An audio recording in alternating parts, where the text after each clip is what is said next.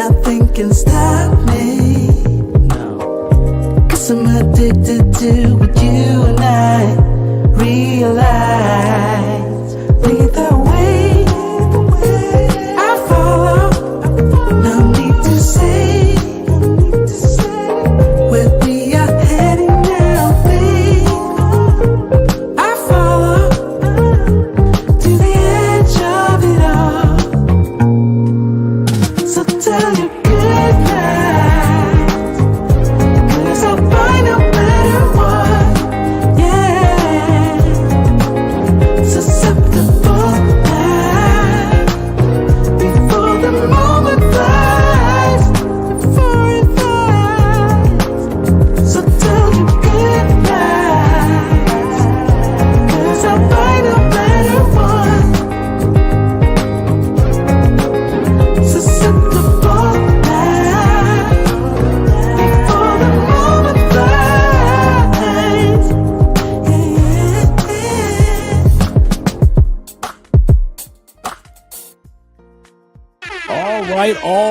All right. It is Friday evening. TGIF to all you guys. Thank God it is Friday. Glad you guys made it out here with Andre and Andre's Love Crossing Borders. We got a great episode tonight. We got an exclusive interview that I did with OSHAY Dude Jackson. Back at it again. He's going to be discussing with us Kevin Samuels. He's going to be talking about the Passport Bro movement, what you need to do in order to, as a content creator, as well as he's going to be talking about what's taking place in the Black community in the United States that's not helping the Black community in the United States. We're going to talk about all those things. And at the same time tonight, we're going to watch. Some of you guys have seen this movie. Some of you guys haven't, but you've heard about it. The Frustrated movie that our brother Al Grease, and I had to get Al back on the show again. Our brother Al Grease produced a few years back that got all this movement started. There were brothers that were going back and forth on YouTube as far as creating channels and then kind of like fading away. But then when Al Grease went to Brazil and started interviewing brothers that lived in Brazil and the life that they led, well, he realized that he had to create this movie series called Frustrated 1, 2, and 3. We're going to watch Frustrated 1 today for those who haven't seen the movie that got all this started. And shout out to our brother Charles Tyler, who passed on, who is the founder of many Black men relocating to South America, and passed the torch on to our brother Taylor Made Dreams in DR. And then you had the Ace Lives, and then you had and of course you had Aaron Black Men's Travel, who was a part of the forefront of the Passport Bro movement. Why am I mentioning all these men? Because these are all the individuals that OSHAY Dude Jackson spoke about when I interviewed him just a couple of days ago. Yes, this is pre-recorded. It's an hour-long interview, guys. It's really like an hour and a half long interview. But I did make sure that I asked him all the questions that I know that you guys would have in regards to OSHAY, how he got started with travel, as well as the direction of his channels and his content. When I spoke to him, it was 3 o'clock in the morning. So right around now is 3 o'clock in the morning. He's a very, very busy man. This interview took me 2 years to get set up. 2 years. So guys, sit back and enjoy. I'll be live. If you have any questions, put them in the comment section. Thank you for supporting the channel by way of Cash App, PayPal. And remember, guys, once we get done listening to what OSHAY has to say, we will be during the interview. We're going to be watching the movie Frustrated with Al Grease. Shout out to our brother Al. And before we get started, let's do some shout outs to you guys. Black Empowerment 101 in the building. He said I can hardly wait. Mr. Darkus in the building. Shout out to you, brother. The Navigator himself. He says I had to clear my schedule for this one. I appreciate that, brother. I appreciate that. Yes, sir. Yes, sir. Shout out to my man Kenny People, who's always supporting the channel by way of sending videos and always giving me encouraging words. Shout out to you, Kenny. I can't wait for you guys to see this either. Shout out to my man Culture Invasion Podcast. Shout out to all you guys over on Rumble. I haven't forgotten about you, Instagram and YouTube. Instagram and Facebook. I'm coming over to you guys in a second. We got Sean D. Upshaw, evening, my brother. To you as well. JX Lewis over there on Instagram. Shout out to you, kind sir. Shout out to you. I'm from Detroit, Michigan. Don't play with me. I'm from Detroit, Michigan. Them Detroit boys are showing up. Shout out to Cephas Kula. I hope I pronounced that correct. If I blame it on my head, not my heart. Shout out to Black Handler in the building over there on Instagram. Shout out to all you guys that are over here. This is a great one, guys. This one of the things that I want to do. I haven't told you guys the pattern of what I've been doing. When St. Kevin passed on, I wanted to talk to those that were closest to him, at least in the YouTube space.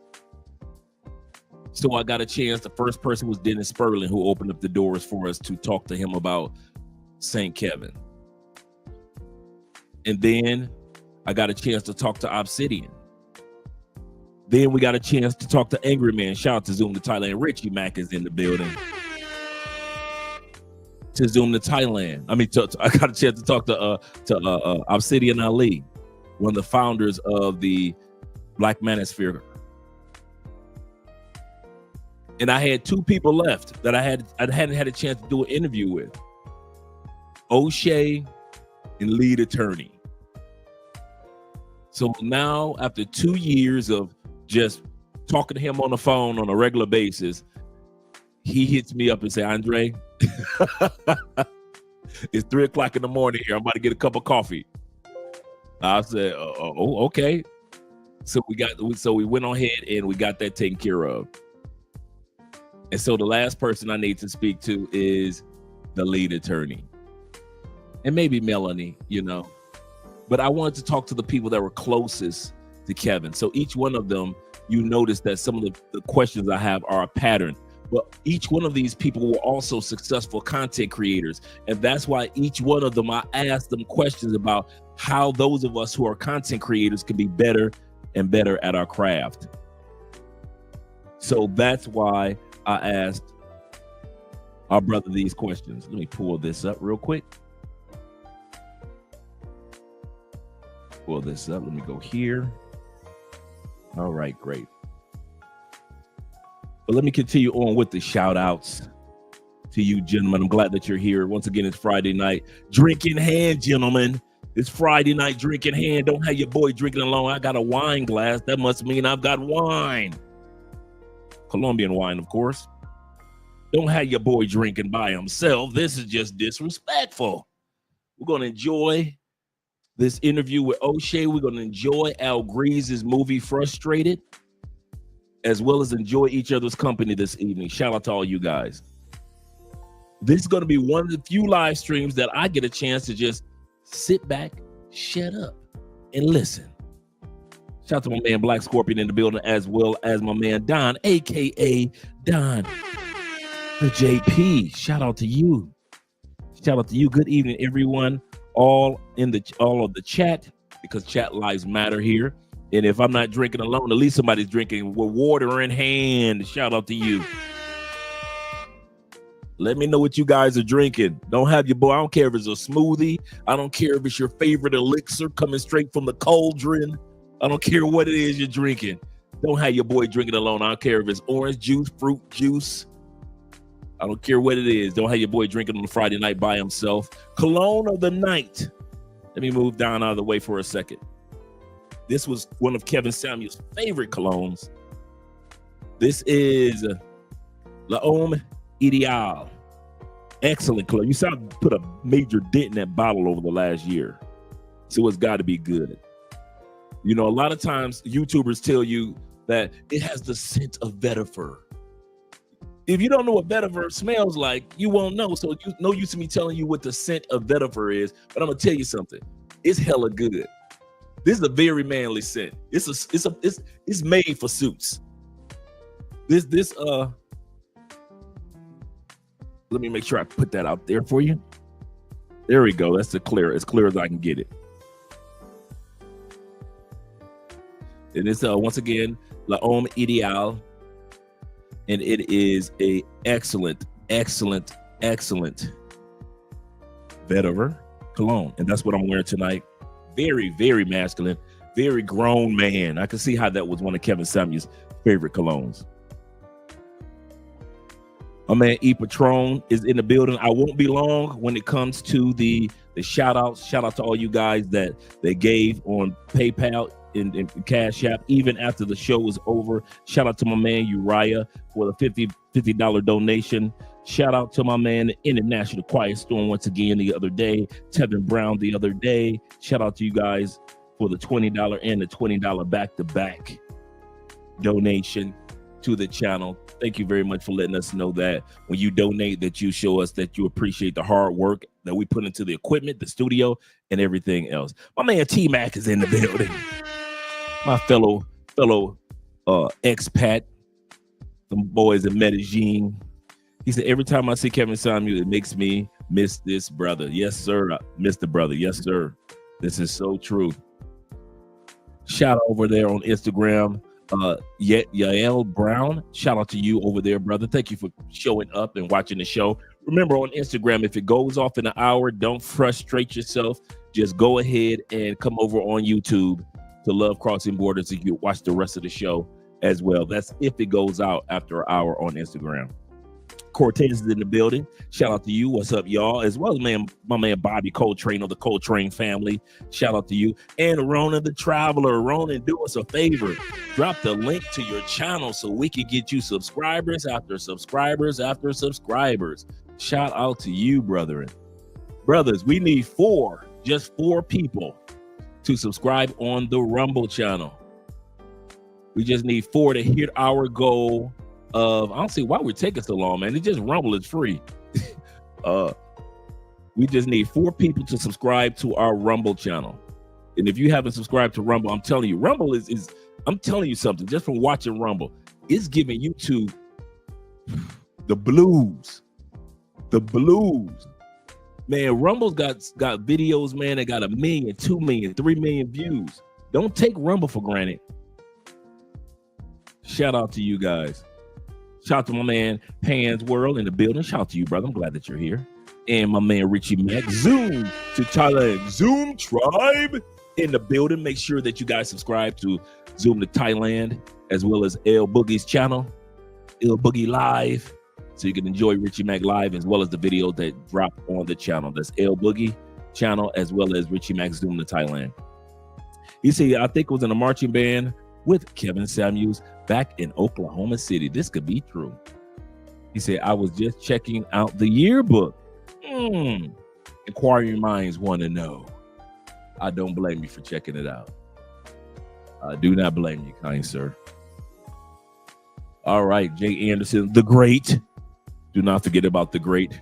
Salute to the chat. Andre and Andrea love crossing borders. We really do love crossing borders. The reason why we name it Love Crossing Borders, because one of the things we try to do is try to help you find love across borders, or fall in love with the borders that you cross.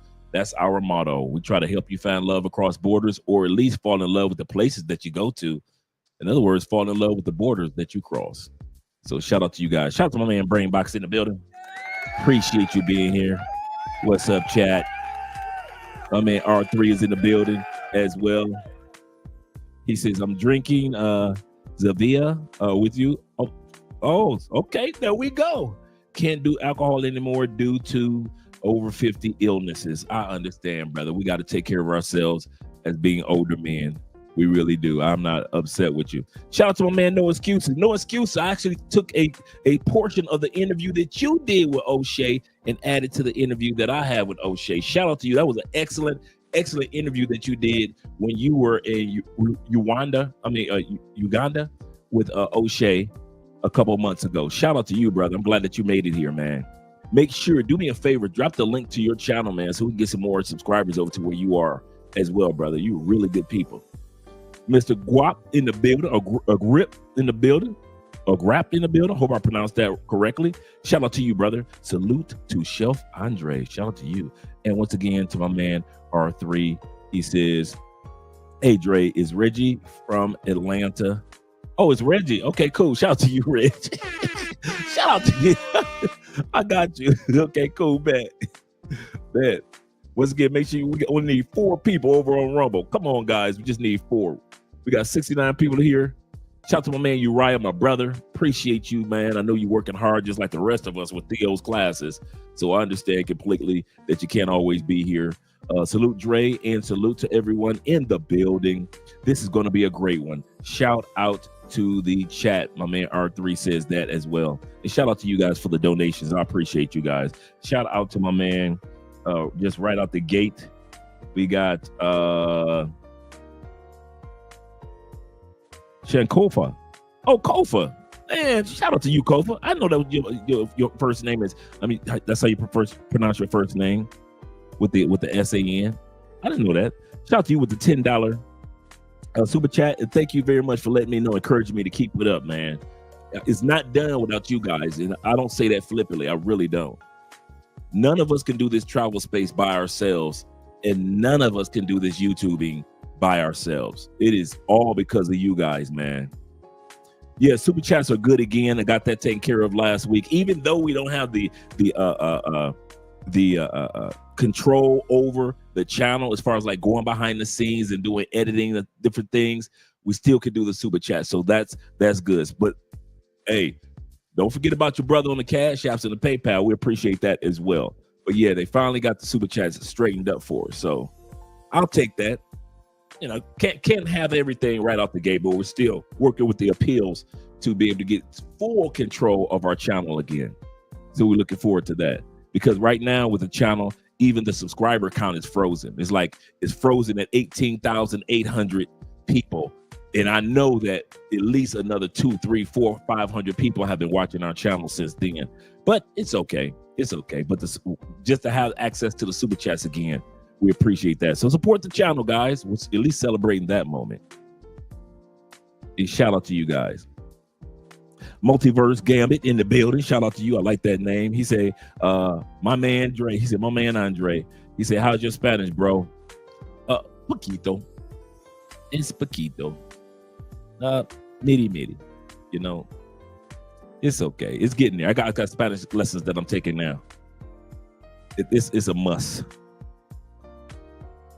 And then when I master Spanish, I was thinking about this today. Dudes will still sit back and say, well, it took him long enough. It took him 7 years to learn Spanish. How dumb is he? No, I just was focusing on other things. There's a lot of things to focus on when you move into a new country.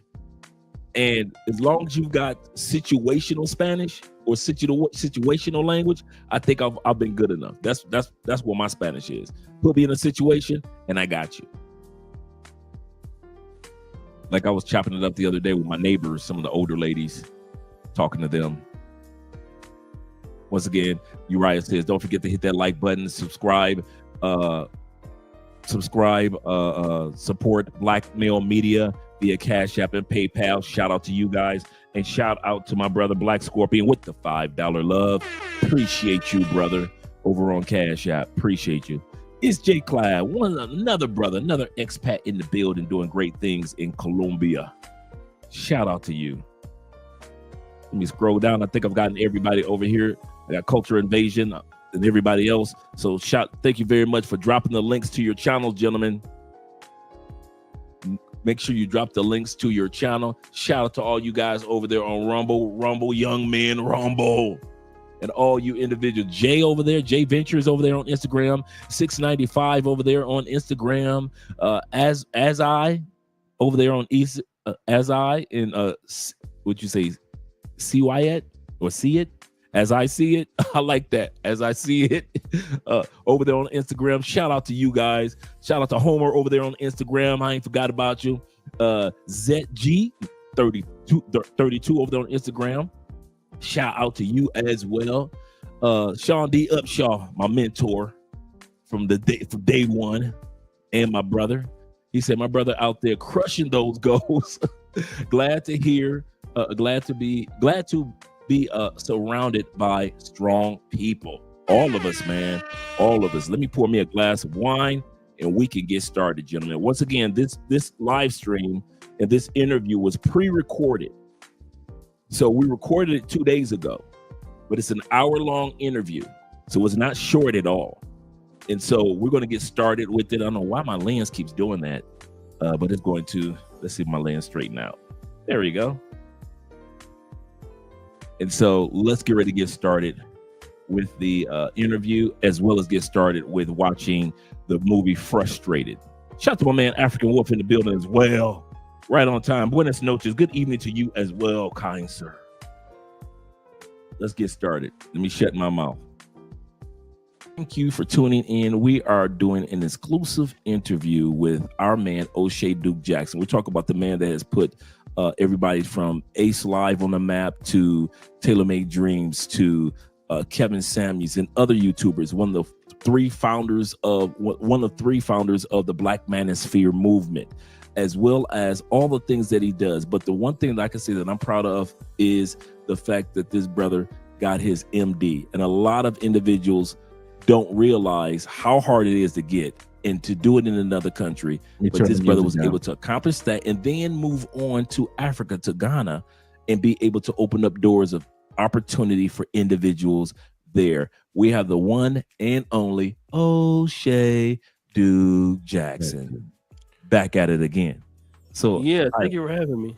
Yeah. And the question that I have for you is this. And like I said before, I've always been interested in your journey.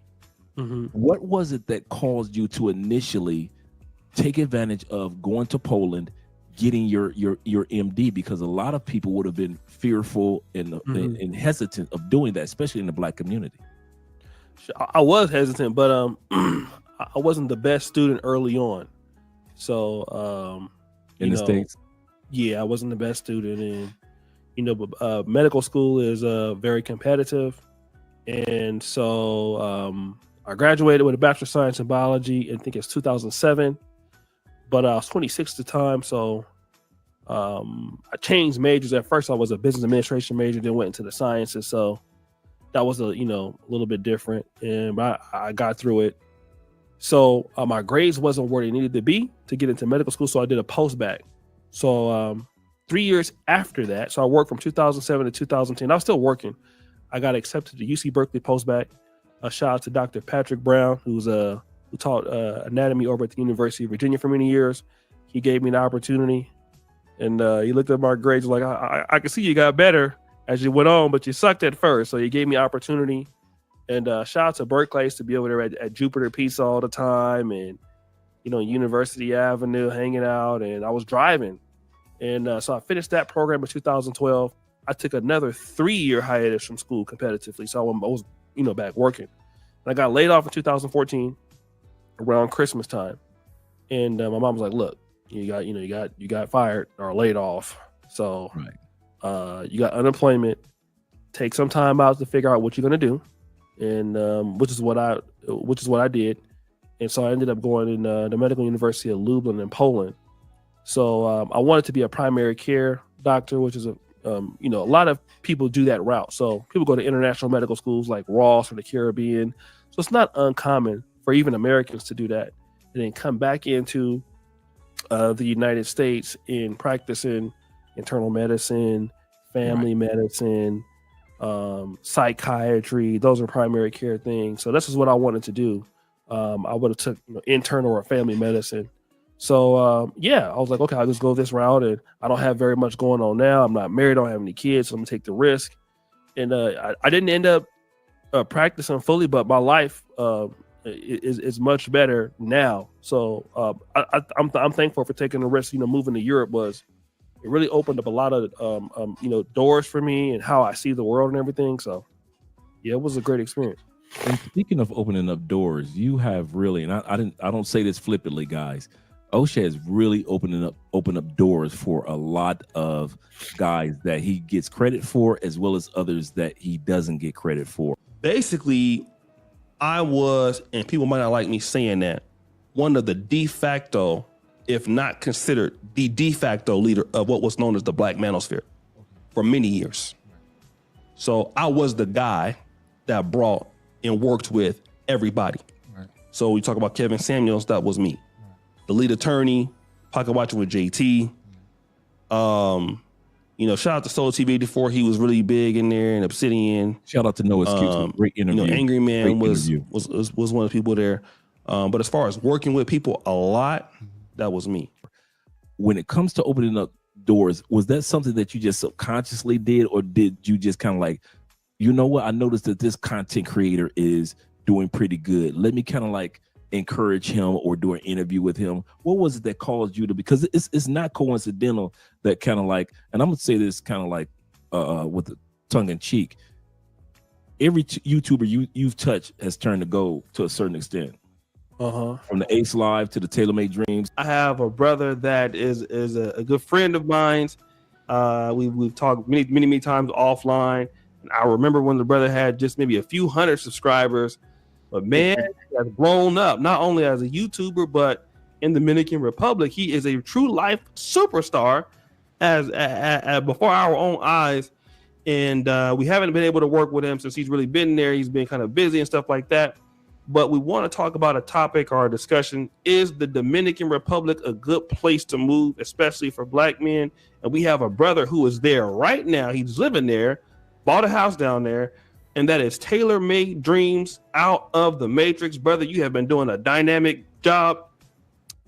This was recorded 6 years ago. OSHAY was still in Poland. Tailor-Made Dreams had just got to DR. One of his first interviews. Here on YouTube in the last year, man, you have really blown up, brother. So I just want to congratulate you on your YouTube success. I'm getting a little jealous now. I'm gonna have to start. I'm gonna have to up my Patreon money for saying all those things. And up the price, man. Yeah. so glad that you were able to come and spend some time with us. Now, it's been quite a long time since we've ever been able to collaborate, but for those people who don't know what your YouTube channel is about and what brought you to YouTube, why don't you kind of explain what your channel is about and what brought you to this YouTube community? Sure, man. I kind of to coin the phrase "accent up," meaning I had an accident and it elevated me because I started my YouTube channel just to sort of house some travels and my thoughts, and I didn't think nobody really be paying attention to it. But then when I started concentrating on the Dominican Republic, that's when people seemed to start following me, because you had a lot of brothers coming down to the Dominican Republic. So my channel is mainly to just give brothers information, let them know that there is a choice. The Matrix will have you think that you have limited choices and you have more than one choice. And when I use the word Matrix, I'm talking about the USA, that you could come to a place, enjoy yourself, meet like-minded brothers. I've never been somewhere, man, and you see more Black men smiling. I mean, smiling, laughing, just, commemorating with each other. The camaraderie is off the chain. I mean, I'm hearing stories after stories, and I can testify to that myself. Meeting brothers you never saw in your life, and y'all talking like y'all been friends forever. So the atmosphere here is intoxicating. Of course, the ladies and all that stuff, man. I don't really do that on my channel because that's a byproduct. But if somebody wants to really come down here and make a difference, make a change in their life, escape that bullshit matrix, then this is the place to come, especially for Black men. And what I'm trying to do is I'm trying to just take off where brother Charles Tyler left off. His thing was Brazil.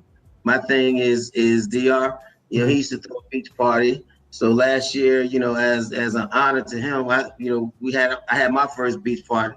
It was a huge success, man.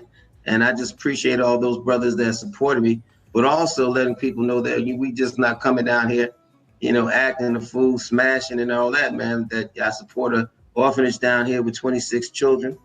The donations have been awesome. We've raised over $3,500. We've fixed the building. The building had a lot of issues from mold, many repairs, flies all in there because there was no screens on the window, and the kids, look very sick. Since working with that orphanage, man, you should see those beautiful kids, man. They look so much better. They're healthier. They used to have all these little bumps. All those bumps have cleared up. We got rid of all the mold. We brought them brand new big freezer, computers, shoes, food, pampers, toiletries. I mean, you name it, man. So, these are black men doing this. We just over this past weekend gave them a Halloween party, and I'm gonna tell you, man, it was 25 brothers, and there was 2 white brothers who actually showed up as well. 25 brothers, man, just showed up, loving on those kids, playing with them, having water fights, man, and the kid beat the hell out of me in that water fight. I was all sprayed up. We had. Yeah, he got me. We ordered like 20 some odd pizzas. Had the big bouncy tip, man. It just, loving on the kids, man. There was a lot of presents. There's so much candy, man. Them kids gonna be on a sugar high for the next 6 years. So, these are just some of the things that we're doing. Just trying to make a change in the community that we live. Well, not make a change, but make a statement in the community that we live. You got a lot of black men out here with businesses. Brothers with small businesses to brothers with multi-million businesses out here. So I'm hoping that we can build that next Black Wall Street right here in Dominican Republic. To being part of the Manosphere movement, to the Kevin Samuels, every YouTuber you kind of touched kind of like blossomed. The brilliance of OSHAY Duke Jackson. Here's the thing. I want you guys to actually sit here and listen to what I'm about to say. I hope you guys really recognize and understand and are learning from the resource we have called OSHAY Duke Jackson. When I say the guy's brilliant, I mean it, and I think it's a great time that we acknowledge exactly what the man has done. For those of you who don't know, this is a brother who's over in Poland in medical school. Now, I've been around on YouTube for the better part of about 4 years now. And before I even knew anything about a Black Manosphere, I had about 10, 12,000 subscribers. And I studied this kind of stuff because I have an advertising and marketing background. And to have a man who's in medical school build not 1, but 2 successful YouTube platforms that actually are a meeting place for black men around the world is astonishing. It's never really been done before. OSHAY has done something that I think is freaking phenomenal. He's taking his own platform to where he's not the star. He's like the master conductor of so many black men across this digital landscape. He works with the Black Manosphere, pro-blacks. He will work with anyone, interview anyone. I remember he interviewed a brother by the name of Eric Stanley, a concert musician. All of this while being in medical school. OSHAY is so good at what he does that we forget that he's in medical school in Europe. Now, look at the platform that he's built. Look at how it's actually changed the dialogue and communication online. Believe it or not, OSHAY is an influencer outside of YouTube. The Negro Manosphere, the Black Manosphere, actually is changing the conversation. People are looking at what's going on over here and responding. And OSHAY has actually been able to change and evolve himself to be able to take advantage of that leadership position. Hey, we can still have fun over here roasting and this and that, but just go back several years ago and look at how the platform has changed.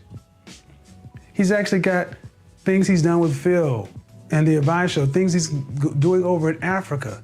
He's got his hands in everything. Like one of the best maestros to ever do it. And honestly, I think black men, you really need to pay attention to this from a business standpoint, a personal standpoint, and use this as and look and study and see what he's been able to accomplish.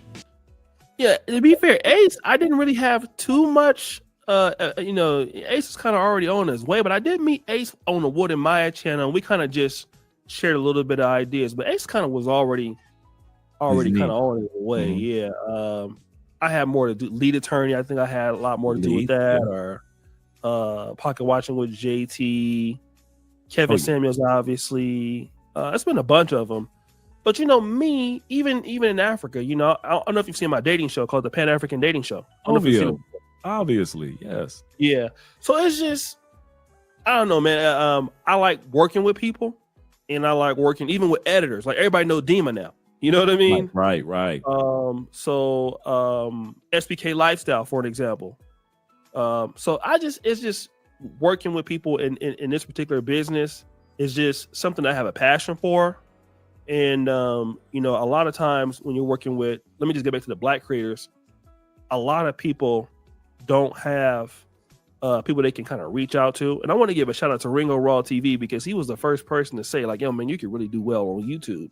I was like, really? And so whenever I would see somebody, I would just want to talk about the Black male experience. I would want to work with him. Taylor Made Dreams was one of those guys. I think I really helped a little bit early on and see what he was able to do after Charles Tyler. It was just that, that's just my personality. And it just works. People, I work well with people. So it's just one of those things I love to have a passion for. I love connecting people. I love working with people, especially the more hostile crowd, which is known as African-American men, which is not really true. It's not really true, but I just have a passion for, working with Black people. So, and that's why I'm here in Africa. I can tell. I mean, you've helped so many individuals. Even Aaron from Black Man's Travel, I've seen him on your channel from Passport Bro Movement. Oh yeah. Now he has his app, and now he's 20,000 plus individuals on Facebook, and just a great brother, man. It was never about the women. Right. It was always about going overseas where you're most valued, where your dollar goes a long way. Right. Showtime! How you feel about being back in Medellin, Colombia? I love it, man. I love it. It's nothing like being home. It's closer. Mm-hmm. The vibe is cool. Blend in a little bit more. I was missing Medellin the whole time I had left. I had intended on leaving Brazil and coming right back. Right. But my boy Traversity kept hitting me with pics and videos. He was like, nah, man, come out here to Thailand. Right. So I left Brazil, went straight to Thailand, and I was out there for longer than I expected. But usually that's your story. Almost every place you are, you there longer than you expected. I remember you say that for when you was in the Dominican Republic. You're like, longer than I expected. Yeah, bro.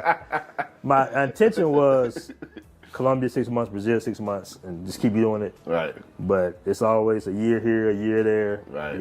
Because the longer you stay, the cheaper it gets.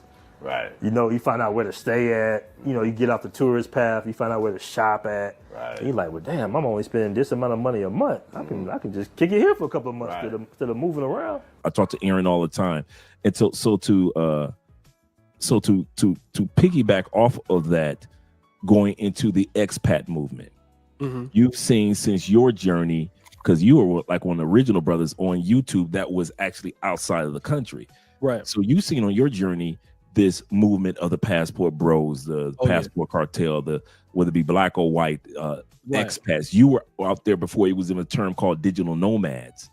Right. What words of encouragement? I'm on the fence. Let's say I'm a guy that's on the fence and I'm really thinking about relocating to another country, but I'm kind of worried. What words of encouragement do you give, or would you recommend for an individual, whether it be male or female, to take the leap of visiting or relocating to other countries? Yeah, I will say, I was 34. I look at somebody like Austin Holloman. I met Austin Holloman twice. Yeah, I met Austin down here. I picked him up at the airport. He hung out here in Cali for about a week, and then I dropped him off back at the airport. So we hung out a lot.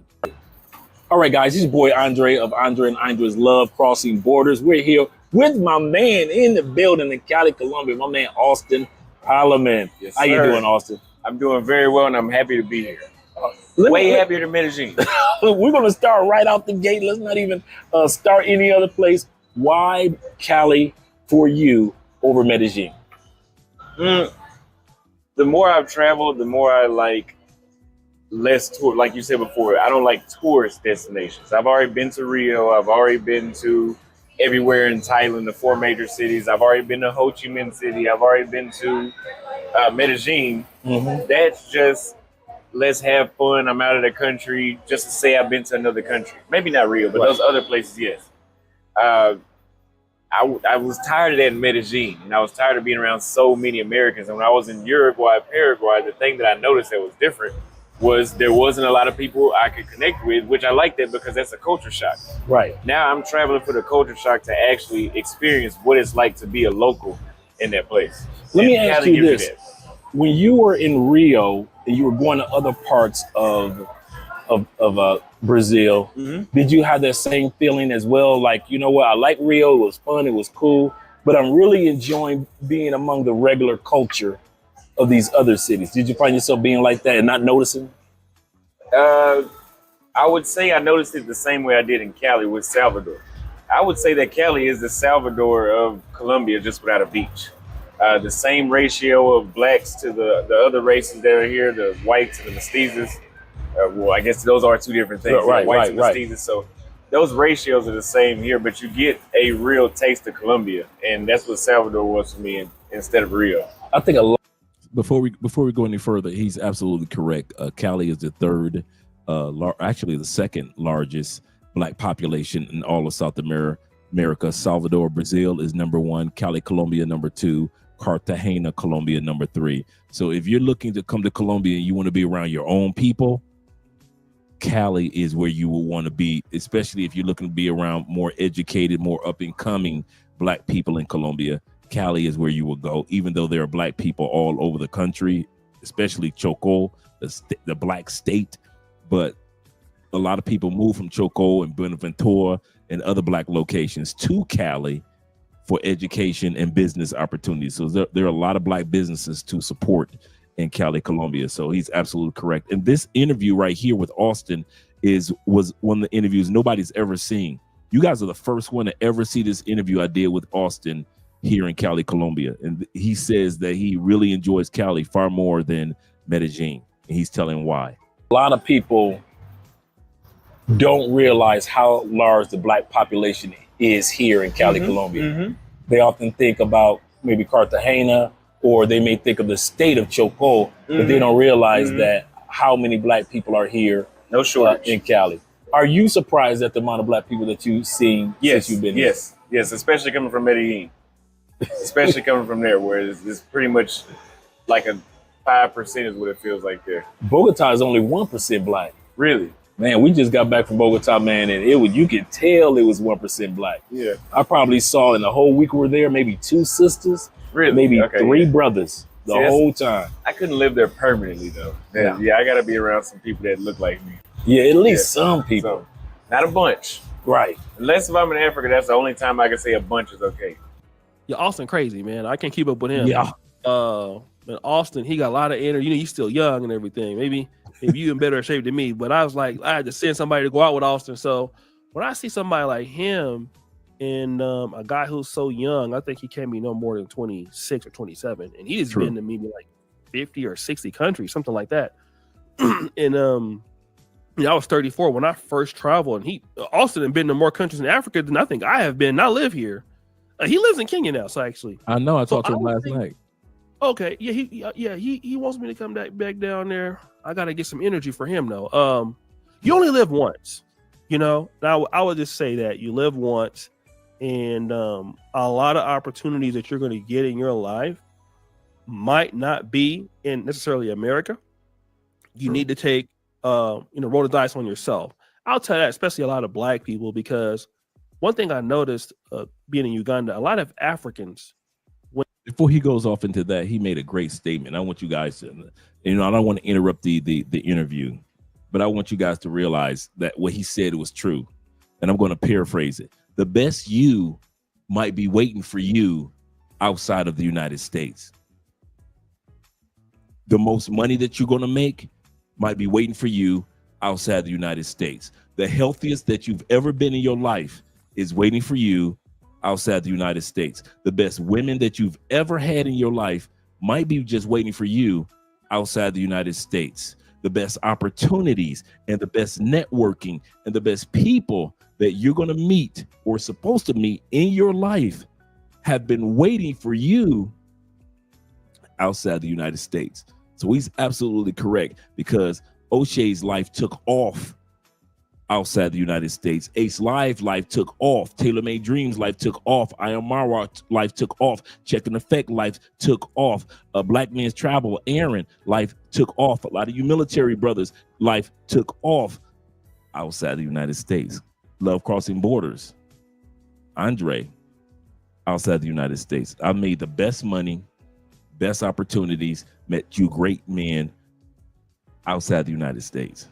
So just to encourage you guys, the best you will meet outside the United States. And some of you guys may never meet the best you because you decide not to leave or at least travel outside the United States. Let's go back to the video. I just want to encourage you guys in regards to that. When they live in America, they have so many more opportunities and Kenny, what they can do back in Uganda or back in Kenya. So they're living a dualistic. OSHAY has his MD. Just in case you guys wonder if he graduated medical school, yes, he did. So OSHAY never talks about it, but he's actually Dr. OSHAY Duke Jackson, medical doctor. But he never brags about it or never talks about it. Life. And most of us, because we don't have a home country, technically, we don't have African citizenship, although we have that by that DNA. True. We can't take our American money and invest in a farm in Liberia or something like that. And so we're at a disadvantage as Americans, and other foreigners are not. If they're in Mexico, they can have money coming in from there and here. So, unless you kick that door open, you don't know what's out there. Like, look at what you're doing. Love Crossing Borders. I mean, you bring people all over from Colombia and doing different things. You kick that door in for yourself. And I think a lot of us as African Americans, you need to just open that opportunity for yourself to see something different. You'll meet a lot of good people. I mean, you can meet bad people anywhere, but give yourself the opportunity to grow and see something different and get inspired. And you'd be surprised of how well you can do in an environment that's foreign to you. Let me just say this. When you're a foreigner, like I work in Uganda, I don't think I would work this hard. I mean, if I come back to America, I will now. But coming to Uganda, when I lived in Poland, it's do or die as a foreigner when you're in somebody else's country. You have to perform. True. When I got there, I said, listen, the only way I'm leaving here is in the body bag. I'm coming here to get this degree, and that's what I'm gonna leave with that. And I think you need to force yourself to do things that you never thought that you could do. And when you're in the comfort of your own, home, like you can go back to your mom or your grandma's house, whatever, you're not going to try hard. So when your back's against the wall and you got to get up there and make it, you'd be surprised at what you can do. So give yourself the opportunity to grow, and experience something different, experience a new way of doing things. And you'll be a better person. You'll become a better person. True. It's amazing how the person that I am has become. And I'm glad that you said it like that, because I often say that there's a superpower DNA in all of us in the United States that is never exposed in the United States. I say, as long as you're in the States, that particular spidey power or that ability to run faster than the speeding bullet, leap a building in a single bound, you never know that you have that. And then all of a sudden you leave the United States and suddenly you morph into Neo. And you realize that, you see what I'm saying? You don't realize that this whole time while you were in the States, just like Neo was in the States, and once he left the matrix of the States, he realized who he actually was. Those powers were always there. And one of the things I try to encourage others to realize that those abilities are there. Tap into them. And what I often encourage, and I want to ask you this, what I said to myself before I left, what's the worst that could happen? I come back to the States and make money and leave again. And so when I realized, I did say that. I wrote that down. I said, other than health, because we all just as humans, we know our bodies. Other than anything happening to my body or health, Andre, what's the worst scenario? And this before I thought about online jobs, before YouTube and digital marketing. What's the worst that could happen, Andre? Okay, I go back to Tampa, I make money, and I get the hell out again. So if that's the worst that could happen, let me get that one-way ticket for $500, Alex. Seriously, the worst that can happen, I can go back home and make money and come back. That's it. That was the worst that could happen. I can make money is the worst thing that could happen to me. Right. I'm like, okay, cool. And so that's what made me comfortable with my journey. What made you comfortable with your journey or your decision? Because we know initially it's kind of like teetering on kind of like being a little challenge or a little like, hey, ain't nobody in my family ever did it like this. But once you got to it, what was it that made you say, okay, what's the worst that could happen if I go ahead and go from Poland to Ghana, or if I go from the United States to Poland? What keeps you going or encouraged other than business? Yeah. So I'm in Uganda. So let me Uganda. Not Ghana, but Uganda. So let me say this. My mother was getting older, so I wanted to. That was important for me to want to try to take care of her. And if anybody knows me, I mean, I don't know if you would, if you remember Jeff George and the run and shoot offense with the Atlanta Falcons back in the 90s. Yes, sir. That's kind of like me. I'm a big risk taker. Not, I'm a risk taker by nature. You know, not a like throw all the cards there, but I take a lot of risks. You know what I mean?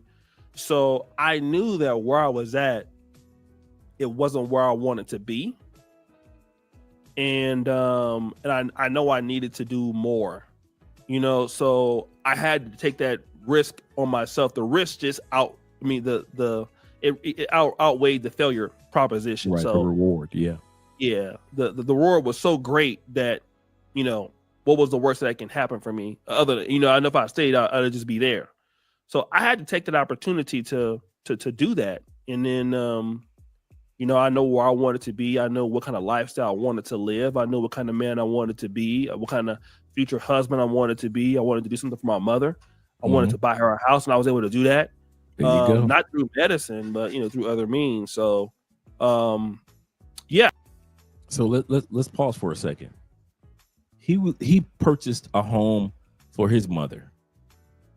Check and Effect was able to purchase himself a home and looking to purchase a home in another country.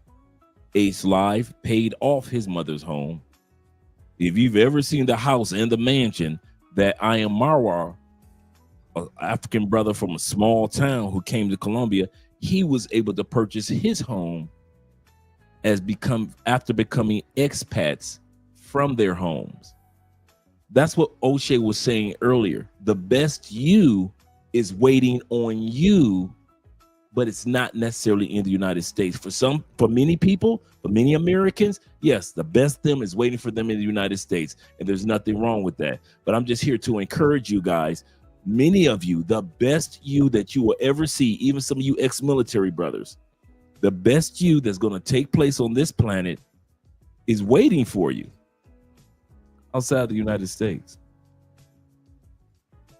Let's continue on. I knew where I wanted to be, and where I was at, it wasn't where I was wanting to be. And so I wanted to do that for myself. And now, you know, I have hit some goals. Us to have more now. So I just think, you know, take the risk. You know, everybody's in international markets now. Everyone, you know, the world is, you know, very global. That's why everybody is concerned about the United States, a presidential election. It's a lot of opportunities in America, but it's also a lot of opportunities other places. Great point. And you'd be surprised who's willing to help you. Shout out to you, Chris. Along your journey, as long as you're a good person and things like that. So do it for yourself. You're gonna enjoy it. You know, it's not always gonna be easy, and it's probably never gonna be easy. But it should, like somebody says, I listened to this one song with the Bloods and Crips. It was called Crippin' Ain't Easy. in the city, but it sure is fun, right? But so I would take the cribbing out and say, you know, traveling or doing business overseas ain't easy, but it is fun. It is fun. So when a couple years ago, you and I were on a panel that TaylorMade Dreams had did like a 16-hour panel. I remember that. Different YouTubers, right? And I remember we had hit 100,000 subscribers, and you were like, basically, I'm a paraphrase, and you were like, Andre, focus on building community. At that time period, I didn't understand initially I'm trying to celebrate my moment. I got my plaque finally. And so, but you that from that moment, that changed the trajectory of our content, our channel. We have made since that time period from talking to you, from that one statement, build community. Our Patreon has grown. We have been able to make at least, we just passed the 500,000 threshold. Oh, damn. Actually, yeah, we just passed that. And a lot of that goes back to your words of, Andre, don't get caught up on just the subscriber count, but actually build a community of information and support that helps people out. What are two things that you, looking back over your years on YouTube, that you would give words of encouragement to, even if it's community? What are two things that you would give words of encouragement to somebody that's let's say they're over 10,000 subscribers, and you know that they're doing really good at putting in all the work? What are two things that you would recommend for that 10,000 subscriber person that just crossed over that threshold like we did with that 100,000? Because what you said really was a game changer and a life changer for us in regards to how we looked at YouTube as a business and not just about subscribers. So things have changed now a lot, because now it's not just about YouTube. You know, there's your Facebook monetization is huge now. I want to pause for a second. If you are a content creator, be ready to take notes. If you're a content creator or a person that wants to do content on any platform, be ready to take notes. Shout out to Lester Diaz. Shout out to JR Wisdom. He's killing on Facebook. My relationship ended because he hated my body. I really, really wish that this was one of those satirical. And a lot of people think JR Wisdom, brother right here, is only on YouTube, but he's even greater on Facebook.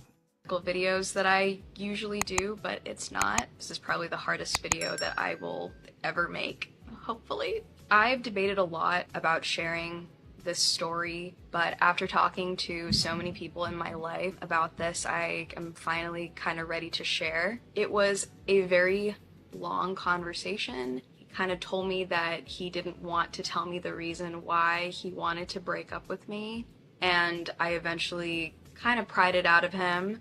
He said that his therapist also wanted him to tell me the reasoning. He's just like sitting on the couch and he like raises his voice and he goes, "There are just things about your body that I hate." Oh my God. Yeah. Awesome. If you guys didn't know, I've been pretty open about it. I had an ED for many, many years. I got treatment for it. After that, I was in another relationship that was extremely stressful, and I gained a lot of weight while I was in that relationship because I was stress eating. So within the last like 6 or 7 years, I've experienced both spectrums of relationships with food. So knowing that, you can imagine how difficult it was for me to kind of process that this was the reasoning. Apparently everything else about me was perfect, but he was not attracted to me. I wish I could go back in time and just hug myself, because my first reaction to it, to hearing that he wasn't attracted to me, was I wanted to fix it. I was like, how is there just an issue with like attraction in general in your life? Like, what is going on? Which is kind of funny because I feel. So this is a content creator on TikTok. She's an influencer. And like a lot of people, they have issues with weight. And as you say, food addiction, eating disorder, whatever have you. She's actually Asian Indian from the subcontinent, if you will. And you can gather how she's talking, the kind of guy she was dating. And those type of men, they like their women very petite, right? And when he met you, you were probably very petite and you put on weight. And he was, I just don't like the way you look. Da, da, da, da. And some women will just be like, screw you, and just be like, I'm gonna keep eating. But it sounds like she's ready to make some changes. And a lot of women will just be like, as soon as the guy dumps them, then they'll make the decision. But let's see where this goes, though. I feel like that response was kind of like, I definitely know it's not me, but like, what's going on? What's going on with you? But he like very confidently was like, no, I've been attracted to other women while we've been together. Mm-hmm. I'm obviously laughing now, but it was terrible. It was really, really terrible in the moment. After we had this conversation, I went back home to San Diego. We were still kind of navigating what to do, but I feel like after I heard all of those words, especially the word hate, I just knew that things could never, ever go back to normal. Hate is just such a strong word to use about someone else's body, and I know that because like that's the word for so long that I used about my own body. And after going to San Diego, I immediately found a therapist because I was starting to do things that I just hadn't done in so many years. It took us a couple days to break up for real. I think after a little while, he realized that he had made a mistake, apparently. Before she goes any further, shout out to on Cash App, our brothers, Blade Runner for $5 support. Shout out to my man Tevin Brown with the $10 support. My man T-Mac with the $10 support. Once again, Black Scorpion, and my man Kofe with the $10 support. Appreciate you, gentlemen, letting me know by way of your support, as well as you guys on Super Chats. Appreciate you, gentlemen, letting me know by way of your support that you're enjoying this evening broadcast. And he told me that he would stay with me, and learn to get over these thoughts that he was having about me. And it's like, how do you stay with someone who has to learn to find you attractive? Yeah, that's a lot of y'all will say it's superficial, but if it's something that's bothering you, depending on where you're from and who your family is and how you were brought up, you have no problem being vocal. So he got me talking to Lester Diaz and trying to get my stuff together. And so now the business is, you have to be pretty much on all of the platforms now. Yes, sir. I used to be really against short form content, for example. I'll be like, Instagram, I'm not going to go on Instagram. But with our Pan-African dating show, for an example, it's real heavily towards short form, in a different market. We have 769,000 followers on TikTok. We got 104,000 on Instagram, 400,000 on Facebook. So a lot of that comes from creating content within 1 to 3 minutes, which is something that, as most of us are long form content creators, and what we'll do is we'll just take a clip and kind of just drop it on TikTok or kind of drop it there on Facebook. And all right, there we go. We did our work for today. But a lot of people now are customizing content, the YouTube short things or whatever, for short form, period. So that's the difference in today's world, which is you got to be on all the platforms. Facts. Even if you're not getting paid to be on those platforms, you can still grow your audience. So I used to be against any platform that wasn't giving me no money, but now, hey, I'm on Instagram. I'm buying ads, for my own personal brand. I'm doing it with other brands. Right. So I would say if you're on YouTube with 10,000, now you need to go ahead on and set up the Facebook. Now you need to go ahead on and set up the TikTok. And then, you're looking at how to become a better short form creator. And then number 2, reinvesting. This is a hard problem for a lot of Black creators. And I've seen a lot of Black creators come and go. 1 month, I think in 2016, I made like 60. My 4th month on YouTube, I think I made $6,600. Right. I called my brother. I'd never seen that much money in my life before at the time. I said, "Don't tell my mom I made this much money." So the first thing I did, I went to Apple reseller, and I bought a MacBook. And then right after that, I went to Upwork, and then that's how I hired Dima.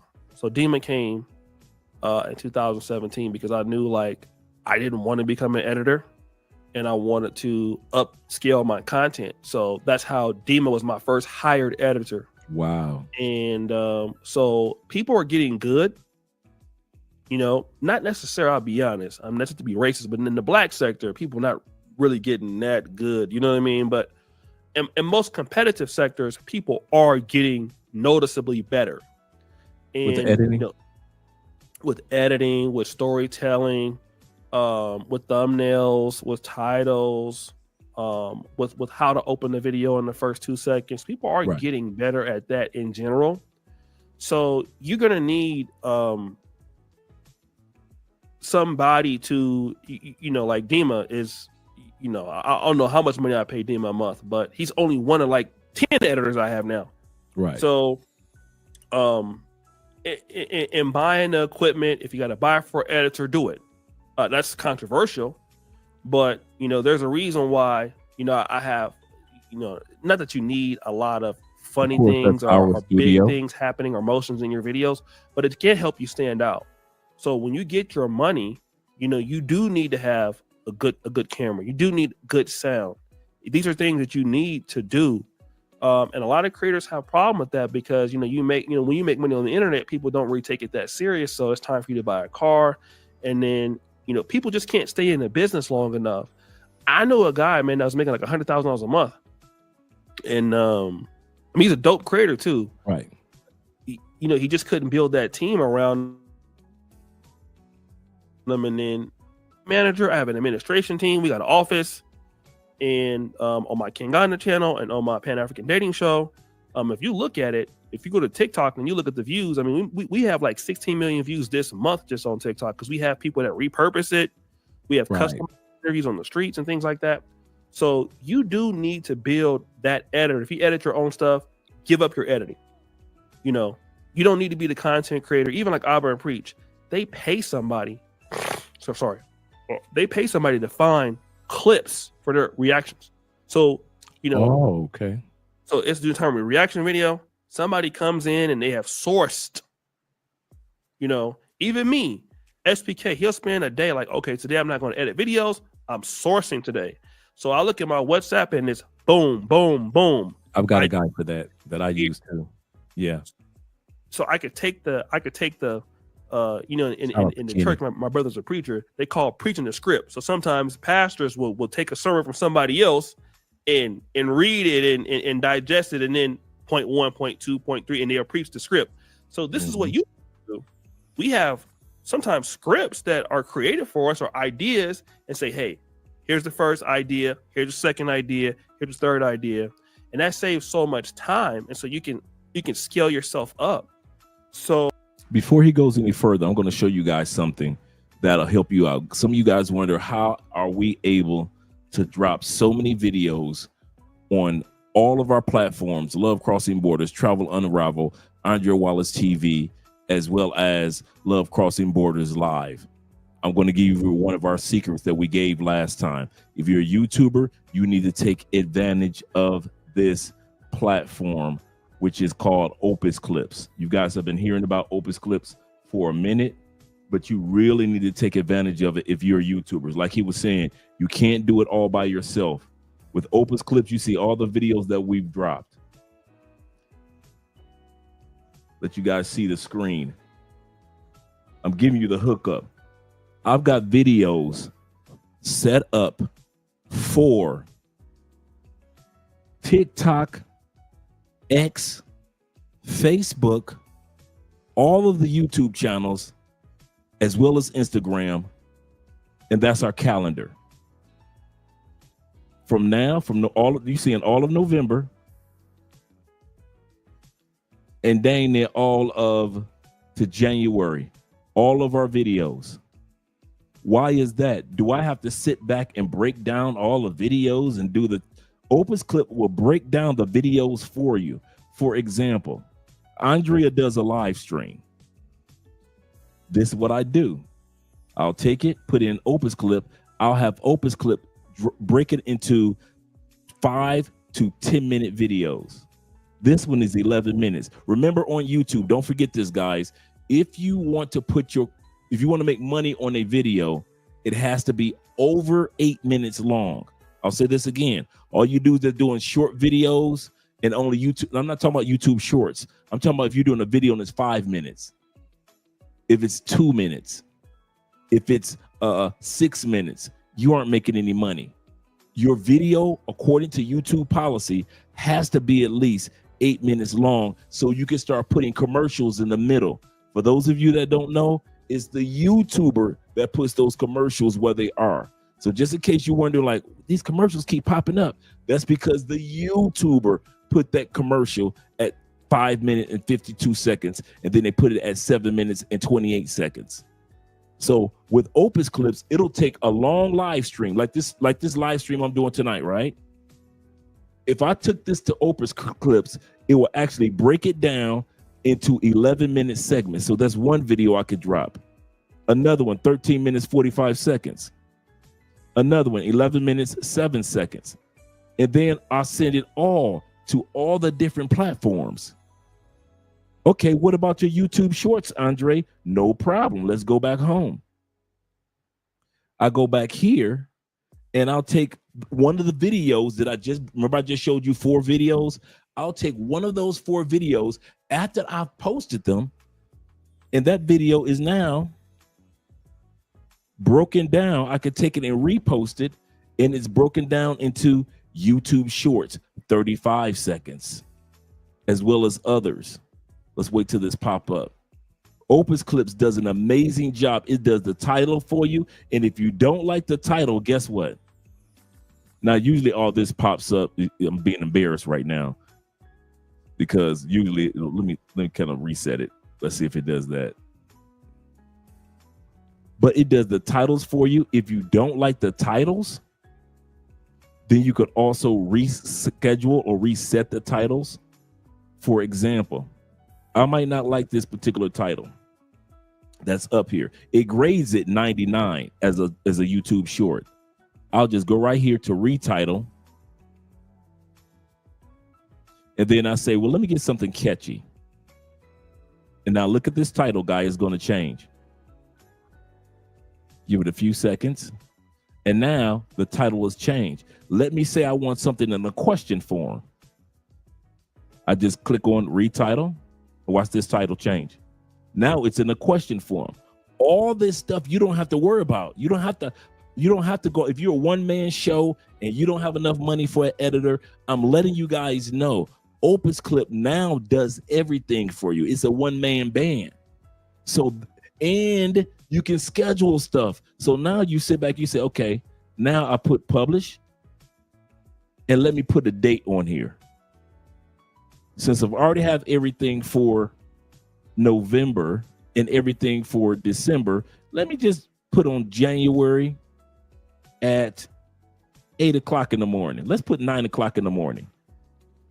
And it's going to drop on TikTok, Instagram, X, everything else. All, like OSHAY said, all those platforms. All you need to do is go ahead, get yourself an Opus Clip account. The beginning part is they have a free section, and you can also go on the section that's like I do, that's pay for it, and you get so many points. If you look in this top corner, I've got so many points that last for the rest of the year. If I go use up all my points, no problem. I could buy more credits. And then all of these, this is 46 seconds. This one right here, 41 seconds. All these are YouTube shorts from a video that I dropped. Now here's the process. I want you guys to hear me out, and we're going to go back to OSHAY. Do a live stream. Check. take that live stream, put it in Opus Clips like I just showed you, and it'll break it down into 13-minute to 11-minute videos. So now you've got 5 videos. See, if you got a live stream, you did it on Monday, you've got that live stream, right? But if you take that live stream that you did, and you guys wonder why I do live streams for 3 hours and 4 hours, you don't know the method to my madness. Because if I do a live stream for 3 hours and 4 hours, that's going to give me like 8, 9. And Opus Clip chooses the best part of the live stream. So it doesn't just chop up everything. It'll go through the live stream and it'll say, this is good. This is good. And then it'll grade it. A, B, 99%, 89%, 73%. It'll grade it for you to let you know which one of these sections that they've broken down from your live stream in 13-minute chunks, 11-minute chunks, 10-minute chunks, which are best. So if I take this live stream that we're doing right now, I could take it, put it in Opus Clips, and Opus Clips will break it and go through it and say, this is the best part, this is the best part, this is the best part. That gives me 1, 2, 3, 4, 5, 6, 7 days of videos. So now I've got 7 days of videos that all I have to do is schedule. I don't have to download it into my computer. Then I have to do a bunch of editing. Then I have to upload it to them days are done. Those days are done. If you're still doing it that way, then once I upload those 5 I just showed you, I could take one of those 5, let's say one of those videos with 13 minutes. I could take one of those and say, Opus Clips, I need 12 YouTube shorts. Bam, bam, bam, bam, bam. So now I'm dropping 2 YouTube shorts. Now I'm dropping 7 videos that was made from a live stream and 2 YouTube shorts a day. And so you guys wonder, why? How the hell is Andre and Andrea dropping these videos every single day? Opus Clips. Opus Clips. And they're getting better and better. Opus Clips has only been around a year, so most YouTubers don't know anything about it. So you guys sit back, you see us, you think like, oh, we're just doing videos, and you can pre-play your video. And that's one of the things. Colombian men, they barely can do that because maybe they don't have the money to do that. But American or any type of foreigner, yeah. Let's say you don't like how it looks, so you can edit it. Watch this. So you're allowed to go in and do the editing part as well. You can edit the sound. Let's say it doesn't pick up Andrea's accent, so it misspells something. It allows you on this side to correct the spelling. Let's say, Andrea's to the side. So what it allows me to do is just go right here.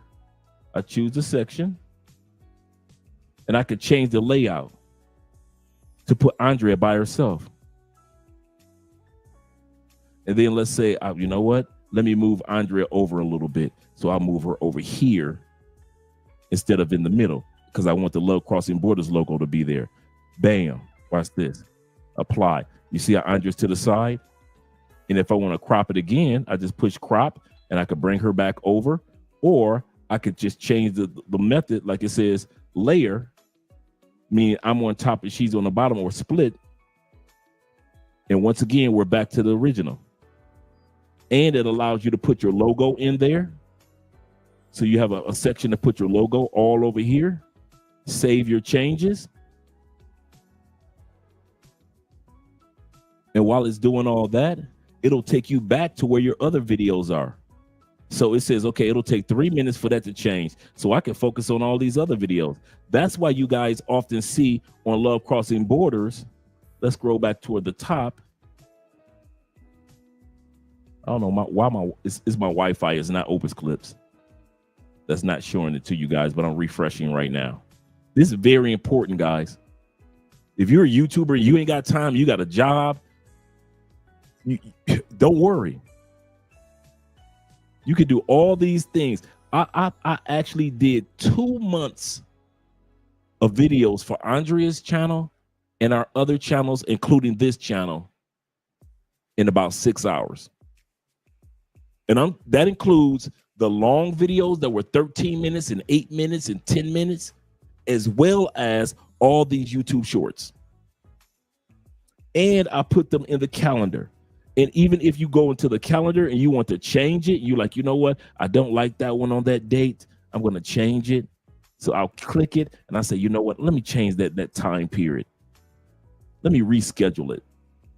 So you can go right here and you can add, say, you know what? All my YouTube channels are right here. All my my Facebook, my X, my TikTok, all that is right there. You know what? I want to take it off a TikTok feed. Let me take it off a TikTok feed.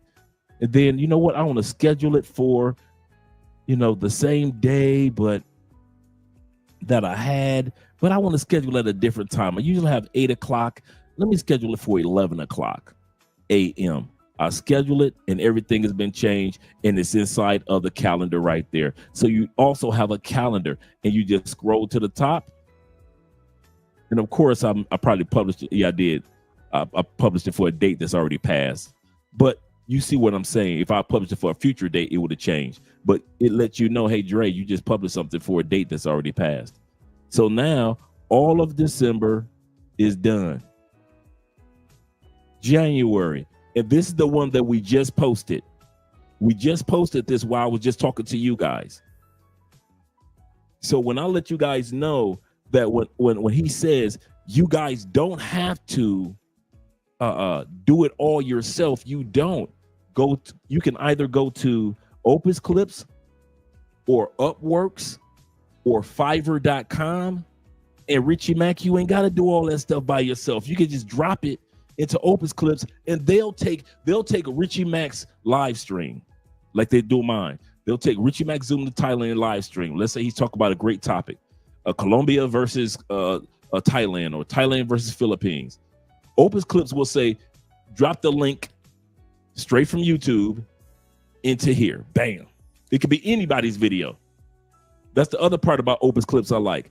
You could take politicians' videos, for example, and I'm just showing you guys this because it's very important. Let's go back home to the home box. And right here is when the election took place. And so when we remember that night we watched the election, guys, guess what I did? I took that night and I turned it into YouTube shorts. So that night when Trump was elected, I took that whole night, and I don't know why my Wi-Fi is going so slow tonight. But, and I'm not going to start it over for Opus Clips. I'll just do this right here. Reset. But that whole night of the Trump campaign that we watched for like an hour and a half, 2 hour live stream, I turned into a bunch of YouTube shorts and put it on our political channel. So this YouTube short is for 25 seconds. I could edit it if I want to. I could play it if I want. Let's make sure that we lean on ourselves as Americans. You don't have to be united. It does that, whether it be economically, whether it be socially, whether it be mentally or spiritually. Watch this with Trump. Whatever goal that we have as Americans, we can accomplish it together. Okay, let's not the other one. Separate. Embarrass me, Opus Clip. Remember, and it'll ask you, the United States to be about a minute of America for a reason, not just a season. Could we click that? I guess it's not working for me tonight. It's embarrassing me today. Let's see. I'll give it one more chance. And you know, when we had the tragic Hurricane Helene. Remember this on election night? I didn't put those words in there. Opus Clips does that for you automatically. This was a big water, as big as we've ever seen, water hurricane. It built lakes out of nothing. Fields became lakes, and the danger was unbelievable. And remember what I mentioned came to me and they said, would it be possible at all?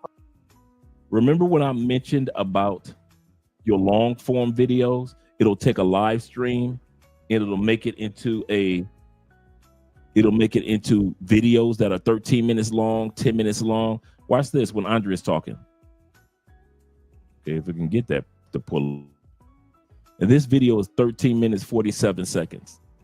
But we're just going to watch the first part. I love my Colombian people. I love my culture. I love the way that we enjoy family. That we people are more prone to watch your video because it has words at the bottom of it. So for 13 minutes, not just for YouTube Shorts, Andrea's words will be at the bottom of it. Enjoy friends that we we the type of people who like to share with, you know, every Sunday we are family and everything. I like that and I love that. But if you move to another country, but you book a ticket, you put an effort to learn English, for example. Wow. I paused that. And it's just to let you guys know about Opus Clips. And just go to opusclips.com. And I'm telling you guys, man, dude, I've been using Opus Clips for the last, I kid you not. If anybody's in the Uriah or anybody that has the, yes sir, Mr. O, is Opus Clips. If you have the link, just look up the link and drop it in the comment section if you don't know. Yeah. Yeah, Richie. Yeah. Absolutely. So that's why I put a pause on the interview for a second. But OSHAY is absolutely correct. That's why I say, you YouTubers, take notes. Take notes. If you're not at the point where you can afford to do what OSHAY is doing yet, nothing wrong with that. When you get to that point, like I am and Andrea is, yes, now it's time to hire a team. But if you are not at that point, be a team. Oh yeah, Neo. I'm telling you guys, this was a game changer, man. All that editing, When Opus Clip will only, I purposely, that's see, when I hear people on Facebook or YouTube complaining that, man, I will watch Andre's live streams, but they're 3 hours, there's 4 hours. Andre is on there 6 hours. There's a method to my madness. There's a method to my madness. Let me let this one go real quick. Opus Clips. But there's a method to my madness, gentlemen. I do a 4 hour or 2 hour or 1 hour. I can take somebody else's videos and put it. It doesn't matter who videos or where you got it from. You could have got that video from the news. You could have gotten that video from another YouTuber, whatever it is. With Opus Clips, you can actually just chop that video up. Now, for copyright purposes, you want to make sure that, like the news, you ain't got to worry about copyright purposes. But if it's another YouTuber, like JR Wisdom, and I took his video and I broke it up, YouTube says, Andre, at least add some music to it. Come on, don't be tacky. I'll say this again. If you're doing another YouTuber's videos, if you ever notice when I do the, okay, here we go. Y'all ready? We're about to do this. Oh, sure, y'all love this one anyway. Here we go. Right here.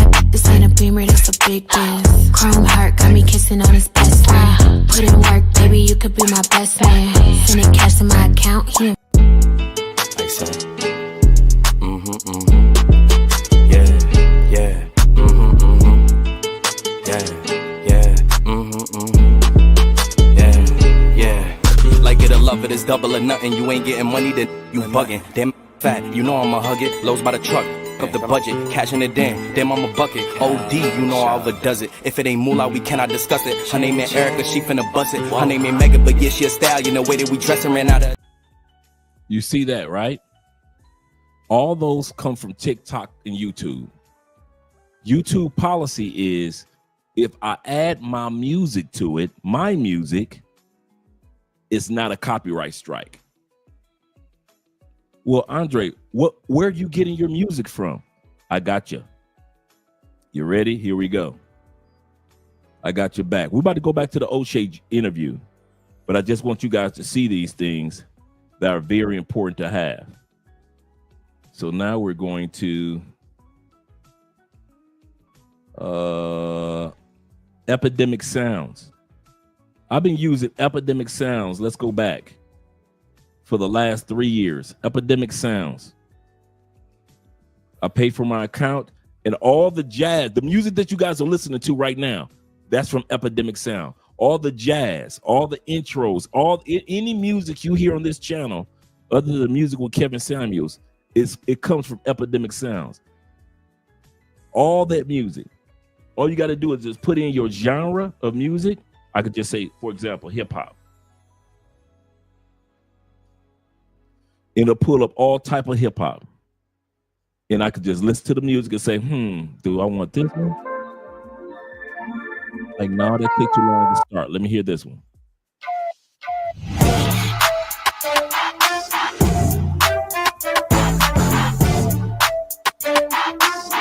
I could get one, with the person already rapping in there, things like that, or just one that's instrumental. Indeed. From the indeed. I'm giving you brothers the hook up. I see you looking like a snack. Let me see some. You are the wifey type. Baby, you could be one. Let me change your life. I could show you many. All that is from Opus Clips. From Epidemic Sound. Let me drop the link for you guys. Let me go back. And it's just basically epidemicsounds.com. Let me save the link, or let me not do it that way. Let me see if I can do it this way. There we go. Got it. I'm about to drop this in here. I'm giving you guys some true game. So now you guys know where I get my music from. All this jazz that you guys like, all that is from Epidemic Sounds for years. All my videos.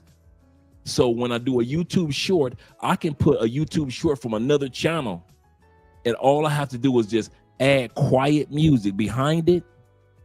Boom. And how do I do that? I'll go to Film or Wondershare, because that's what I use as my editing tool. I go to Film or Wondershare, add the music to it while it's still long. Let's say I download J.R. Wisdom's video. I'll download it to my computer. I'll upload it to be edited on Film or Wondershare. I'll add music to it from Epidemic Sound. It'll be low, just low music. Then I'll take that after I've uploaded back to my computer with that low music. You can still hear everything, like you just saw the woman confessing, oh my God, my boyfriend doesn't like my size, blah, blah, blah. This go around, it will be my music playing underneath. And now I could take it to Opus Clips, and I could take J.R. Wisdom's videos and drop them into Opus Clips and have 30 YouTube shorts of J.R. Wisdom's that will go viral. Why? Because J.R. Wisdom right now is viral. It is not hard now. There's so much AI out here that you guys can sit back and take advantage of it. So I put this information out here to let you guys know, if you're a new content creator, it is a lot easier now than ever before to be a content creator. Let's go back to OSHAY Duke Jackson in his interview. You have to understand that the content creation world is a business, and yes, and it is. You need people that can help you go around, like get you Google Drive. Like sometimes I need to send big files.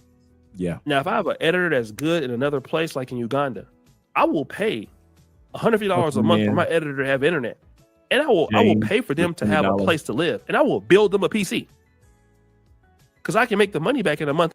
I just got my first PC. I built it. a gaming PC. Shout out to you guys for the donations. I got this $1,000 gaming PC and is right over here. So it's helped me out quite a bit in regards to storage and some of the things I plan on doing in the future. Shout out to my man S. James in the building. Shout out to you, bro, with the $20. Once again, Blade running with the $5.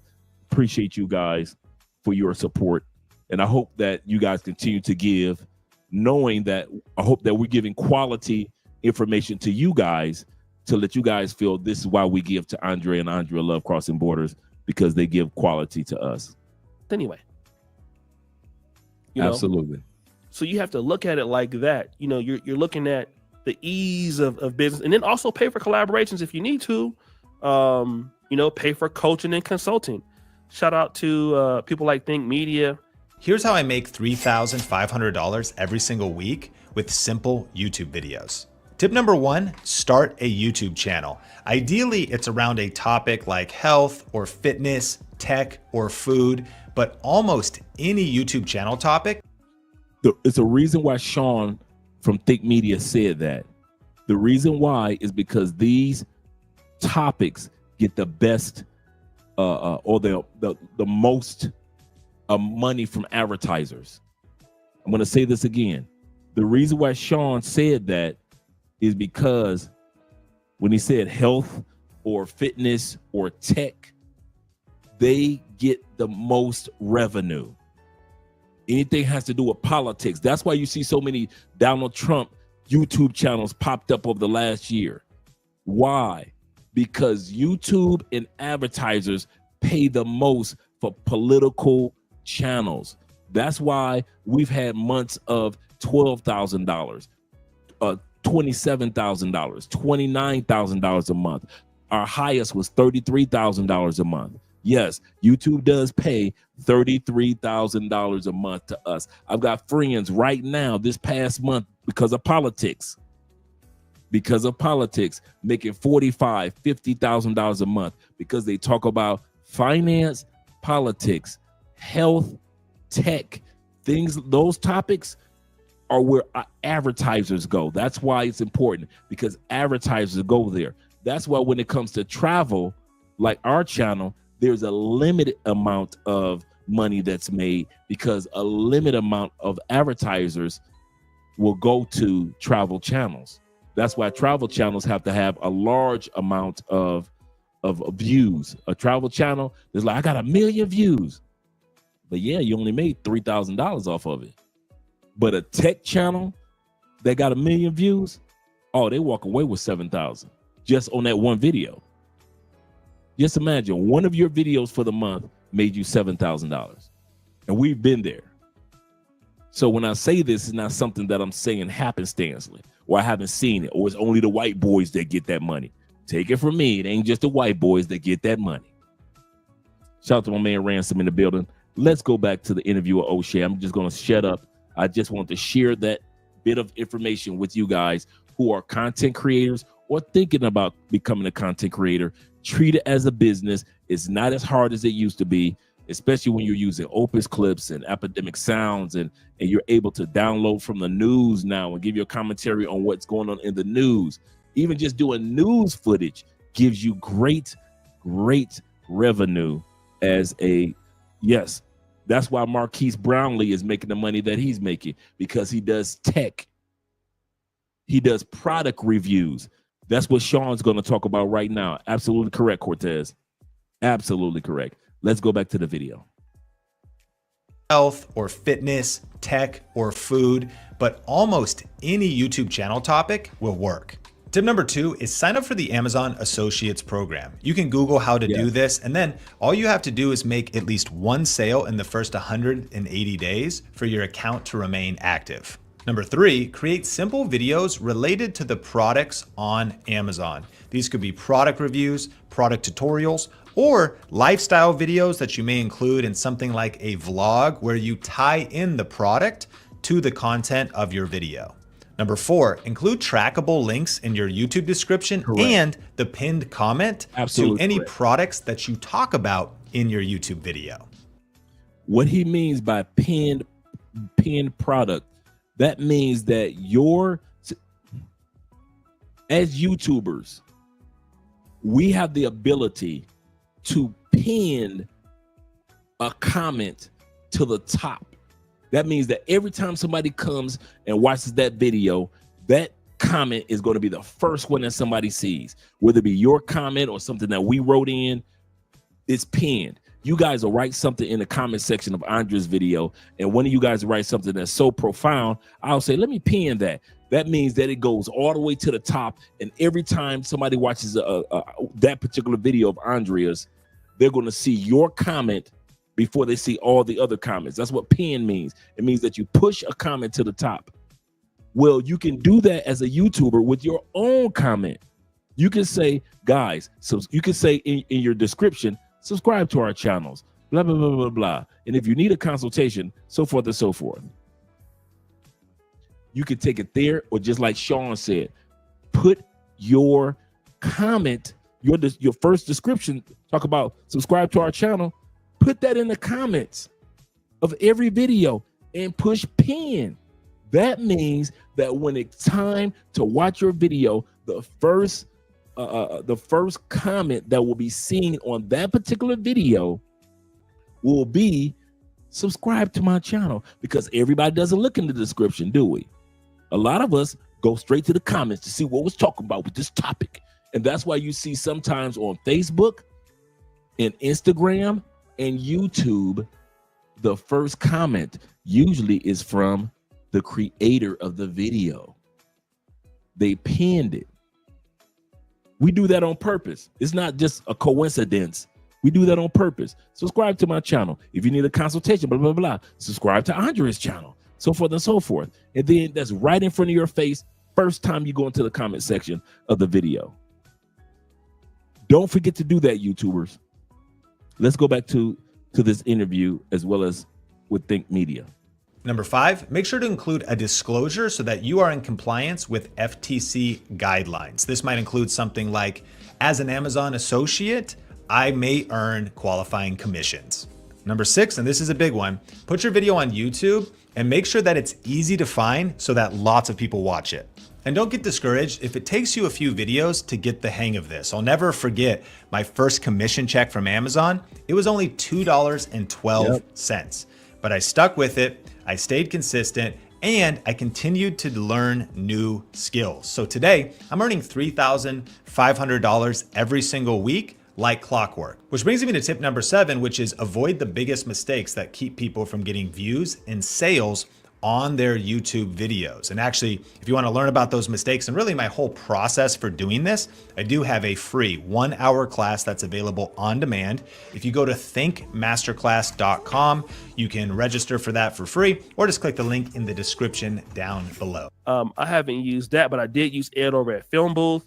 I paid, I think it was like $500 to talk to him for an hour, and I was already doing well. But the little bit of information that Ed gave me at Film Booth was so impactful.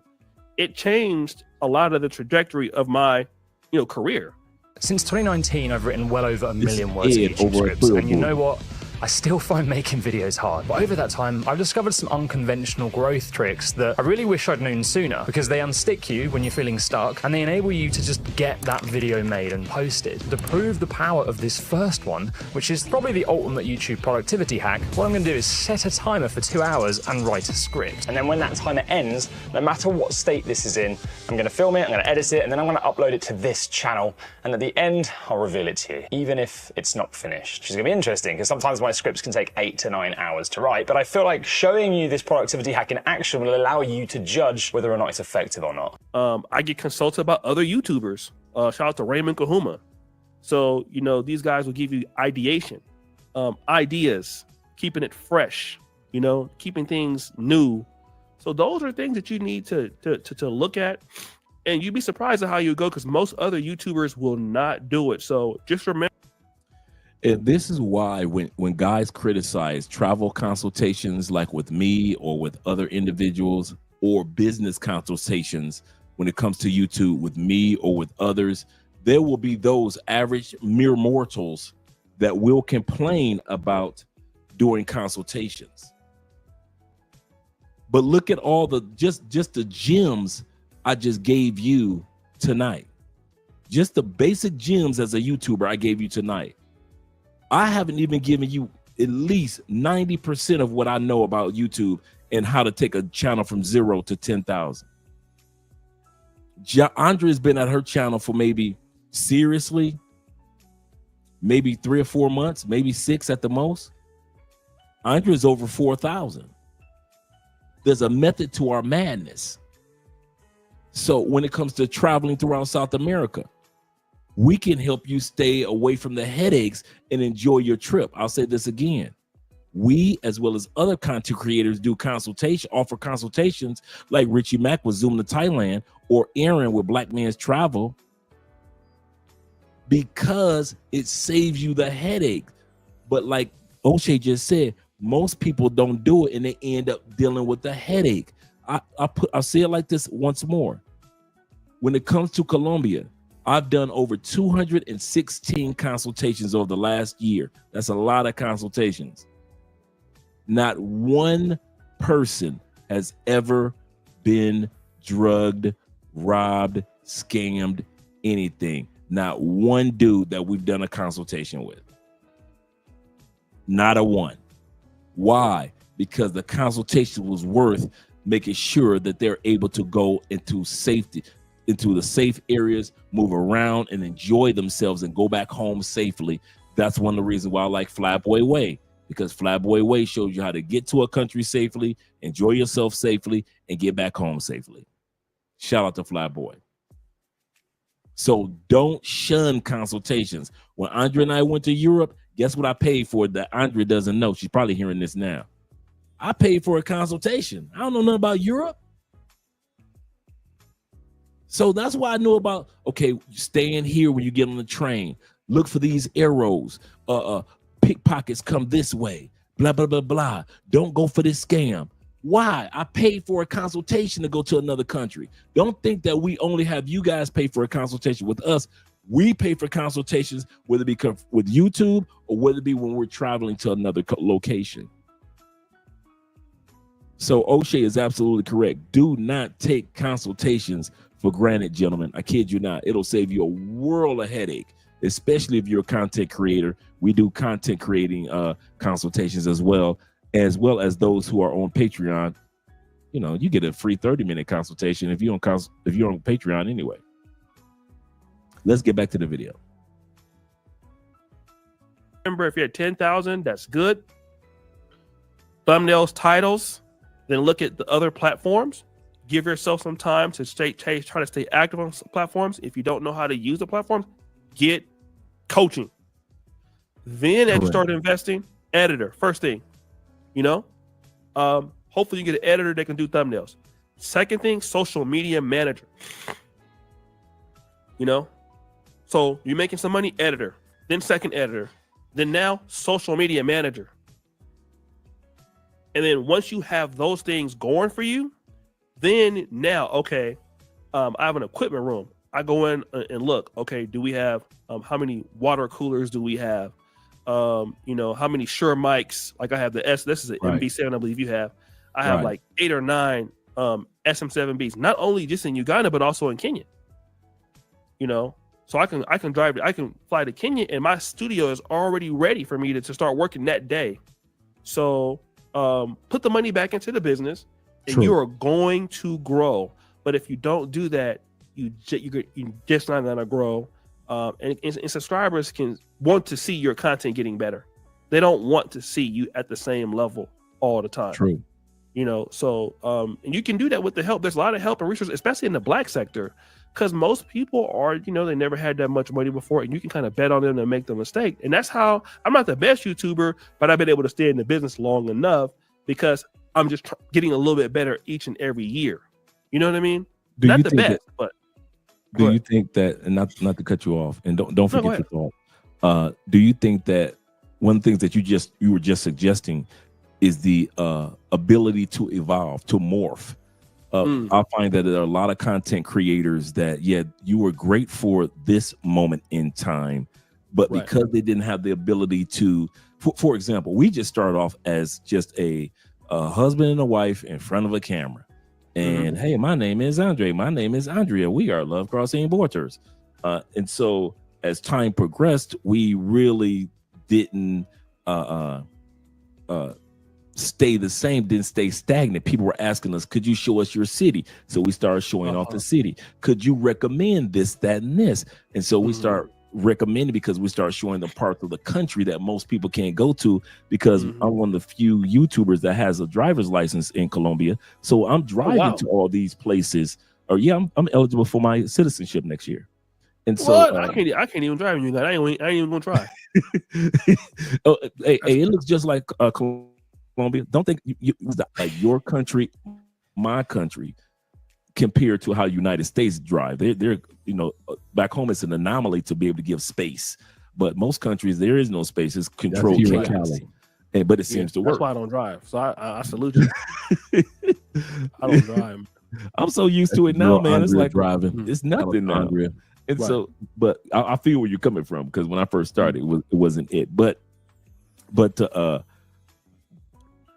we had to evolve with what the audience wanted.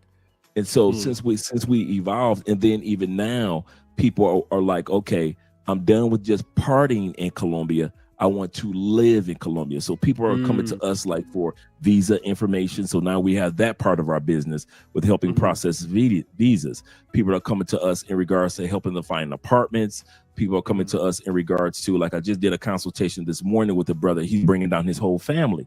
So I showed them how to get the proper birth certificates for when the kids get to school, with the gold apostille or apostille stamp on their birth certificates. It's little things like that now that people are kind of like deviating just from, oh, look at this, the Colombian women on the video. They're like, okay, that's cool, but how do I live there now?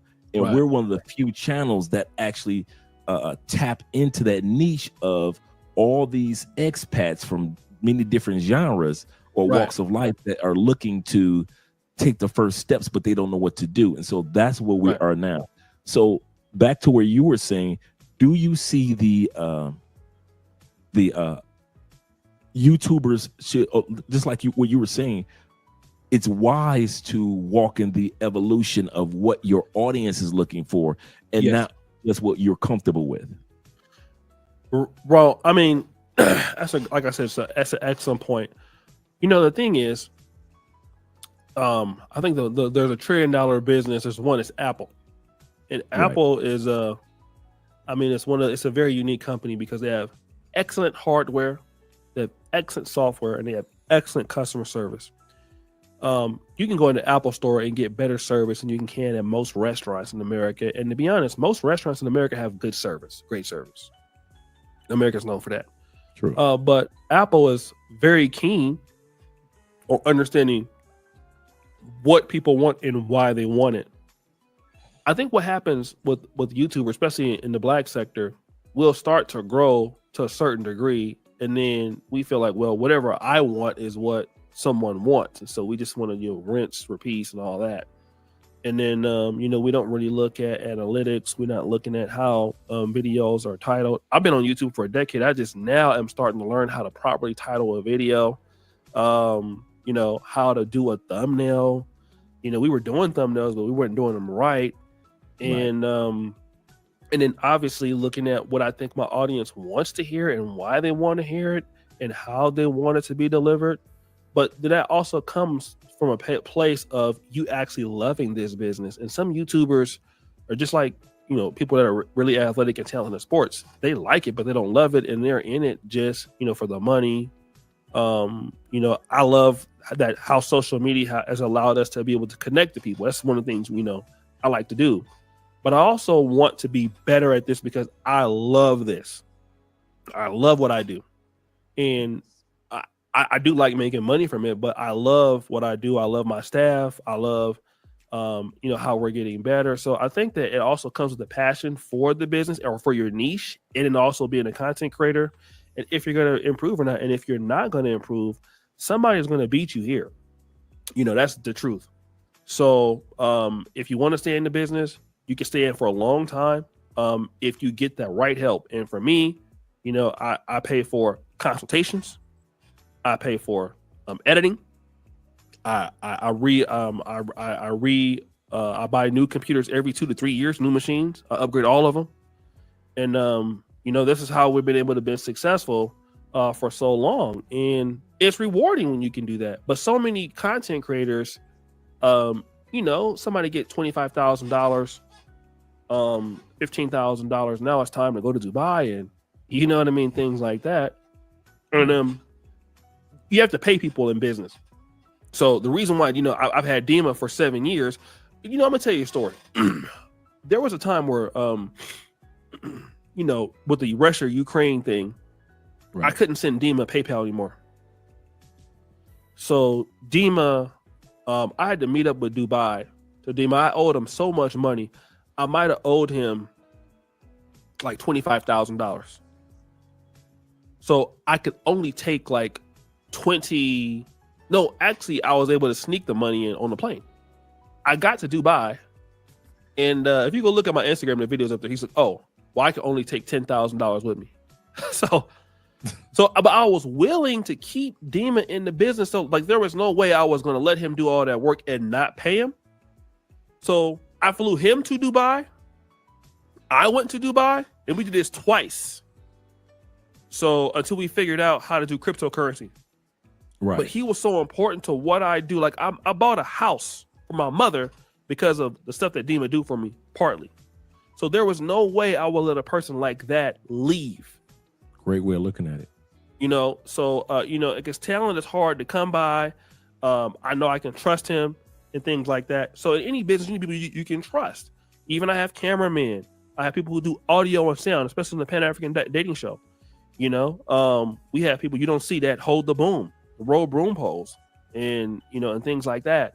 And you just need talent around you. Every team that is successful, even Apple, like Apple, Microsoft, Google, they go out and get the most talented people that coming from MIT, Stanford, Yale MBA, and these are the guys changing the world because they're highly talented. And even in YouTube, in the content creation business, no different. Mr. Beast, you think the guy working for him is not a great editor? Mr. Beast can pay $10,000 or more for a thumbnail. One thumbnail. So, if you're just making it on your phone on Canva, I mean, you're probably not that serious. So, it's opportunities out there.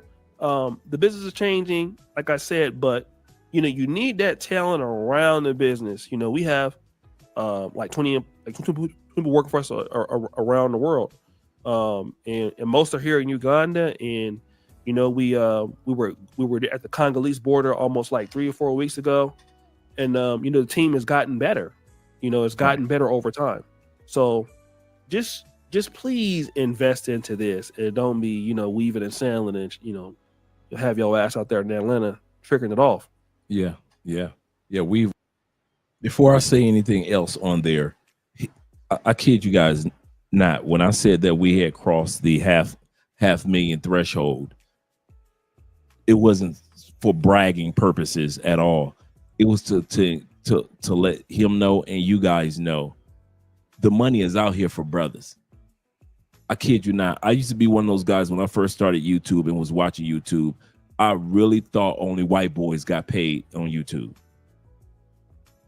I thought there is no way in hell they sent it before, because I didn't think about it with OSHAY and Angry Man and after and Anton Daniels and all you other brothers, Ace Live, Check in Effect, Marwa. I didn't think that black men were getting paid like that. Now you sit back and you see Angry Man, who's already said, I've made 600,000 in 1 month. I didn't say in a year. I didn't say in 10 years. I didn't say in 20 years. I've made 600,000 in 1 month because Angry Man was one of the first black men or black YouTubers to get on YouTube Shorts when it first came out. Anton Daniels makes over $1 million plus, almost 2 million a year. Kevin Samuels on YouTube for 5 years.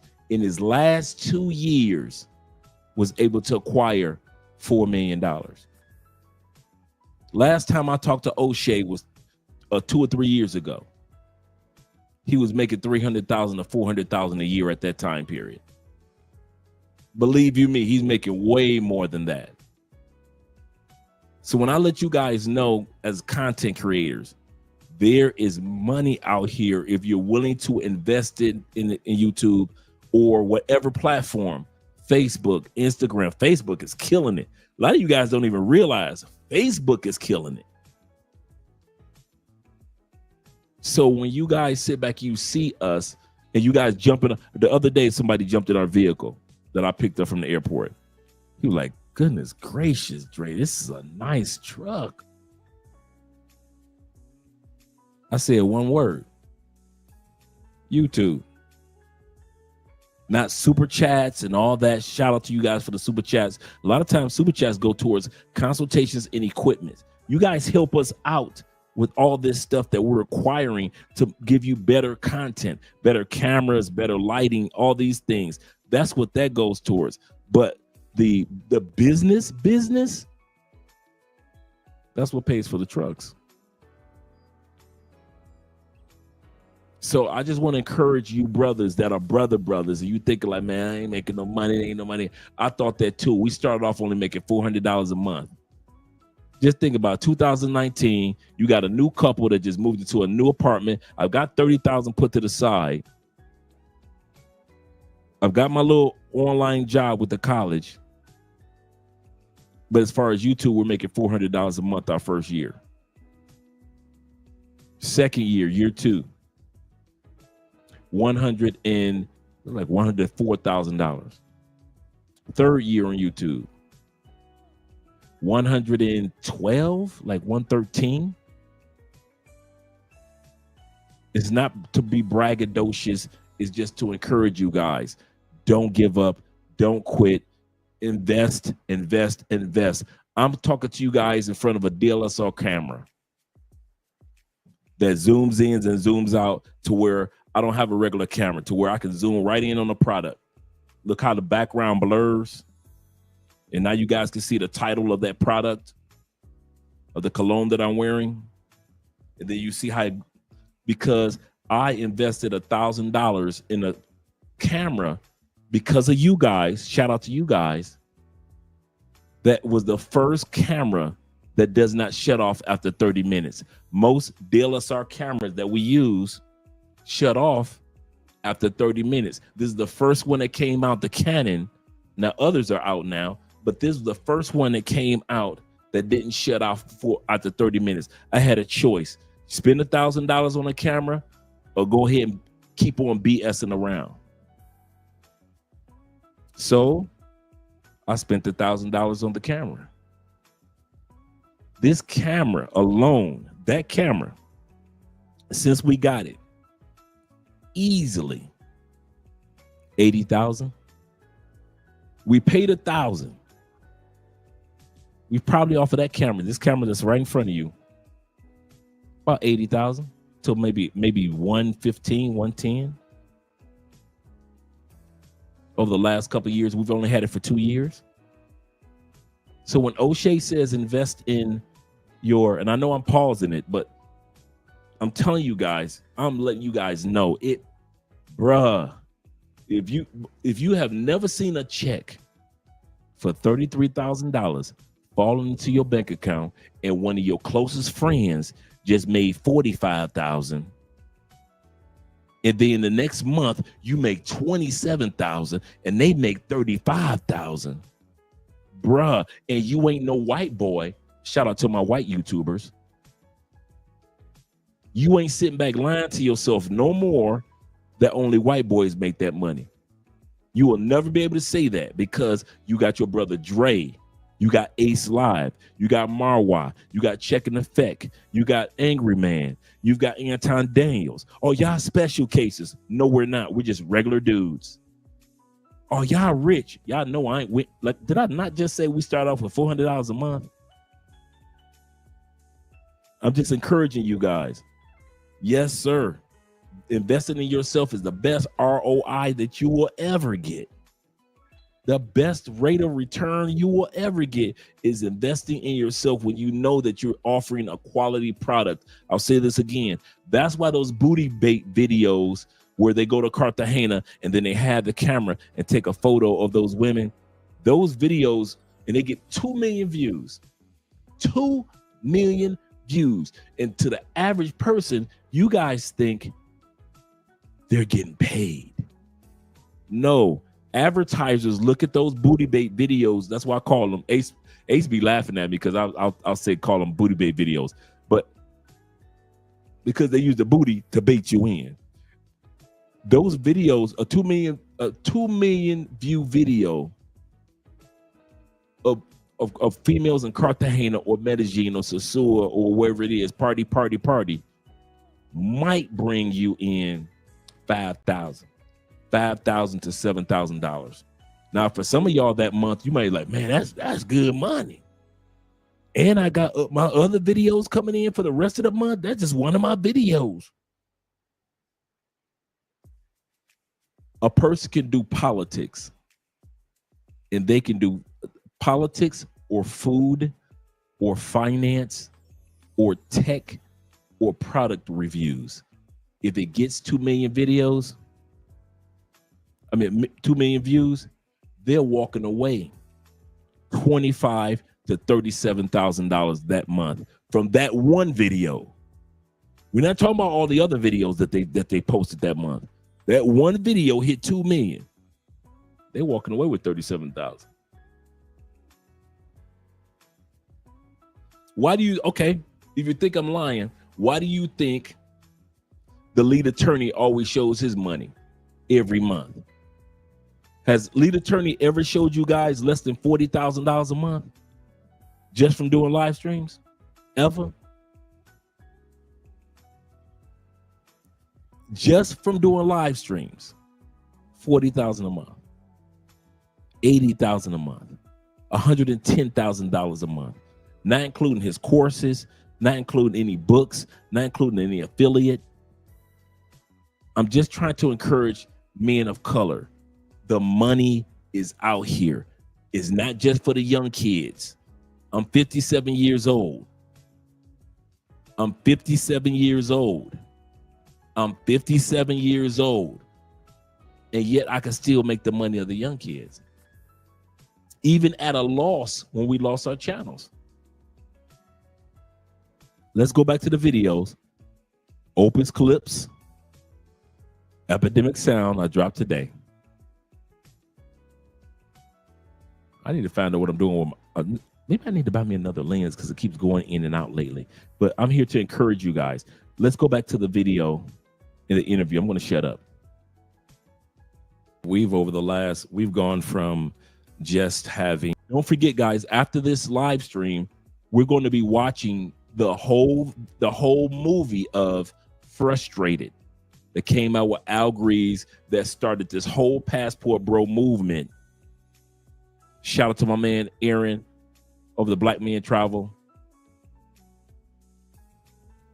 Shout out to my man No Excuses and all you other brothers that have helped other men, especially men of color. Shout out to my white brothers, but men of color travel to other locations. We're going to watch the whole Frustrated movie that's got this whole movement started that we all are a part of. So we're going to watch that after this interview. So I'm going to shut up.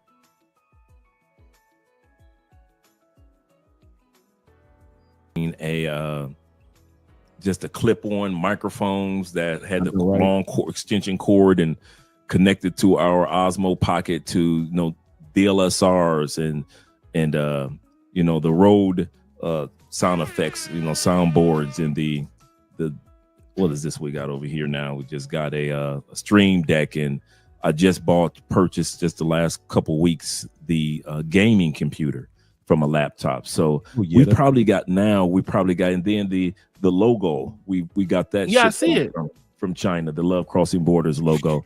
We paid 400. Nice. Yeah, we paid. It was an Asian company in New York, and their distributor. He asked me how much it cost. I didn't even catch that part. That logo let me blow it up. The logo back here there's a company out of New York. I'll get the information for you guys while we're watching the video. It cost us only $350 to get that logo made. The average neon light lasts about 2 to 5 years. 7 if you're good. The average neon light, and you have to just change the lights on the inside. Their distributor that actually does the work is in China. So it's a Chinese company based in New York. They do excellent work. I mean, I did my research for a few months and I found them. Man, I reached out to them and their customer service is excellent. They send you the pictures to let you know what your light will look like before it's done. And then they say, if you approve it, then we'll go ahead and do it. It cost me $317 to get it completed and shipped to Colombia. So shout out to my man. Yes, sir. Shout out to my man Big Cap in the building. And shout out to Richie being here. I appreciate you, Rich. Love you, brother. Or who did the design was in China. So we paid New York and we had the distributor from China send it to us in Colombia. And what got me to think about that was when I saw Angry Man's, I was like, oh yeah, let me get one of those. So I did the homework. Yeah, he be having some nice stuff. Yeah. Right. The color scheme in the background, those little things are part of the evolution of what people are looking to see. And so that's what we kind of like focused on over the last year. And over the last couple of years, and we're probably at $15,000 worth of equipment that people don't see, whether it be the lighting, whether it be, like I said, the cameras, the arms, the desk. I have the desk that raises up if I want to stand up and do a show standing up, as well as it lowers down. All these, so I'm not always in a chair. I'm going to be getting the treadmill. So there are going to be episodes when I'm just walking on the treadmill while I'm doing an episode. And I saw a white guy on YouTube, on Instagram, and he was showing you how to tie different ties while he was walking on the treadmill. And I was like, man, that would be great to take that from Instagram and bring that to YouTube, because that keeps people's attention. Like, this guy is actually on walking on a treadmill while he's doing a live stream. And so it's those little things. But like you said, it's also the thumbnails. It's also investing. But I also look at it from the perspective like you look at it. There is money to be made outside of the AdSense as well.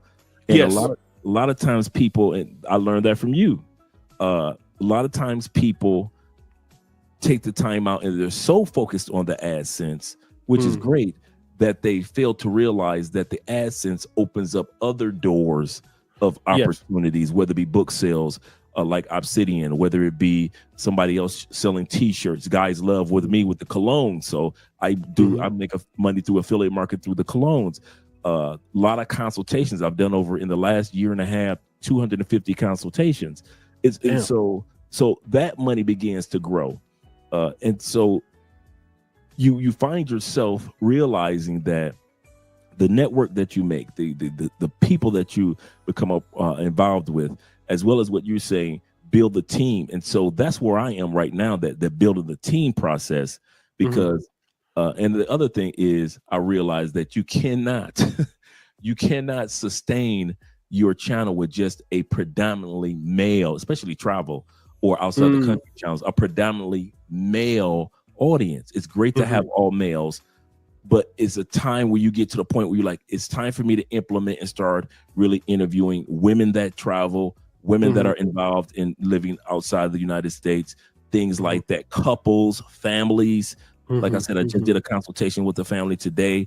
And so now I realize this is just not about me and Andre. And it's not just about brothers going out there having fun. And it's not just about brothers relocating to other countries, but actually families are looking to do this now. And so who's going to be the one to speak up to say, hey, we've got information that can help our families as well.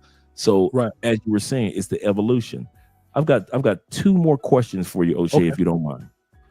So he's going to go into the Kevin Samuels. This is very important because he's going to tell, I didn't know this. He's going to tell us where Kevin Samuels was about to move to. I didn't even know this. I'll say this again. I didn't know Kevin Samuels was about to move out of Atlanta. And he said, listen, me and Kevin had already had plans. He was going to move to this particular country. I was going to go there with my team and get everything set up before Kevin passed on. So he's going to start telling about that. But before we go any further in regards to that, I want to just share. I'm giving you guys the hook up tonight. I'm giving y'all the hook up. So where we got our neon light from is Orient Lights. Hope you guys can see that. Man, they are, like I said, I researched for months. I needed lights that wasn't just plain. I needed this right here. I kid you not, man. Their style, look at that. I couldn't find anybody that was able to do that. This one is this size. Look at the chair. And that's what they sent us. They sent us our logo next to a couch to let us see how big it actually was. And you can decide, like ours is 20 by 20.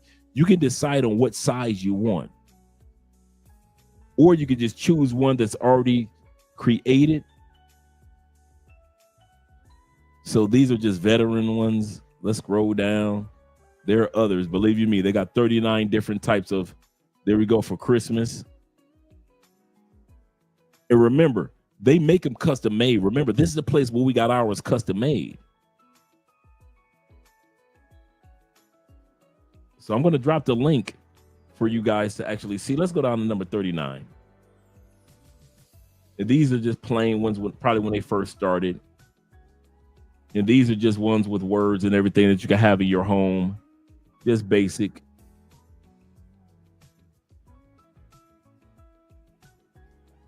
Let's go to number 36. So those are basic ones that have words.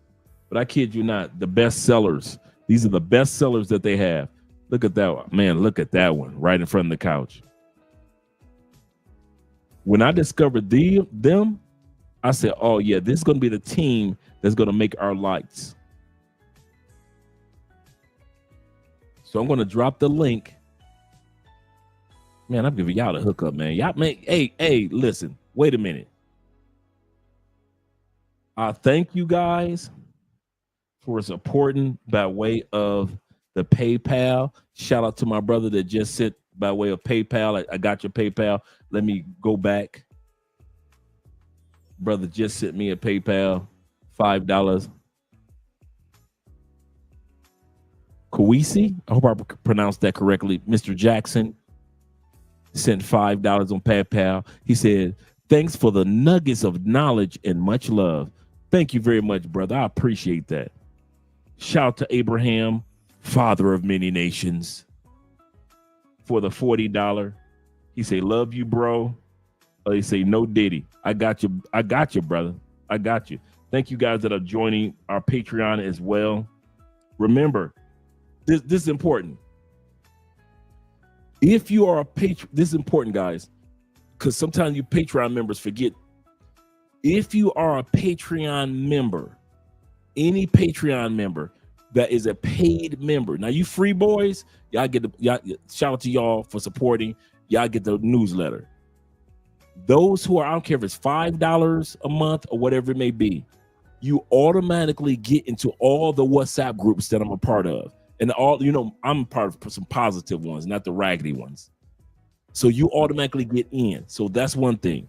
If you're a part of the Patreon that's above $5, $10, $15, you automatically get a 30-minute free consultation. Some of you guys forget that. And you'll let time go by. It doesn't matter when. I don't care if it's now or a year from now. You say, Andre, I want my free consultation next year because I'm coming to Colombia next year. I don't care. Doesn't matter.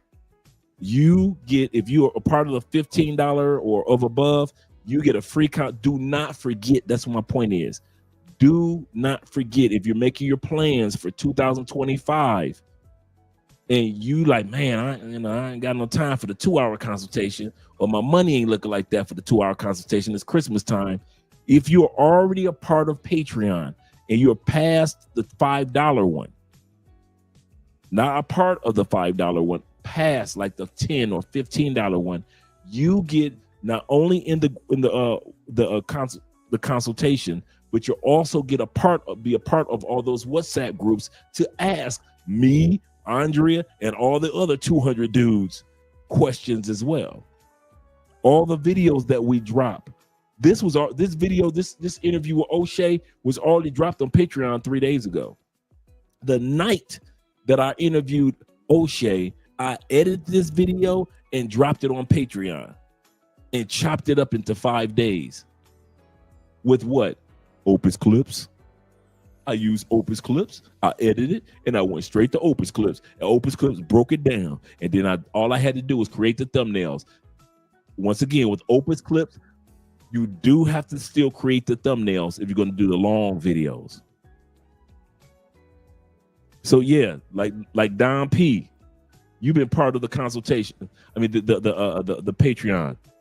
Hit me up in the email. You got 30 minutes free and ask any questions. Some of you dudes will use your 30 minutes a part of the 2 hour. You're like, okay, I'll pay for an hour and a half, and I know I got 30 minutes free.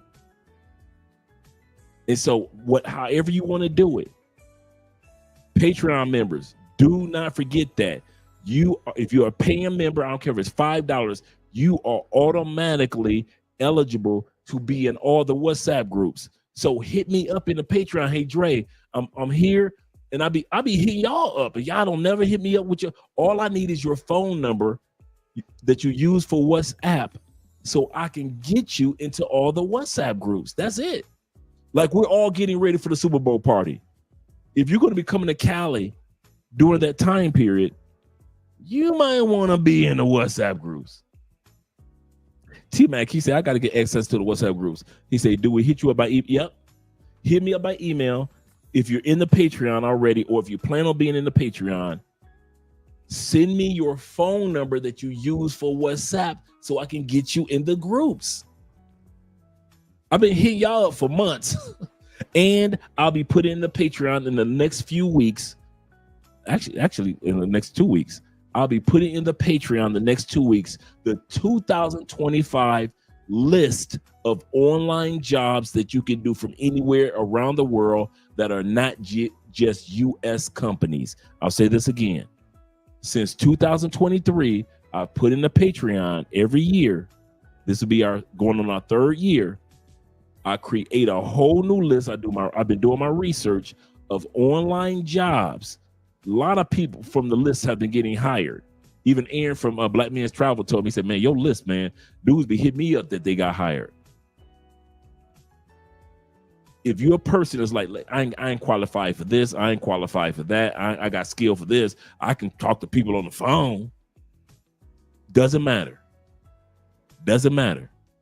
I'm doing the 2025 list for jobs that are U.S. jobs as well as jobs that are available in other countries. The 2024 list that's already in Patreon are countries from the United States, most of all, but also countries from Ireland, from UK, from Sweden, Switzerland that are hiring, companies that are hiring for you to do the exact same thing that U.S. wants you to do. Other countries are asking for you to do that as well. And that is a part of just being a part of the Patreon. Even if you're part of the free part. So everybody gets access to that. But I hope that you don't just come in and say, we're going to all be free. But I hope you come in and support. That's how we're able to get all the things. Patreon, not YouTube membership, but Patreon.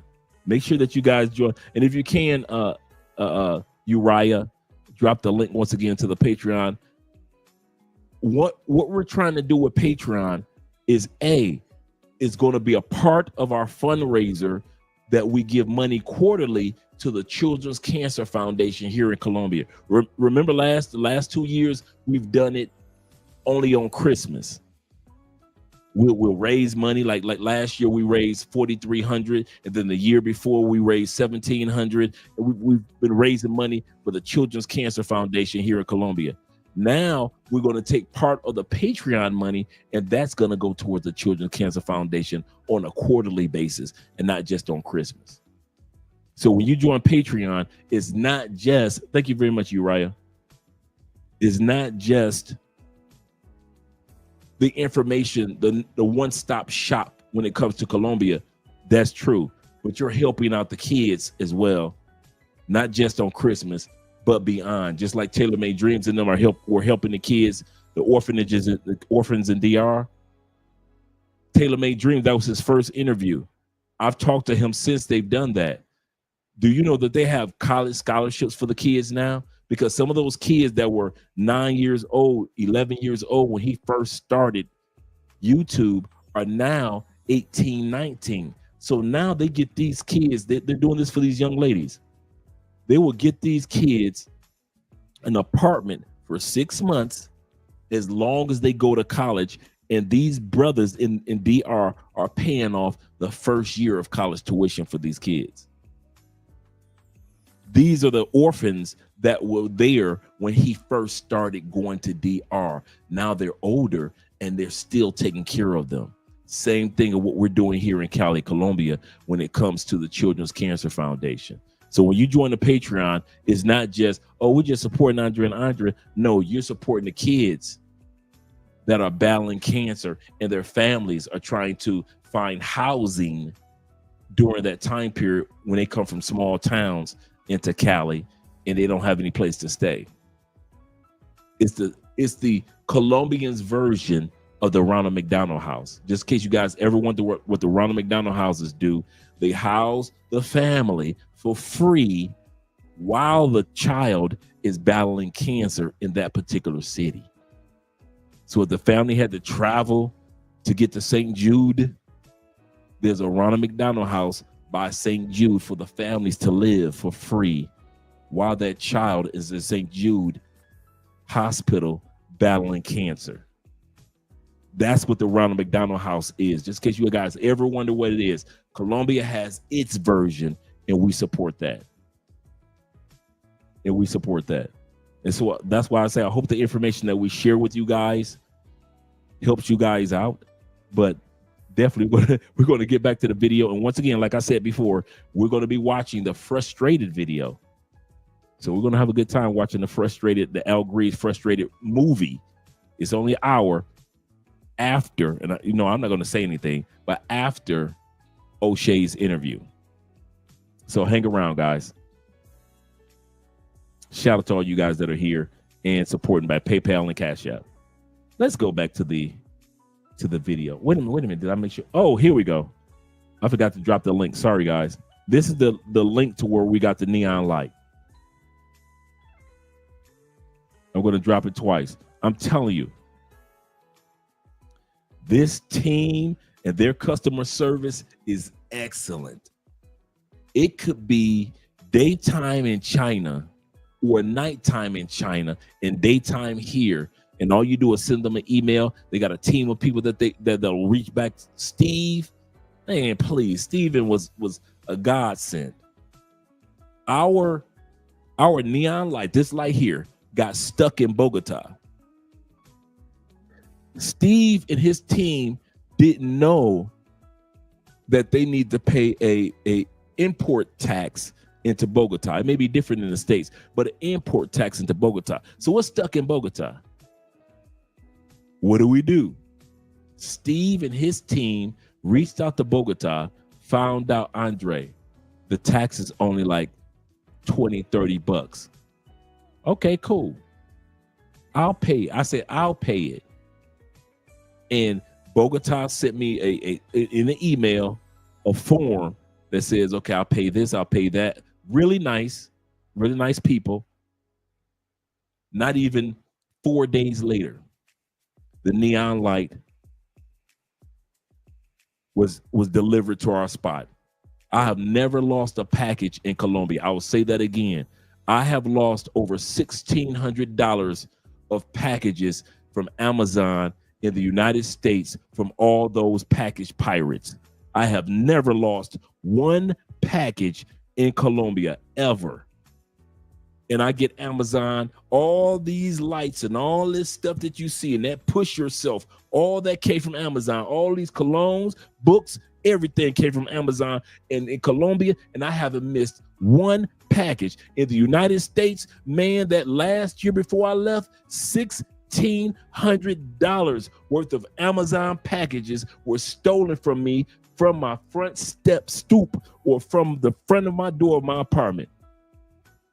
$1,600 gone.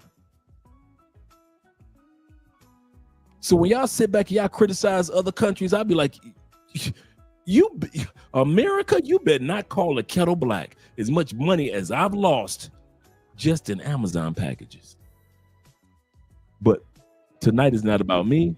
It's about OSHAY. Shout out to you guys clicking that like button. It's about OSHAY in his interview, but I really want to share that with you guys.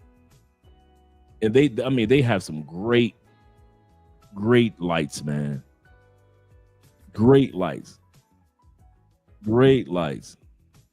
Look at that. If you just want this with nothing made, $199, $209, and they'll put your name on there. Look at the monk, man. I was so tempted to get the monkey one. I was so tempted. It's only $199 now.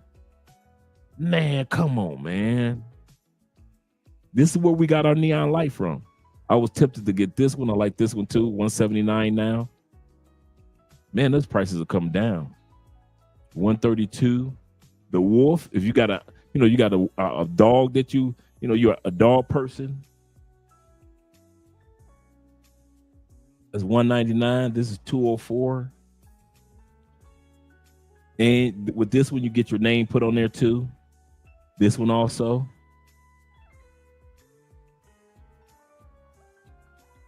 Come on now. Come on now. I'll go to one more before we go back to OSHAY, just to let you guys see their work. Put your name on the one in the middle for your restaurant. Look at that one. If you just want one for the house, if you just, you're in the YouTube, you just want one for the house. Man, their designs are crazy, man.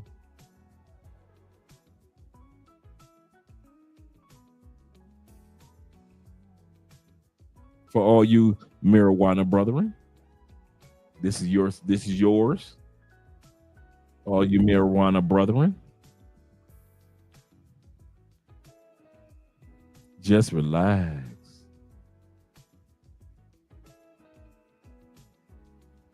Okay, we went through 3. I just want to let you guys be encouraged. Man, I'm hooking y'all up. And I'm dropping the link one time, Kobe. One more time. It's Orient Neon. Orient Neon. I kid you not, man. They are very good. Their customer service is excellent. Man, I cannot give them enough praises, man. I cannot give them enough praises. And if you want me to, I could do this too.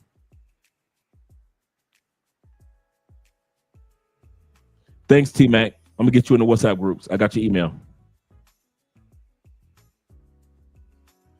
I could even do you guys better.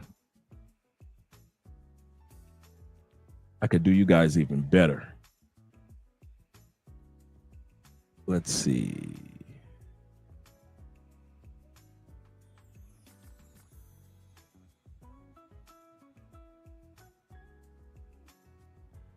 I got one even better. Directly to the distributor that I work with, Steven.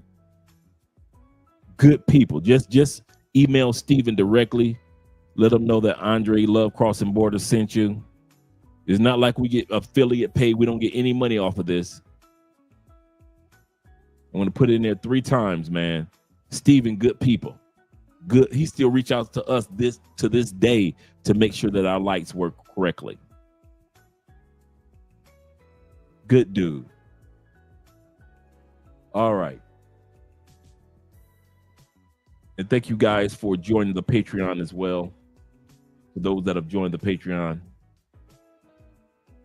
But the most important part, let's go back to the video. The first question that I have for you is, and I've asked other YouTubers that I've interviewed in regards to this. RIP to the prophet, the Saint Kevin. And what would you think that Kevin would say about the expat passport bro / digital nomad movement? If he were alive today, what do you think his mindset would be?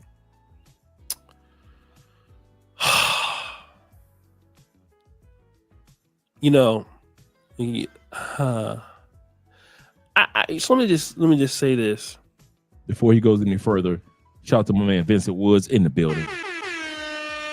He says support Black Male Media, the $10, and my man Frazier showing some love.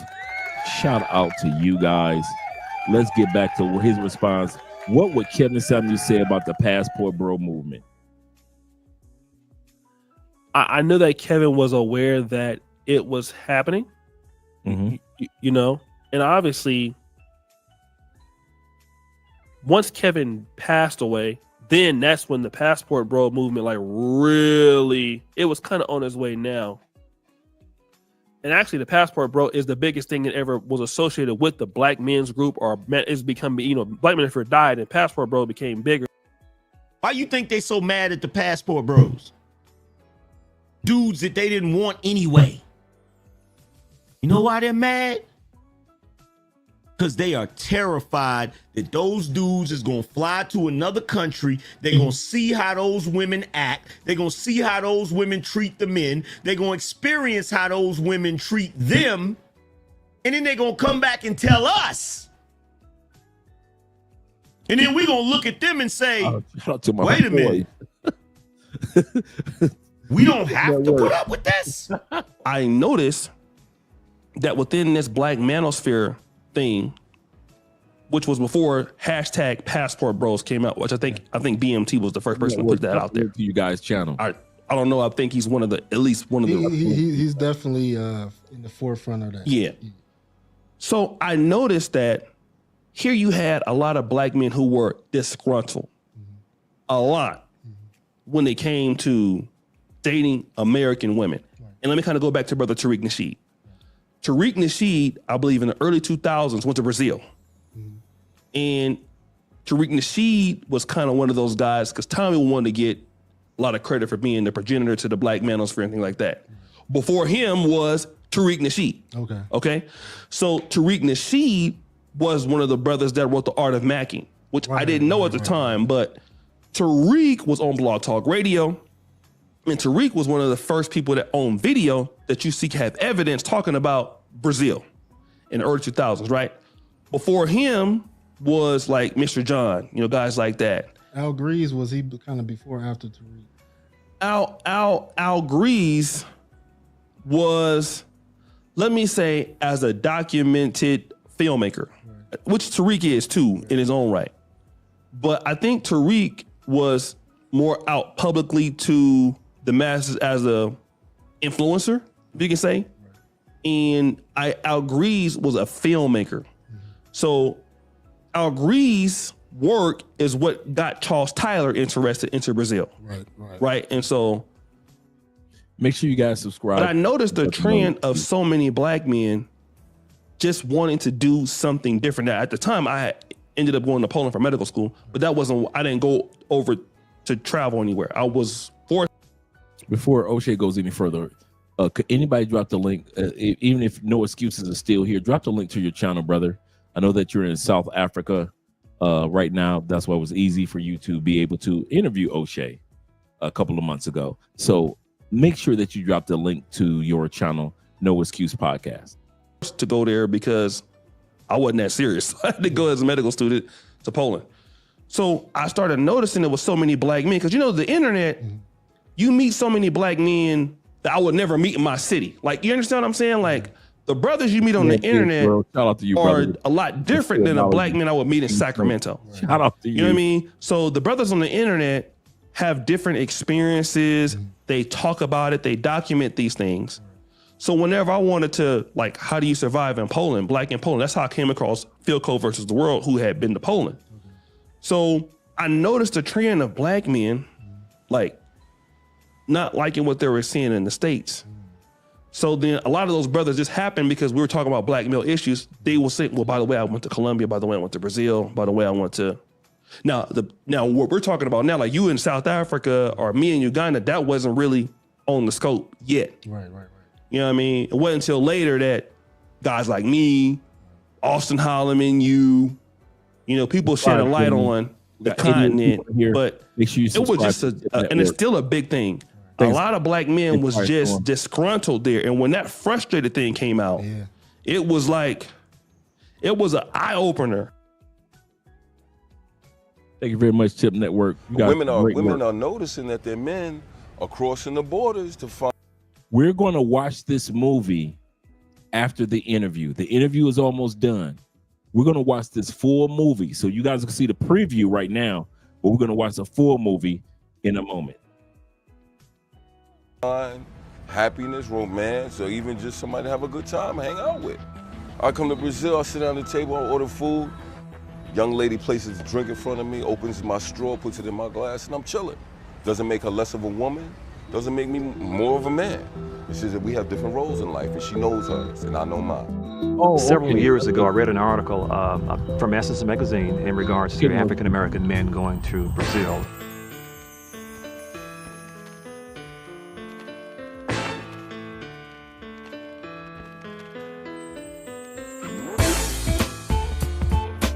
Been a number of articles since the Essence store.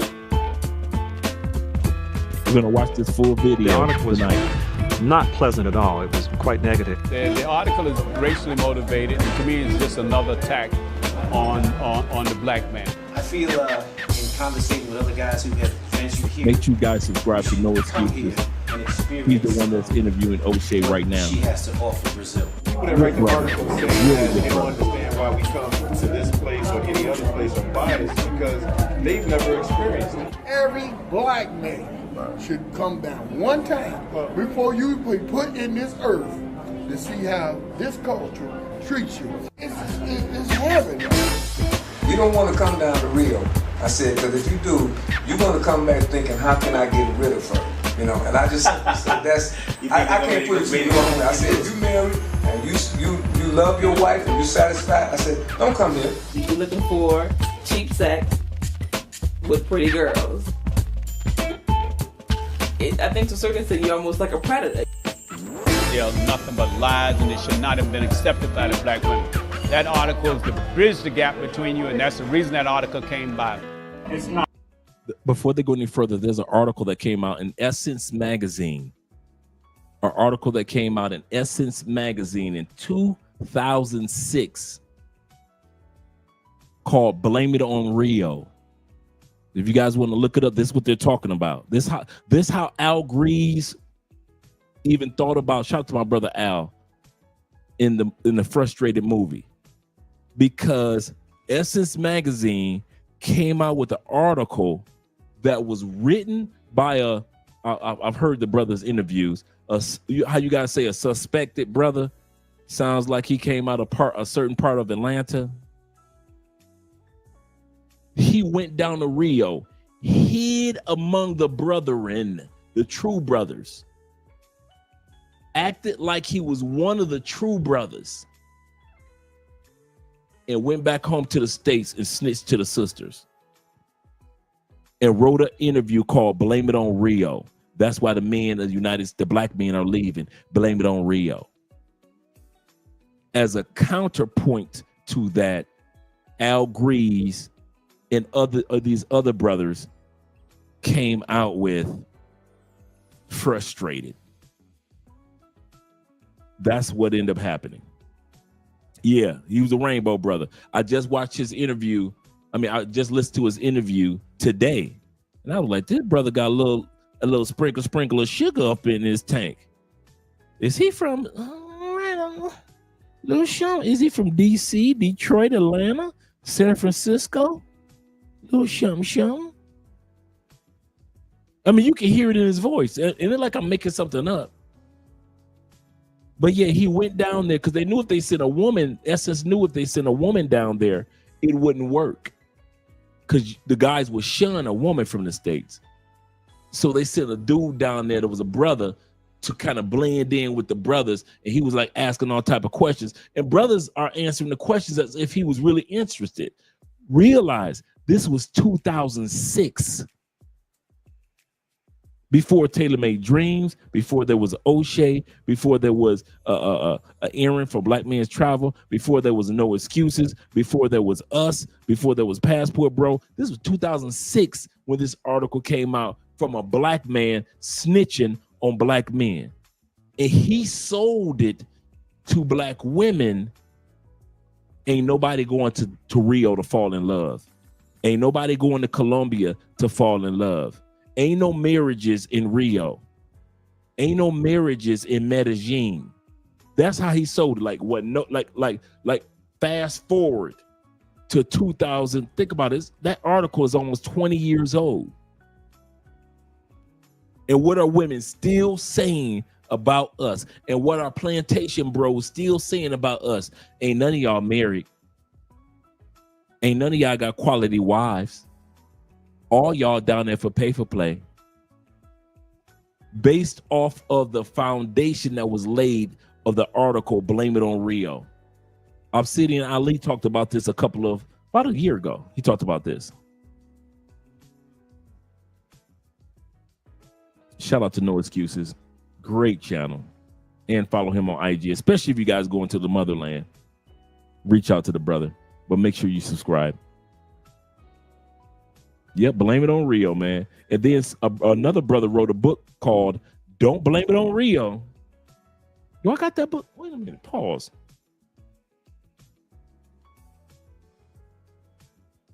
Wait a minute. Let me let y'all watch the rest of this. I think I actually have the book, or I have it on my phone, the book on my phone. Don't Blame It on Rio. Because Obsidian, make sure you guys subscribe to Obsidian on Rumble. Doing great things over there. And I mean some great things. I'm gonna tell you guys something. Don't get food that Rumble is like secondhand dollar store version of YouTube. Man, listen, Rumble is killing it. Killing it. Shout out to all you guys that's watching from Rumble. Rumble Young Men Rumble. The same type of views that you will get on YouTube, you will get on Rumble. All right. Shout out to my man Sean. Did I receive your email? I didn't go. I just went to the emails for a split second. That's when I saw my other brother's email. But I'm going to the emails. Any of you guys, once again, if you are a paid subscriber, you need to be reaching out to me with your phone number so I can get you into the WhatsApp groups ASAP. There is no way. If you are a subscriber, if you are a patron, and that's by way of Patreon. If you are a paid Patreon member and you're part of the $15, $25, you get automatic 30 minutes of free consultation. I've been reaching out to you guys for the longest. Hey, you get free for about a year. You know, you got a free consultation. So reach out to me by email, especially if you're part of the Patreon. Shout out to you guys. And if you want a longer consultation, that free 30 minutes can be added on if you wanted to. Whether it be an hour consultation, now you only pay for half an hour and the other half an hour is free. Or whether you want a 2-hour consultation and an hour and a half you only pay for because 30 minutes are free. Oh, yeah. I see you all the time. Yeah. Yes, sir. Yes, sir. But yeah, there's a book that came out called Don't Blame It on Rio, and I learned about it from Obsidian.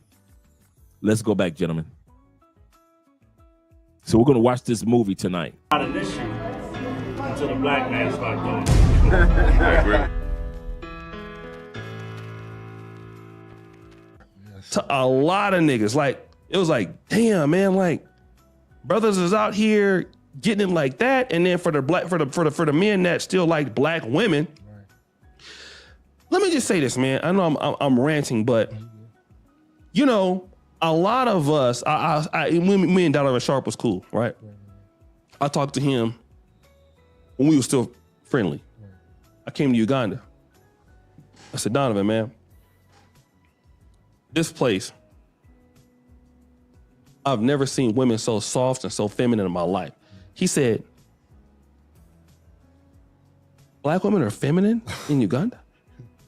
I said, yes. He says, wait a minute, you met black women that were actually feminine?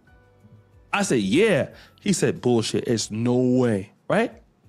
And a lot of guys just didn't know. And when I went to Brazil, I saw women just as dark as some of them here. And natural hair, no weaves, especially in Brazil. So I just thought it was like a big issue. And a lot of at the time, the passport bro community wasn't developed. Right. So we all in the black manosphere was just in the black manosphere. Now where the passport bros is probably bigger than the black manosphere, although their roots are in the black manosphere. Yeah. True. So and now the passport bro guys are leading the conversation where before the black manosphere, before it was the Obsidian, the everyday brother, the black man who wasn't getting any respect. That was with a lot of the passport bros because they were everyday guys that were just going someplace else. Now the passport bros got celebrities talking about them. Exactly. White boys talking about them. Rap songs now. Rap songs, yeah. Who was it? J. Cole. J. Cole. So they superseded our group, although they were there. But yeah, those sentiments were there, man. And so many guys like Ronan the Traveler, you ever heard him before? Great job on this interview. A guy like that who was married, divorced, just was able to go across there and experience things like that. So that's the interview. Kind of how it happened because they were just watching us. And then they started creating their own content, which then we became fans of ourselves. So I think that where it is now, it's more culturally accepted. And I think that Kevin knew a lot of black men that lived overseas, and he would definitely understand as to why it was happening. And Kevin was on this. People don't understand. Kevin was on his way to London within he died in May 5th, 2024. And we were supposed to go and from Uganda, me and SPK, because he had U.S. passports, and go and take our equipment to go help him there. So I felt like he's on his way to Accra, Ghana. So I felt like. So before OSHAY goes any further, don't let that slide by. Kevin Samuels was on his way to relocate to London.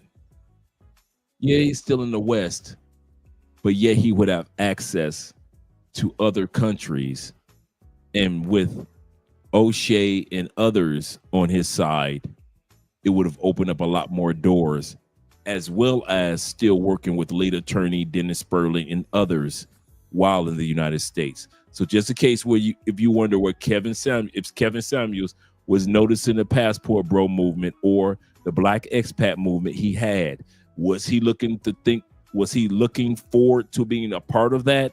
Yes, he was.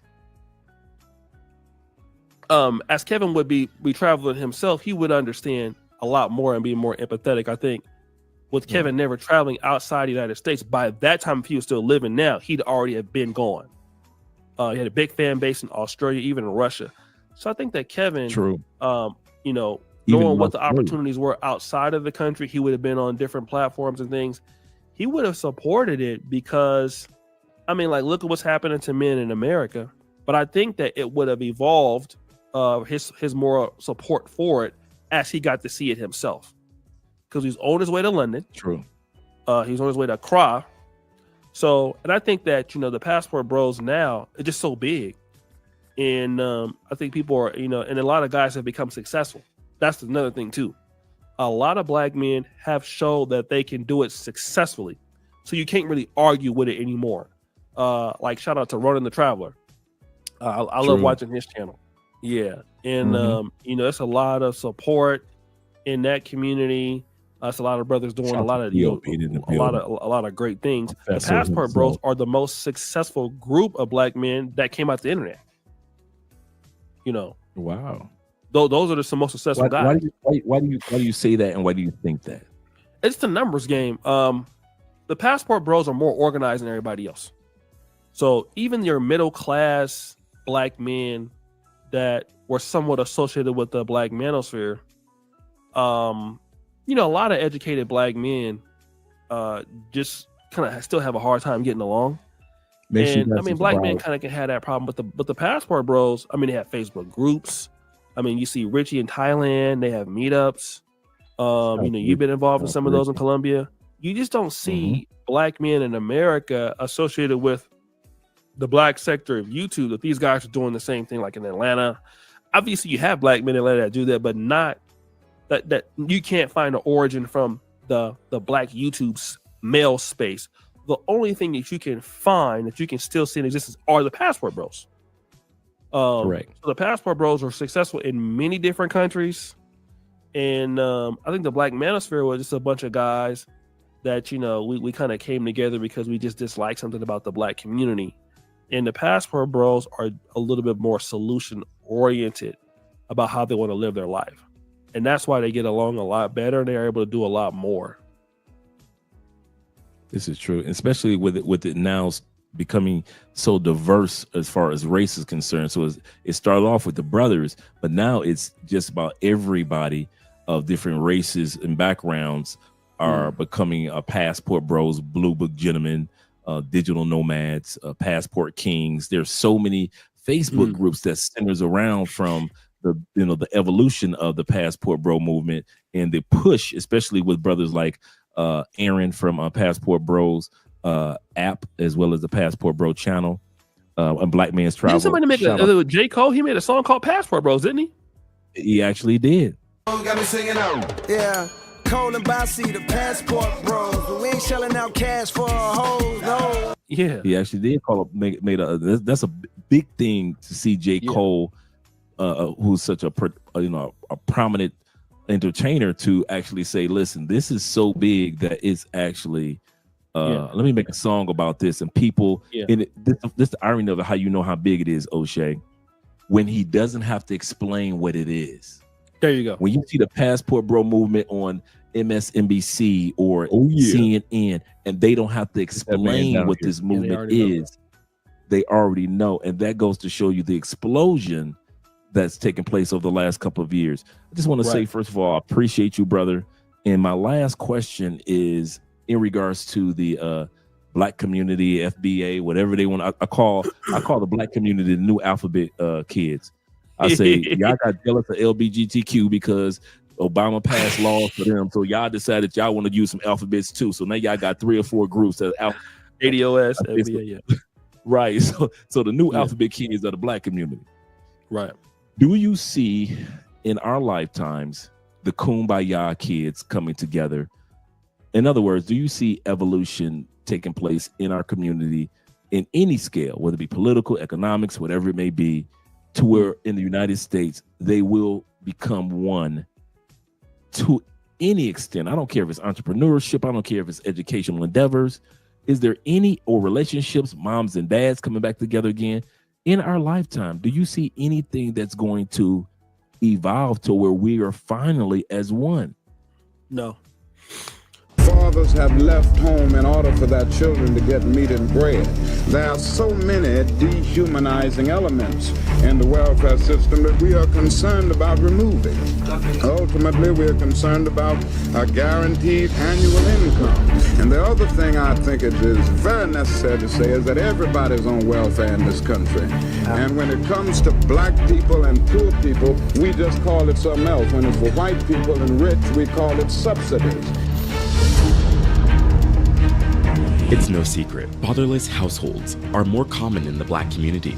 A survey from the American Consensus Institution revealed that 67% of black children under 18 in the US live in homes without fathers. This is a stark contrast to white children, as only 24% of them live in fatherless homes. But it wasn't always like that. The black families survived generations of open racism, widespread poverty, and slavery. They lived through segregation and violence, and strong family bonds used to be the norm. As of 1960, 2/3 of all black American children were living with both parents. That declined over the years until only 1/3 were living with both parents in 1995. So it's not the legacy of slavery that destroys the African American family. It's the legacy of the welfare state. Between 1890 and 1950, the marriage rate was much higher among black women than white women. A fraction of black children lived in homes without their fathers. But everything changed with the expansion of the welfare state. It divided the household and created a dependency on welfare. This kind of reminds me of what President Reagan said. I've always felt the 9 most terrifying words in the English language are, I'm from the government and I'm here to help. That's how I feel. I don't think so. I think that you know, the way that our community operates, we can do things in spots, and it typically comes from like frustration. So, like for example, you seen what happened with the election, right? So, in those swing states, and even though you know Kamala won Illinois, you saw the frustration with black voters, and so you had Chicago red, and so you know she was still had a 10-point percentage swing. So you would see black people come out and say, okay, listen, we're going to all vote for Trump. And because we're upset with the Democratic Party, and okay, Trump won. And then after that, there's not really much of a plan of action, you know, once that happens. And so people kind of just go back to normal. But I do think that shout out once again to Beard's World for the $4.16 donation. Appreciate you, brother. Glad that you're here. You know, I can't say people are waking up. I think people are waking up more or less with political parties. But I think one of the skills that, you know, we've lost as a community is like how to work together. It's a broken culture. It's a broken society, and hip hop is hurting things. But I also want to talk to you about something I've realized. Even if Black Americans are aware and know their history, right? And you can get Black conservatives who understand the history much more, who understand, you know, the ills of the left and what the left has done. But still in that regard, they bring to the conservative side the same bad habits that I was hoping Black conservatives would be abandoning. And what I'm talking about, number one, is conflict resolution. Black Americans do not know how to resolve basic conflicts. Everything has to turn into a fight. I hate you forever. You got to draw lines. It's like you're this gang or that gang. And you still see it happening in politics. For an example, when I was in America, there was no way, like if I would have met you in the States and you had a lot of talent, I could not benefit from your talent. Like Elon Musk, like look at what Donald Trump was able to do with black men. Donald Trump was able to benefit from black males' voices and talent. And that influenced a lot of people. And look at Twitter. You know, a lot of black men were able to be, I don't want to say used, but, you know, their talent was used to propel Donald Trump in a way that it inspired other black men to say, hey, okay, well, you know what? I feel like Barack Obama is disrespecting me, so let me go ahead and cast a vote for Trump. So let's all get there. We trend on Twitter what black men were doing. And that also helped sway the election too. True. But as black men, we can't use each other's talent to benefit each other. Why is that? It's just the way that we are taught, because we really don't need each other anymore. Now, let's say if you come to Uganda or maybe Colombia, and you know now you're kind of forced to work with the people that are there because this is what you have to do. But most black people, we're like tigers. You know, we don't have big families anymore like we used to. If you're going down the lion path, the lionesses instinctively follow the lion. If you're dealing with a woman who ain't following you, let her go. You gotta. This is what I want all you men to do. I want you to check your relationships with women and understand: are you going down the lion path or are you going down the tiger path? And the women you're dealing with, if you're in the lion path, the only women you need to be dealing with are women that are white category. Good man. Because every other woman is getting your masculine attention and everything else. She's getting your masculine energy, and she's not paying the cost. And so, you know, we can come together, you know, cookouts and things like that. But you know, as far as working as a community, as a group, well, we don't really know how to do that. And so, if you don't know how to do that, especially entrepreneurship, like if a black man is talented, and if I can't benefit from his talent, and it's going to a corporation, then there's no way I can pay that forward. For example, Kevin Samuels. During Kevin Samuels' run, I think I might have made over $400,000. And he would call me and say, "Hey, listen, he somebody talking about me. You know, he just send me the video, you know, and I just get on it, you know. And he could call you any time of the night, and you have to answer the phone. Like once he got on, he call you at like 5 a.m. He'd be like, nigga, you know what time it is? He'd be like, oh, okay. Hey man, what you doing, man? Like he didn't even care when you was asleep, whatever you were doing, you with your woman, he don't care. But I was able to benefit off the talent of Kevin Samuels. And if he ever needed our studio to edit something, we would do it. Right. And so that was an exchange because his talent and my talent were able to work together. And Kevin had me ready to move to Atlanta. I don't really tell that story that much, but he's like, hey, I like how you organize things, come to Atlanta. So YouTube was a way that I felt like other Black men could benefit off each other's talents, but in the Black community, in the local areas, it's something that we just don't know how to do. Like that's a lot. You talked about, I was, very good at spotting people on YouTube and working with their talent to help them grow. The lead attorney was a person like that, for an example. Right. He bigger than me, but Right. then the payback was he helped send people towards me. You know what I mean? And same thing with Kevin. He's a much better YouTuber than me, but he helped send people towards my way. And this is the first. But so I think as Black people, we have a lot of talent, and if we're not able to see those gems, it's just hard to grow. And we don't invest in our people enough for them to do anything. So if you don't invest in something, it's not going to grow. So, let me just say, for example, like an editor, I had one guy who just didn't know how to turn the computer on, like maybe 2 years ago. Right. But if you do a video for you, you'll be like, wow, you know what I mean? But it was just creating what you want to see. And in the Black community they want it there, but they don't want to put it there. Like if you look at it was 3 o'clock some of these legendary coaches, like Bobby Bowden from Florida State. Recorded, correct. When Bobby Bowden got to Florida State, I think that his freshman class, I think they had lost to I don't know what school it was either University of Miami like 5 times in a row or 10 years in a row. And Bobby Bowden took that program to what it was, to one of the best programs in the 90s, ranked in the top 10 every year. And just developing that program and putting the things there to make that program what it is.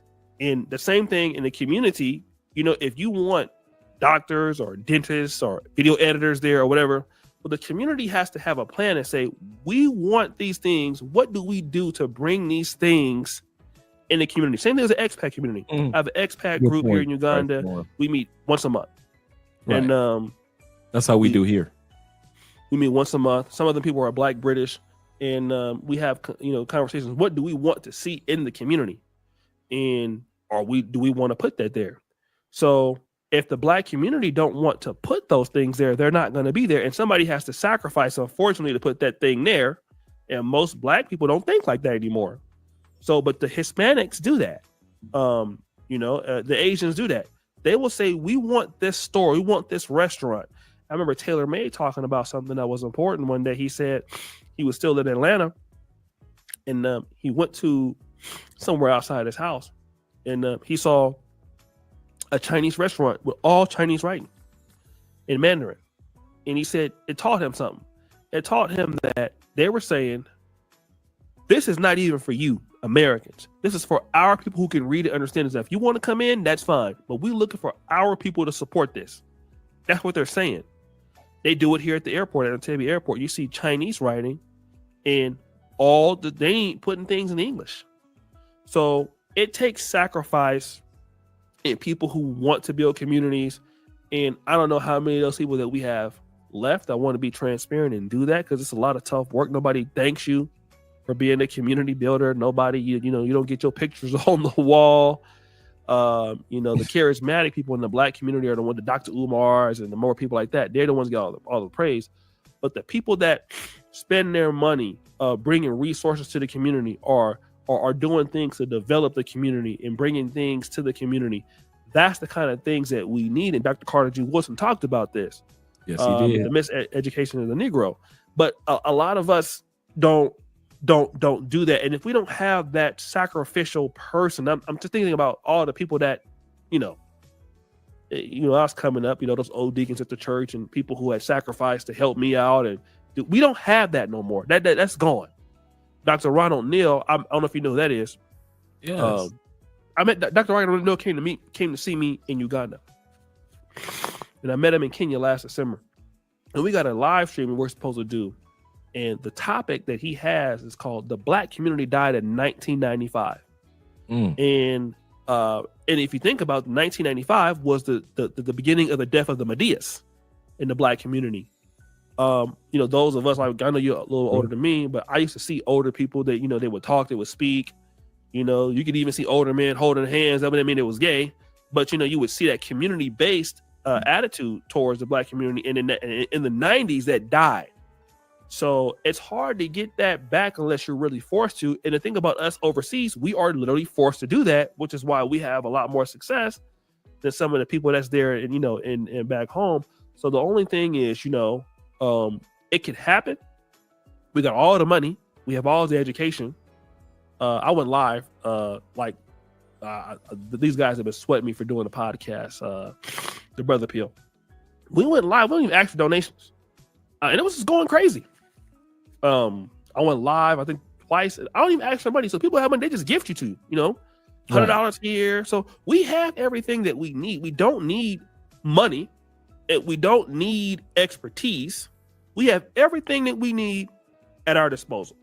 But working together seems to be the Achilles heel.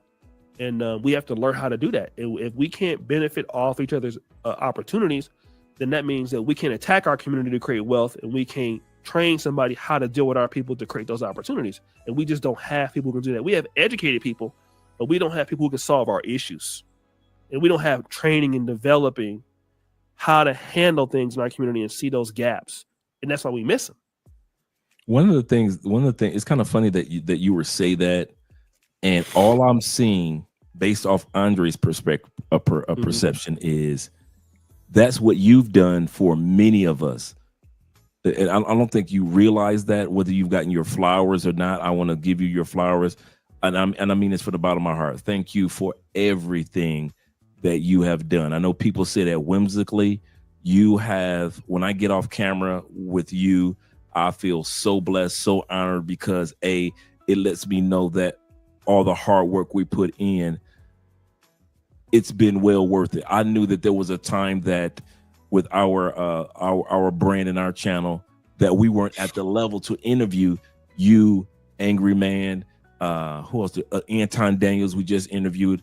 I knew that we didn't. Yeah, Anton doing better than everybody. No, he was always, I wouldn't say that, but Anton doing better than everybody. I remember I called Anton. I got a joke about Anton, man. I called him like 2 years ago. I was talking shit to Anton. I said, listen, man, you better get it together, man, because you're getting smoked out here. So I can't call him no more today because he's smoking me like by he's a lot. smoking everybody. He all on the news, whatever they got to that political world and got on Fox News. I don't even call him no more. So because I don't even want to hear his mouth. So. But the last thing I just want to say is I just want to continue to say I thank you. You are appreciated more than you realize. You might not feel like you're getting the flowers, but even though they're still in the ground growing, man, I kid you not, man, you are everything that you just mentioned that we need in the community is brothers like you, by way of content and by way of living outside the country. Because I do realize this, as you were speaking as well, we wouldn't have the OSHAY dude Jackson in the States as we have him out of the States. The type of person that you are, the businessman that you are, may have evolved, but not to this level to be able to help many of us out, as well as help yourself out. And so those are the things that I really, really appreciate about you, brother. Continue before you give your closing words. Be an example to us. There are those that you got haters. We gonna always have those. That's a given. Yeah. That's one thing that I learned from you as well early, before you even went and moved to Africa, that the haters will come. Tell that bitch you gay. Stop flying, nigga. Tell this bitch you nigga. Tell that. Now this is Angry Man going at OSHAY. You got, think about it. You got Bernard Riley. You got Game Changer. You got Obsidian. This is old footage. This is when a Black Manosphere really kind of like first took off. This is some old footage, but yet and still, these guys are still at it. Goddamn fight, nigga. You love taking out big fucking fight, nigga. I'm not gonna come fight for your bitch. You can fight, nigga. fucking ass in Africa, nigga. You want to come out, bitch, come see me. Catch the fight, nigga. I'm tired of dog walking you right now. You talk and come see me. I ain't got a problem with you, bitch. You ain't catch these hands. You ain't got no hands, bitch. That fuck. Ladies and gentlemen, let's get ready to rumble! Like I said, I mean, you know, hey, look. You know, I mean, I don't have a dog in the fight on this for real. But Ty City did raise a good point. Do you hear how young Obsidian sounds? These guys were young. They were young when this happened. You got Bernard Riley, Obsidian, OSHAY, and Game Changer before Angry Man comes on. This is how the Black Manosphere was back in the day before it all dispersed. Because it all started with Angry Man. Let me put myself up there. It all started with Angry Man and Obsidian and OSHAY. I've never asked any of these guys that I've interviewed, what happened?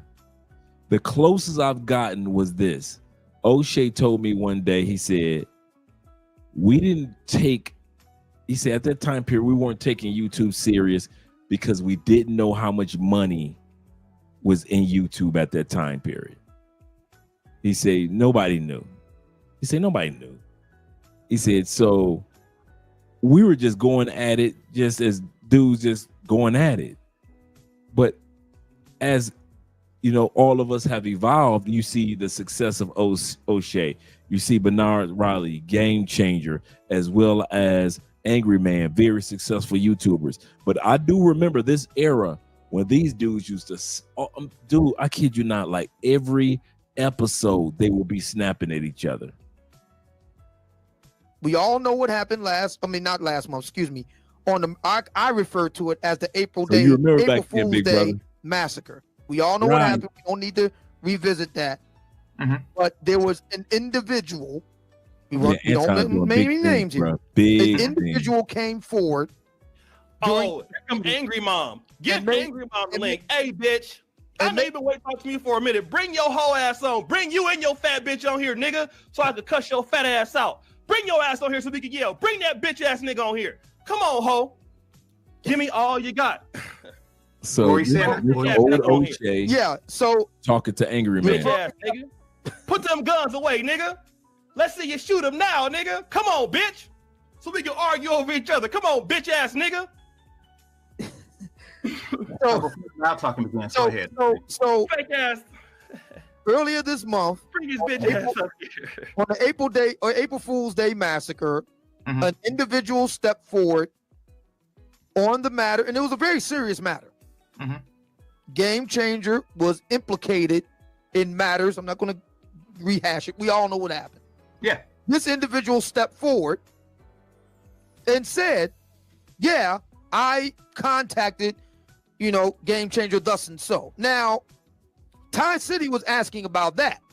And I thought that was a fair question in light of the fact that the whole thing played out in public. Now, what you were accused of, Game Changer, ain't no joke. That's some serious shit. True. And this individual saying that he contacted you and so forth and all the rest of it, that raised eyebrows for me because I was under the impression that you two were tight. Now, I could be wrong about that. Facts, big brother. But that was my impression. We're not any longer. My daughter wanted to get on the phone, man. Game Changer, shut up, man. They wasn't cool. Let this whole ass nigga, the Angry Man, get on here. Let this bitch, I'm in the state. Nigga, come on, nigga, yelling with that fake ass New York like shit, nigga. Come on here yelling like a bitch. Come on, daughter. What's up, nigga? Right, Sean. What's up with your bitch ass, nigga? Fuck that shit down, nigga. I will slap your motherfucker. Shut up, bitch. You my daughter too, nigga. You been my bitch. Don't sell my pussy, Angry Mom. You stay on my dick, nigga. You in that fat bitch, nigga. Fuck you, eat a dick, nigga. Now what, nigga? You want to get now, nigga? What would you like to now for those that don't know, this was right around 2000 when they were like this, and I remember this was like 2018, 2019 time period for the Manosphere when it was all falling apart, and As you can tell, the voice of reason was Obsidian. And then Bernard Riley, even though it was on his show, kind of like, Bernard has always been a laid back dude, not too controversial as far as his behavior. So he was laid back. You didn't hear anything from Game Changer. But it's funny to hear them dudes from way back when going at it like that. To share with our audience in regards to, as I mentioned before, I'm on the fence. I'm kind of worried about becoming an expat. What just words of encouragement would you give other individuals? Well, thank you for those kind words, man. It means a lot. I'm just doing my part, trying to do what I love. And I would say, if you're somebody, I know you have an international show, it might not always be somebody black, but most of my people I make content for are black. So, and I'm gonna share this with most of my audience is black. I will tell you is, you have one life, like they used to sing in the church. This may be my last time. I don't know. So you don't know when. Anything can happen to you, and I just think that it is so important for blacks, African Americans in particular, because most of the other blacks travel. Most Africans, Nigerians, I see them everywhere. They kind of forced to. You go to Dubai, you see a lot of them there. So I would just say, take a risk on yourself. Let yourself see something different. You worked hard, all your life, and you'd be surprised what's out there for you, and who you can meet, who can help you, and give yourself the opportunity to get a new experience. Give your family an opportunity to get a new experience, and you'll be great. I'm trying to find this one billionaire. Hold on a second. What's this guy's name? While you're doing that, you just reminded me of the story of the black YouTube couple, Our Rich Journey, who moved to Portugal, and they lived in Japan for a minute. Yeah, while they moved to Japan, his father came and visited him in Japan. Loved Japan so much, went back to the States, sold all that he could, and moved back to Japan, and has been living. We're talking about a man in his 60s.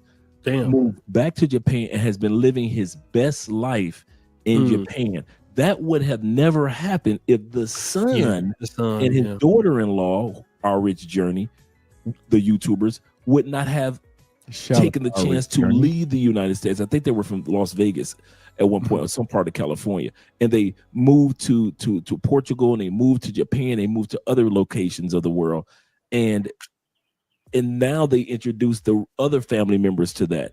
I had a friend down here. His father had never been anywhere in the world. His father said, "Are there any golf courses in Colombia?" And I sent him information on 3 beautiful golf courses here in Cali, Colombia.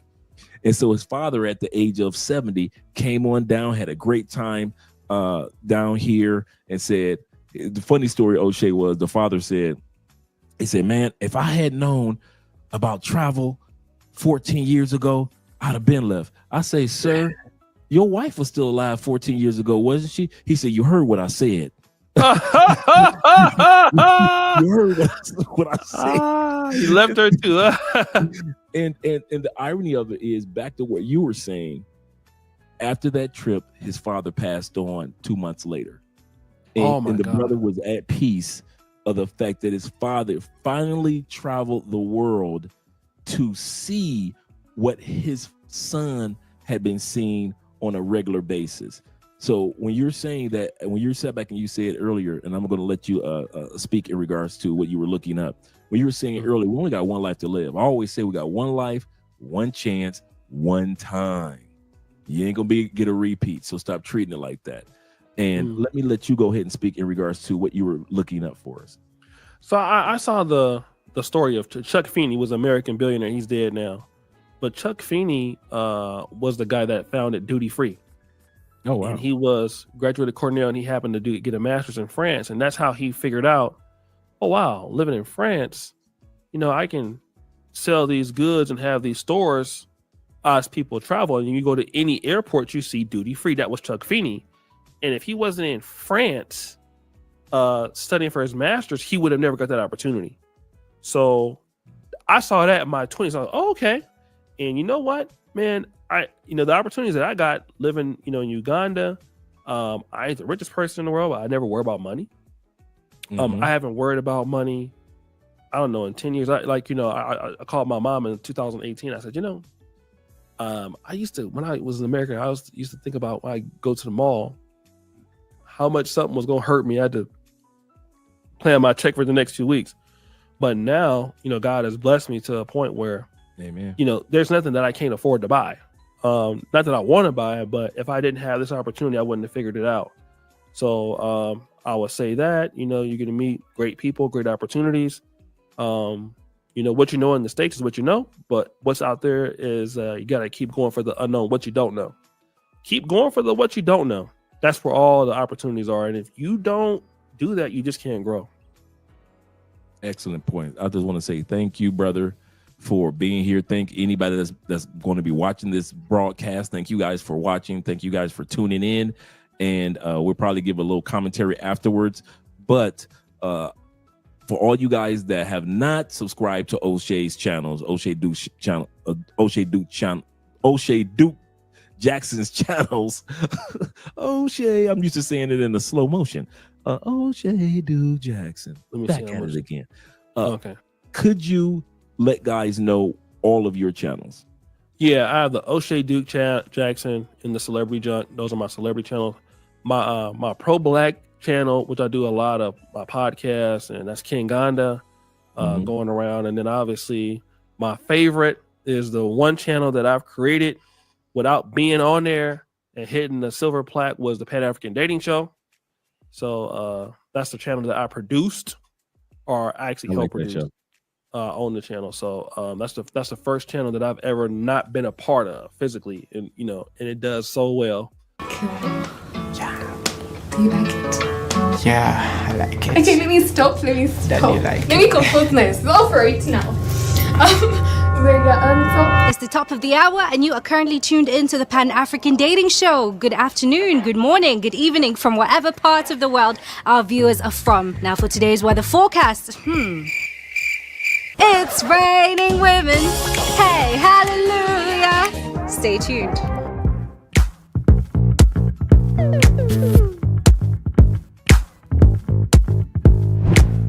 This is going to be a blind dating episode. That's right. We've got Prince, who is going to be going on a date with 4 lovely single ladies. Hi, I'm Happy. My name is Happy Daffin. Hi, I'm Eunice. Hi, Jovia is my name. Hi. So tell me, what do you like to do for fun? I love fucking. Okay. Said I love fucking. So. Said I love fucking. Hello, how are you? Good. So on the first date, where should I kiss you at? On the cheeks, maybe. Austin, what do you do? I'm a YouTuber. And you? I'm a stylist. What kind of stylist? A hairstylist? No. Fashion designer. Oh, and how long have you been doing that? 2 years. But it's been part of my life for a long time. How was it? It's good. I love to express myself that way. You from Uganda? Yeah, I am. From Kampala? Kampala, but then half Kenyan, but I grew up in Uganda.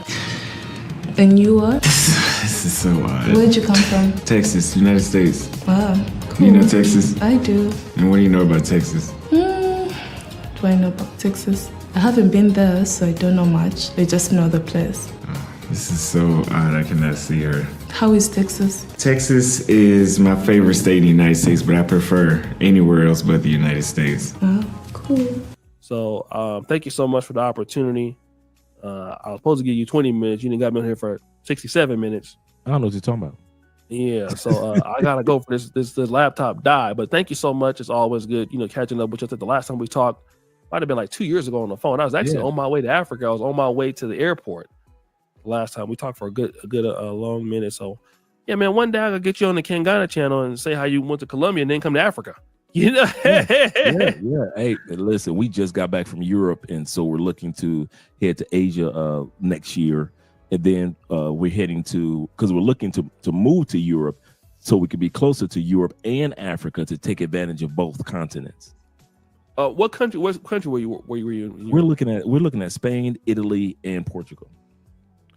Oh, okay. Because we're looking at southern Europe, so we can take advantage of shooting over to Africa because it's so close. Because we just got back last year from exploring Europe, and so because of that, and we met so many Africans over there, and they let us know it's only this much to fly, and it's not that much, Andre, you can do. Yes, so I was like, oh man, there's doors that are open, being closer to Africa or being in Africa. So we're excited about that as well.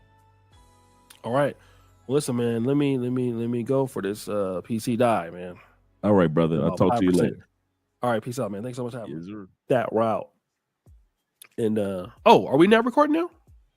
I thought we were, but now I guess we are. I just clicked it. So once let's start over then, I guess. I know. I appreciate you, brother. I swear. Yeah, yes, okay. Go ahead, do that. We've been on here for 3 hours, 3.5 hours. If you guys who are, that are kind of like, I need a break, I got you. Let me give you guys a few minutes break, and we're going to watch the full Frustrated movie. I won't say anything. We're just going to watch Al Grease's movie, but I'm going to give you guys a few minutes. Let's go ahead and do a break.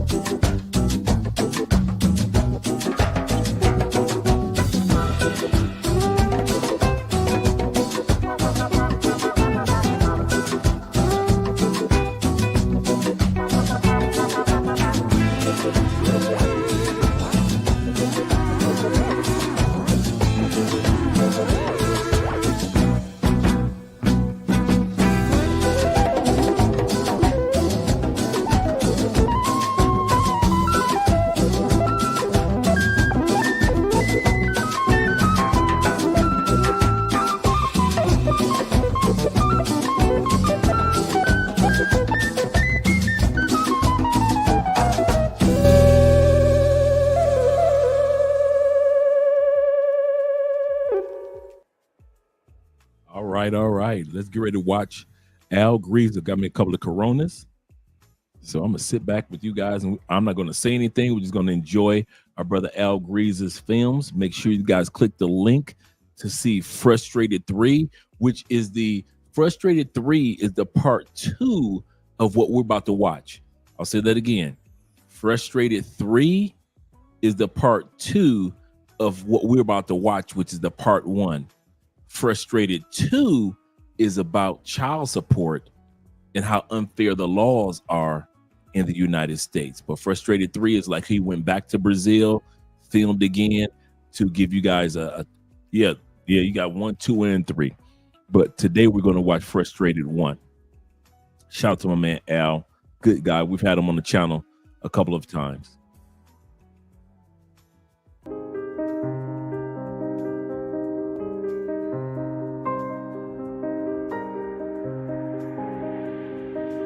I'd prefer it if black men would date black women, or if they're going to date outside their race, that they still give black women a chance.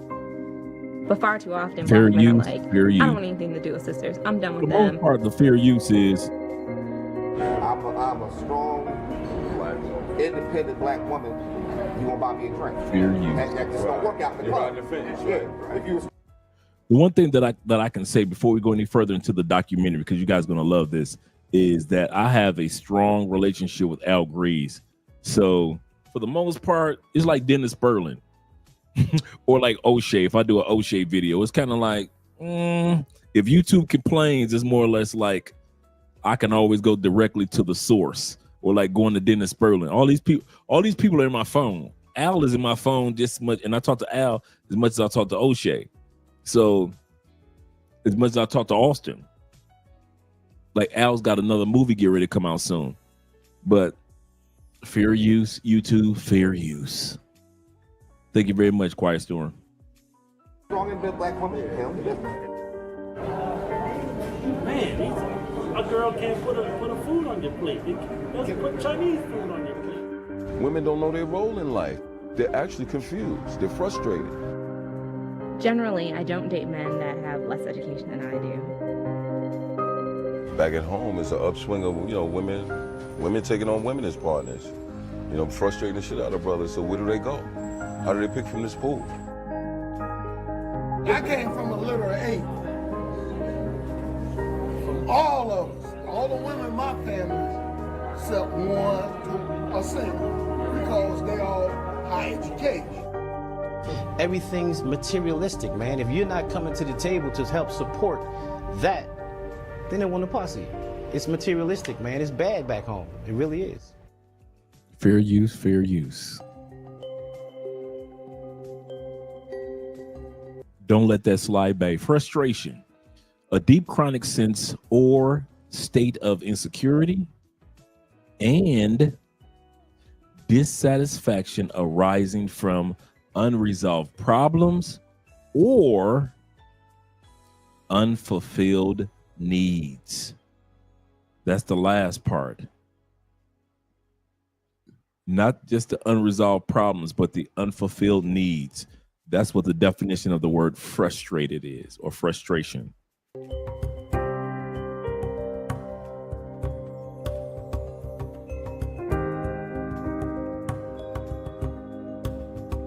Considering the fact that I only have a bachelor's degree, I don't really think that it's asking that much of a person for them to have a bachelor's degree or a master's degree, because I intend to get a master's degree.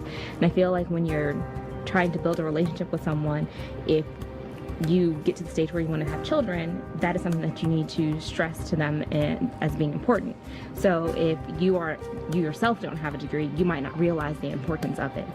Granted, there are situations where, maybe you didn't have money to go to school, or, there are other extenuating circumstances preventing you from going to school, but you do still realize education is important. I believe education is definitely one of the things that is one of the hindrances, because women are being educated at a far greater rate than men. Most black men also feel an inferiority complex towards a woman because they feel that they can't compete with them on the same education and economical level. when you Right, look at yeah. the economy of our society, you know, we've actually moved from a manufacturing-based society to a knowledge-based society. And when you look at who's getting degrees, it's mostly African-American women. If you look at the information from the Journal of Blacks in Higher Education, 2/3 of African Americans who are earning bachelor's, master's, and PhDs are women. And, you know, and so there's an imbalance. What he's not telling us this, guys, as an ex-college recruiter, I'm going to stop interrupting the movie, but as an ex-college recruiter, when I hear stuff like this, it just makes me upset. Yes, African American women are going to school for more degrees than others. Nobody's telling the truth that they're going to school. I'm at 22 decades of experience. If anybody could tell you about Black women going to school, I can. As a college recruiter for 2 decades, academic college recruiter, not a sports college recruiter, but academics, I can tell you, most Black women are going to get degrees in useless majors. Everything from liberal arts to massage therapy. They're going to school, instead of becoming a lawyer, they're going to school to get degrees to be a paralegal or in criminal justice. So yes, these ladies are getting the degrees, but nobody's telling you statistically over 85% of women in the United States are not in careers that are based off of the degree in which they went to school for. I'm going to say this again. 85% of the women, Black or white, in the United States that got a degree in a particular field are, if you ask them what they're working in today, it has nothing to do with what they've got all those college loan debts for. That's why I'm so adamant about you guys knowing this truth. Don't fall for that. We got degrees. Most of them aren't in jobs for that particular degree. Let me continue on with the video. I'm going to shut up because I'm here to enjoy the movie too. I have a number of girlfriends and friends that, you know, have great careers, you know, JDs, MDs, you know, have all kinds of degrees, MBAs, and like for the vast majority of them, they're single. And the reality is, you know, once you leave college, like that pool of available Black men, at least for Black women, that pool of available Black men shrinks, you know, drastically once you leave college.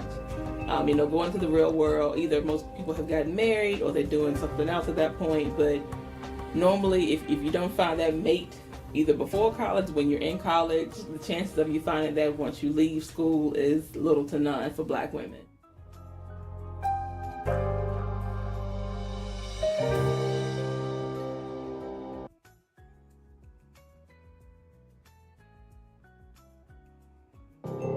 A lot of this has to do sometimes with the women that we are involved with, especially now with the workforce, with the majority of the women making much more money than the man. That then causes a problem with the woman, because now what happens is the woman wants to be the boss at the home and at the workplace. And us as men have problems with that because we want to also be able to lead in our household and take care of our families. And oftentimes women find it, whenever they're going out to look for a mate, it's difficult to find someone who is, I guess, earning enough money to be their partner. And that can cause frustration, I think, in relationships.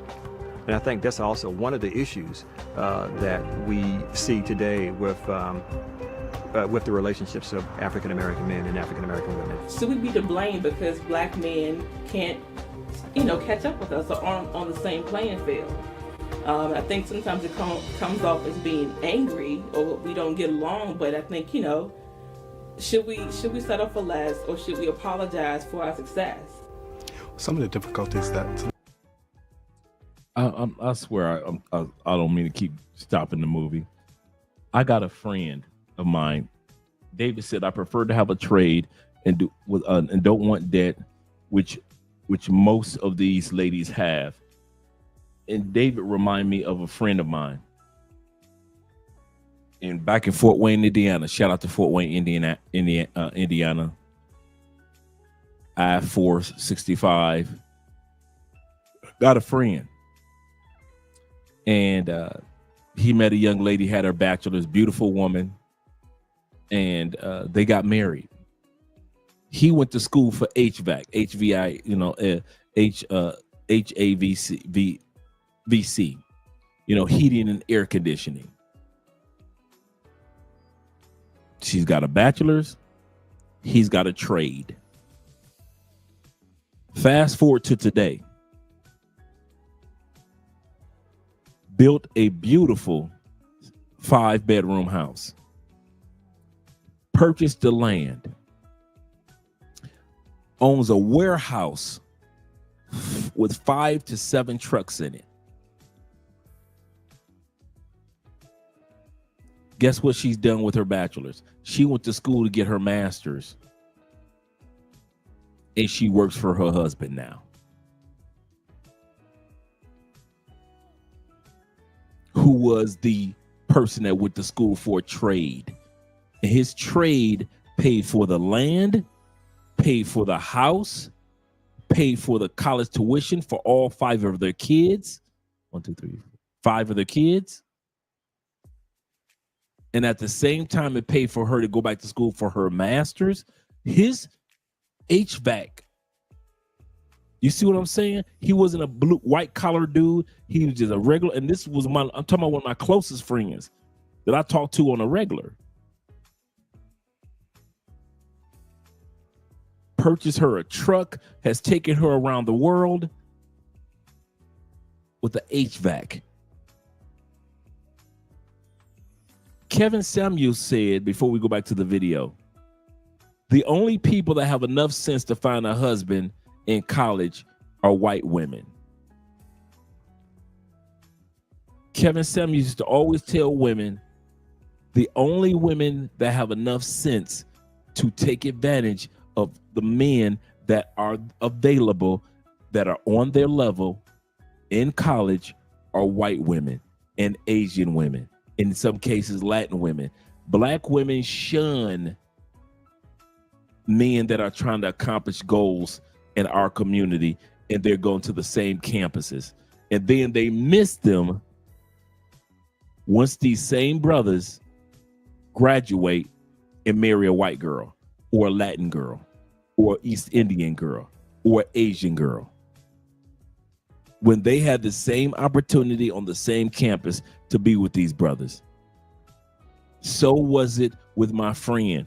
All those women in that neighborhood, in that community, in Fort Wayne, Indiana, could have got with my boy, but they didn't because he was just HVAC. He was new to HVAC. They never realized that in less than 10 years, this dude will have 7 trucks, a warehouse, land, in a 5 to 7 bedroom house from being heating and air conditioning. To this day, half of my phone calls, when I call him, he's up under somebody's house or he's in somebody's home making sure something's repaired. Oh, you'll like this one, DJ. You'll like this one. Shout out to you, man. Thank you for the super chat. So let's go back to the movie, but I just want to lay a foundation. I'm gonna keep on, sometimes I need to shut up and just let us all enjoy a good movie. We're watching the Frustrated movie, DJ, so you're right on time. We're at the beginning. One of my friends are having economics, and those difficulties are coming from with the woman making more money than the man, and with the man feeling inferior in his own household. And with that, there is definitely a problem because the man now feels as if he's now almost like a second child in house, and women tend to almost treat their mate like one of the children, and that definitely causes a problem. And I find that, especially even with a lot of my friends, they choose to not even want to deal in those situations, and then they look to do other things and go other places and deal with women of other nationalities other than black women.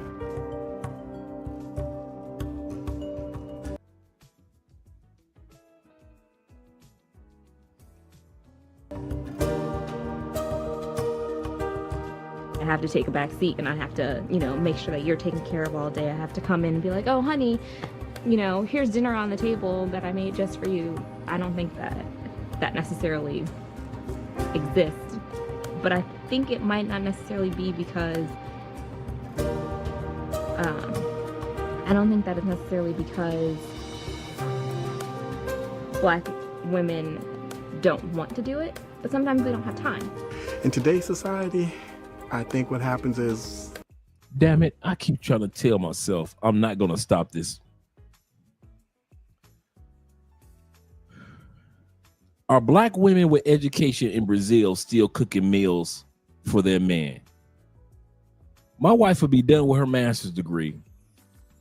Andrea, when I first met her, she would get up at 6 o'clock in the morning to make me breakfast and lunch while I'm still in bed. Go to her job, do all that accounting work, come home, and still take care of me as a man. Ain't missed a beat. Women in Africa do it. Women in Asia do it with educations, with goals. And then once they get a certain amount of money, they may hire staff.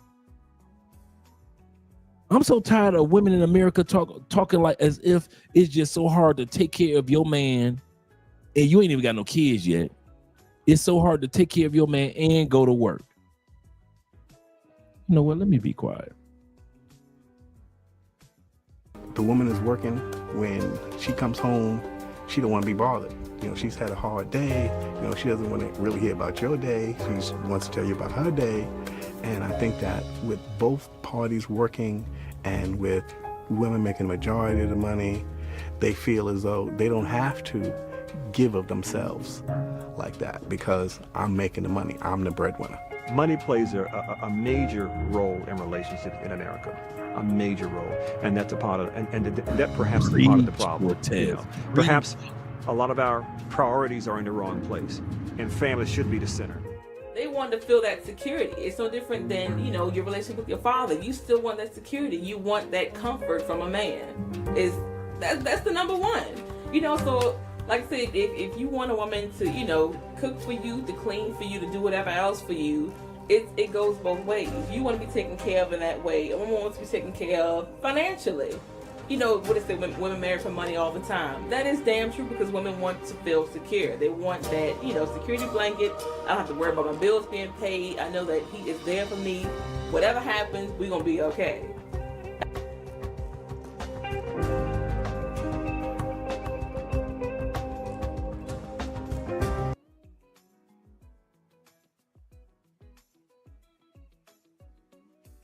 That is damn true because women want to feel secure. They want that, you know, security blanket. I don't have to worry about my bills being paid. I know that he is there for me. Whatever happens, we're going to be okay.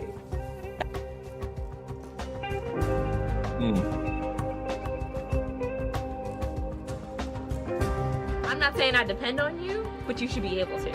Like, I don't want to know that if I lose my job, you can't help out. If I go to work and I'm making 6 figures, I feel like you need to at least make 75. And I also find that a lot of times in relationships, especially with black men, and they find out that they're having trouble with these women, they decide to go elsewhere and go to other places. I'll have several friends who just went up and moved to Brazil.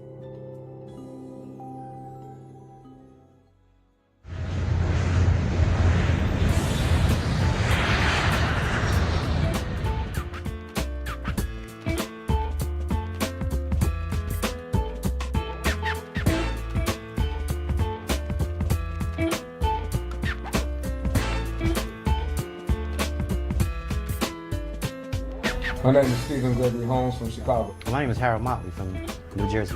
I've been to Rio 3 good times. I've been in Rio 18, 19 times. I anticipated a poor and kind of desolate, beat up area with you know, people living on the sidewalks and that kind of stuff, man, but she's not like that at all. On what he's saying, a lot of people have a misconception that this is some kind of third world country. There are ladies walking down the street swinging shopping bags like any other big city in America, spending money, And they have things down here that would not survive in the States. Like on every 2 or 3 blocks, you got a grocery store. And these people tend to shop exclusively in their area like that. That concept would never last in America though. We go to one big supermarket, if it's 6, 7, 8 blocks away. Here everybody's down here walking, or so, and so people tend to shop in their neighborhood. There's concepts down here that would not survive in America. Women are noticing that their men are crossing the borders to find happiness, romance, or even just somebody to have a good time, hang out with. They not taking. I know a cat that used to take women on vacations. He don't do that no more. He come to Brazil. Why? Because his vacation is here. No, they say, I'd love to go with you, Harold, but nah, man, my wife is not gonna let me go down there. And that tells me, if a man's wife is not gonna let him come, then you got problems. I know guys who would love to come down here, but they say, man, and I tell them, I say, you don't want to come down to Rio. I said, because if you do, you're going to come back thinking, how can I get rid of her? This will change your thinking of women down here. I said, don't come to Brazil. I said, take your wife on an Alaskan cruise, buddy. Don't come to Rio by yourself. I said, because you're going to come back seriously depressed when you hit the States. The world is more like itself than people in the U.S. tend to believe. If you don't travel, you don't understand what's happening outside of the Almost borders 10 of the years U.S. ago. And that's why I call back at home the Matrix. They want you to 10 years believe ago. that the end all to be all is what's happening in the U.S. It's not. The world is more like one another than the U.S. will lead you to believe. A lot of people want you to believe that the U.S. is the world, and it's not. Yes, I definitely believe that traveling and seeing other parts of the world is definitely a key thing, because we need to open our horizons. A lot of times by being in our communities, all we see is what's in our community, and we believe that that is the entire world. In actuality, it's really not. The world is a vast, great place, and we need to get out and see more.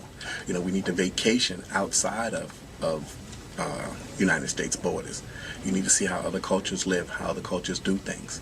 You need to see how women are from other places and how they interact with their men and how they interact in society. You know, because we need to also see that what we're doing here in America is not the whole world, nor does that make it right just because we're here in America.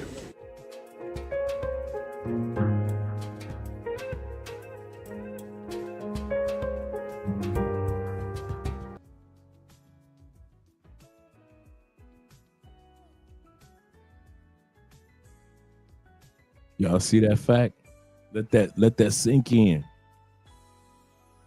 For all those that don't have a passport in the Black community, let that sink in. This was 10 years ago. A lot of times, you know, the women keep themselves up here. They take care of themselves, you know, and they take care of the brothers too. A lot of brothers come here because they can actually, instead of taking someone with baggage on a trip, you know, with them, they can come to a place where they can pay a quarter of the cost, have access to the nice beaches, beautiful women, good food, you know, and brothers could come and chop it up and relax. Well, I have several friends who have up and moved to Brazil and have found that the relationship levels there are totally different than here. They find that the women are definitely much more, I don't want to use the word subservient because that's not what it is. I would say more caring of them and who they are and respect them as men and treat them as such. And it has nothing to do with how much they make. It has nothing to do with anything else but them just being man. I see a lot of American Black women come here. They hold their head down because they can't hold a candle to these. They can't hold a candle to these chicks down here because they take care of themselves. They sexy in what they wear, how they carry themselves. I work hard, you know, in America, in the state, in the city that I work in, and you don't get embraced. I leave America and come here. Brazil's a nice country, man. She gives me warmth. She embraces me. I came here and I met the natives, if you will, and the respect and not admiration, but just the respect factor, man. I come here now because the women treat me like the man I know that I am. Right. See, back home, you got to buy all that. I have to buy your respect. I got to buy your time. Yes, it is, DJ. You can't take a sister out back home in America, man, with nothing. You understand? To me, in the areas that I'm in now, a lot of the sisters working are gravitating toward, to me, negative guys. You know, pants hanging down, hair every which way. To me, that's not being a man. Right. If you can work, pay your bills, and be responsible, and be a productive member of society, then that makes you a decent man. Women don't seem to like that anymore. I do think the Brasileiras here could teach the American women some things about how to treat your man, because the drama's just not yes, here. It is. I mean, even though they know we're transient, they don't come with you with all the drama. I mean, women in the States. Everything that they're saying about Brazil, it's the same thing in Colombia. It's the exact same thing in Colombia. The only thing is, a lot of guys don't realize that, you know, no matter where you go in the world, you got party girls, you got the scammers, you got gold diggers, you got jealous chicks, insecure chicks. You're gonna have that pool no matter where you go. Here's the kicker. That pool is not as large as you think it is compared to the United States. You go to other countries, you'll find more traditional, down-to-earth women that got your back than women in the United States, and they got degrees in education and money and this and that. And they act like it's just so hard to make you a glass of water. Men are simple. This is the part that probably pisses men off the most, because we know that we're simple. The meals that we want, simple. We don't be asking for like no 5-course meals. Girl, if you could throw something in an air fryer and bring it to me, I'll appreciate that. And if you could make me a glass of wine or some crack open a beer, I'm good. They think that is that much hard work, that is hard work to crack open a beer, to actually go like this. They literally think it is that hard to do that in the United States. So yeah, it's the exact same thing in Colombia. That's why I explained to you guys, dude. Andrea is a very dependent but independent woman. She's not a feminist. She's far from that. She doesn't like feminism at all. If you realize how much Andrea spoils me, man, you'd have thought I was 6 years old. I'm gonna say this again. I'm a grown man at 57 years old. My wife spoils me as if I was 6, 7 years old.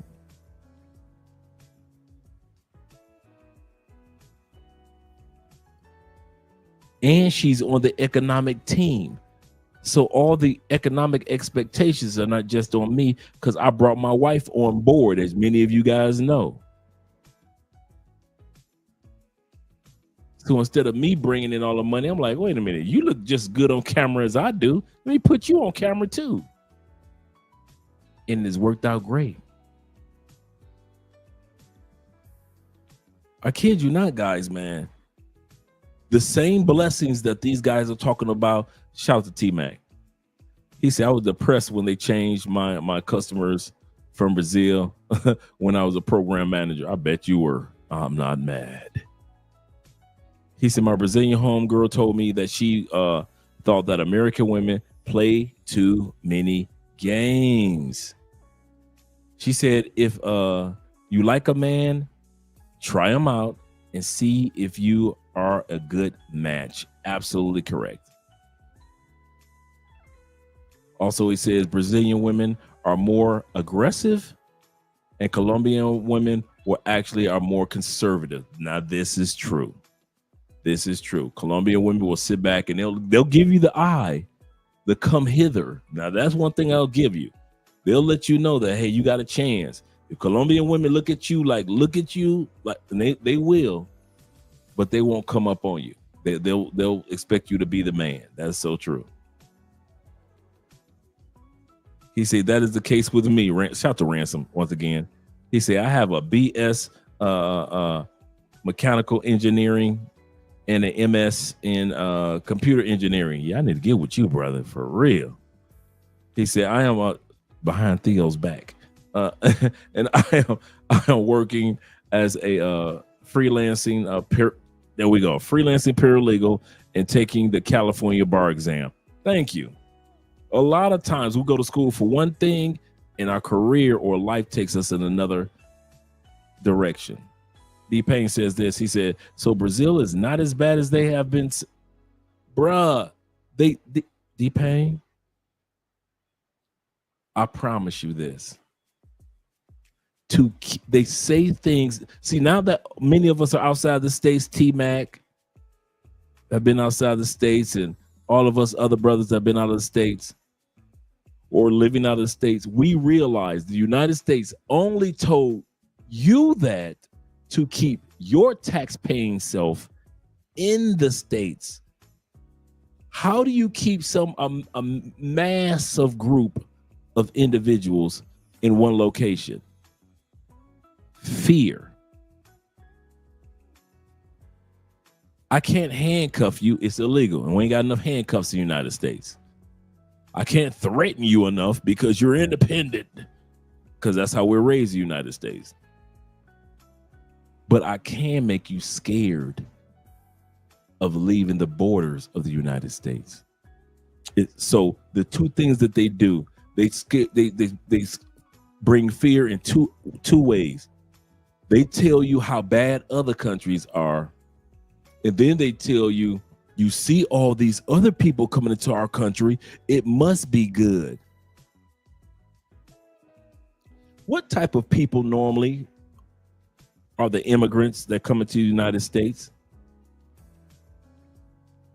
Panhandlers, poor, destitute, no degrees, thieves, criminals, robbers, gang members.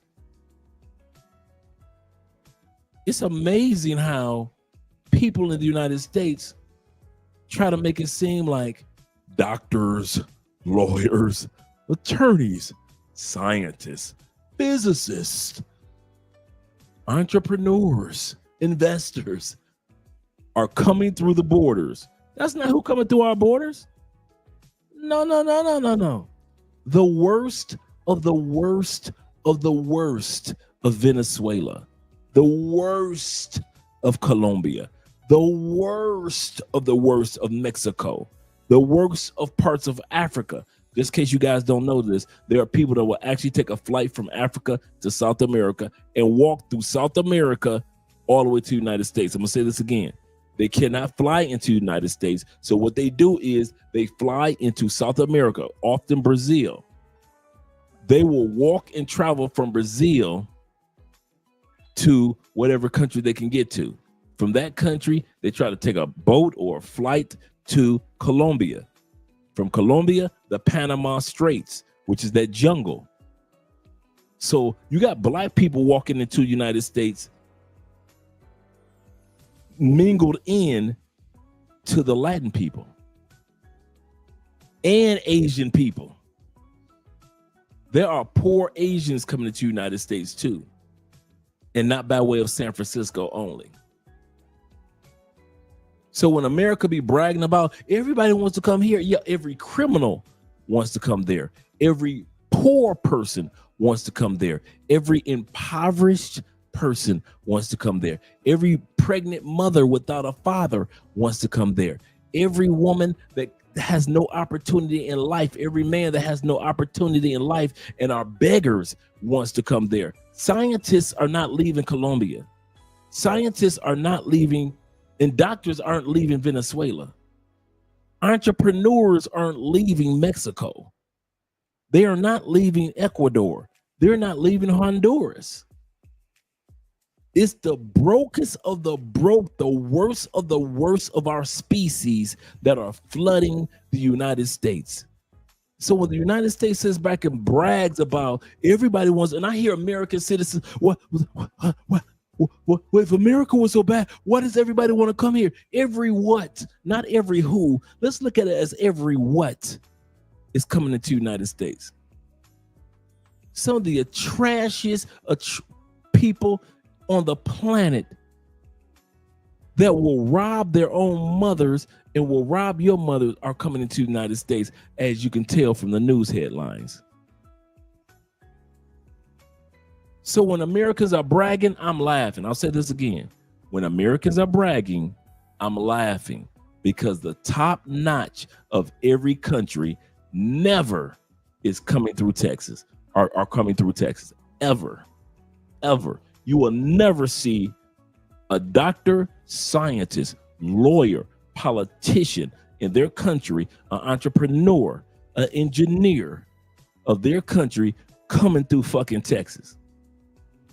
If they do come, they're coming legally by way of flights and a visa, if they come.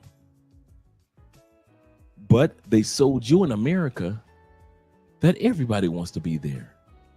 And then the other thing they sold you in America is you should never want to leave here. What is wrong with you for leaving? It's like you're living in Disney. It's the greatest place in the land. Why would you want to leave it? That is a third world country. Why would you go to Russia? Oh my God. Why would you go to Spain? Tanzania? Uganda? Guyana? Why would you go to Southeast Asia? Their people are coming here. They're not telling you their poorest are coming here. No, their people. Why would you move to Mexico? Mexicans are trying to come here. No, they won't tell you the poorest of the poorest Mexican is trying to come into the United States.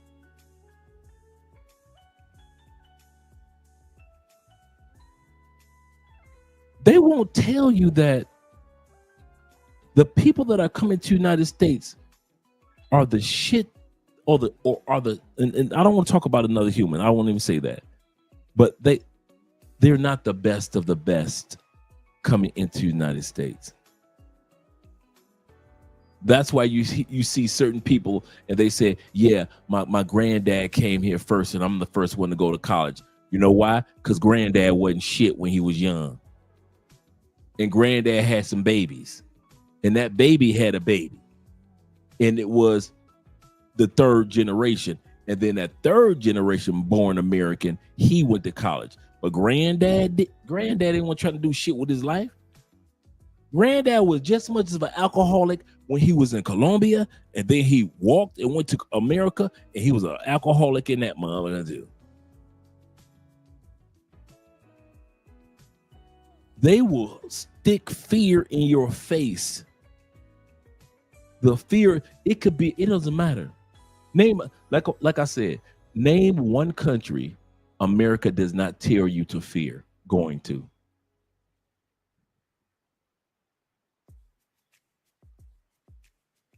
Switzerland, Sweden.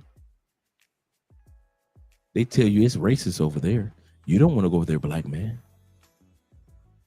Spain, you don't understand the language. Italy, you really don't want to go there, black man. Southeast Asia, China, that's the enemy. Russia, Georgia, Romania, no, they're the enemy too. South America, that's the third world. And then you get to these countries and ain't shit third world about them. Nothing. A few potholes. I was looking this up today. Somebody was asking me, he said, Dre, he said, but there's so many baby mamas and single mothers in Colombia. And I was like, wow, there is. Colombia ranks number 2 in the world. I'll say this again. Number 2 in the world for single mothers. Colombia. Let me drop this down. Shout out to you, brother. Number 2 in the world for single mothers. 84% of births are to single mothers.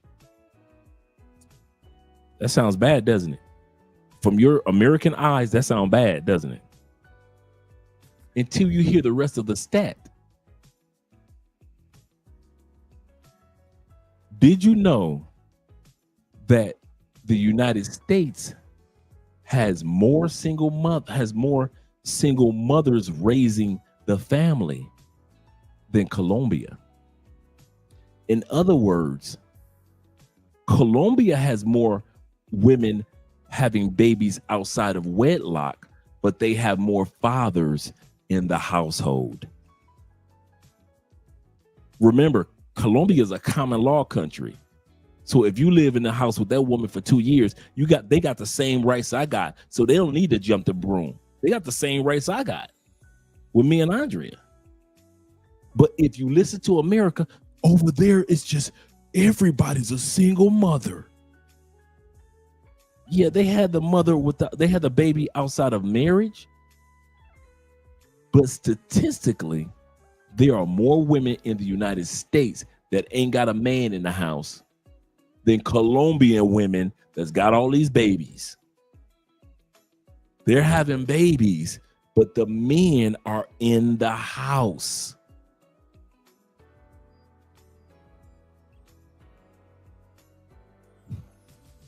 But they ain't gonna tell you that. Shh. He said, if I want a single mother, he said, I'll go to a blue state. Man, let's get back to the video, man. We don't want to be here too long. Theo crazy. He said that's why I don't let the novias live with me. Yeah. He said 2 year mark. Yep, the 2 year mark has consequences. Cortez says, exactly. That's what I meant. I saw Mexicans do that, and they signed up for single mother. They signed up as single moms for benefits, but the fathers they're right there in the Latin community. Yes, Colombia is number 2 in the world for women that are single mothers. They are not number 2 in the world for fathers not being in the home. That blew me away. That was like, wait a minute, pause.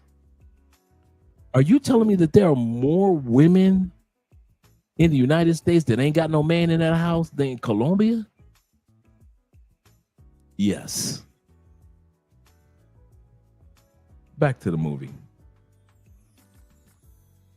Within a week, I'm getting all the drama, all the baggage, and I'll be like, man, I said, we've only known each other for a couple of days, and you hit me with your bad credit, your messed up marriages, and and I'm looking at all this stuff, and I tell women, I say, women that'll tell me they've been married 4 or 5 times, I say, what you need to say is that you've been divorced 4 or 5 times. I said, that tells a person more about you than to say I've been married 4 or 5 times. So I said, something could have happened to the guy, he could have died.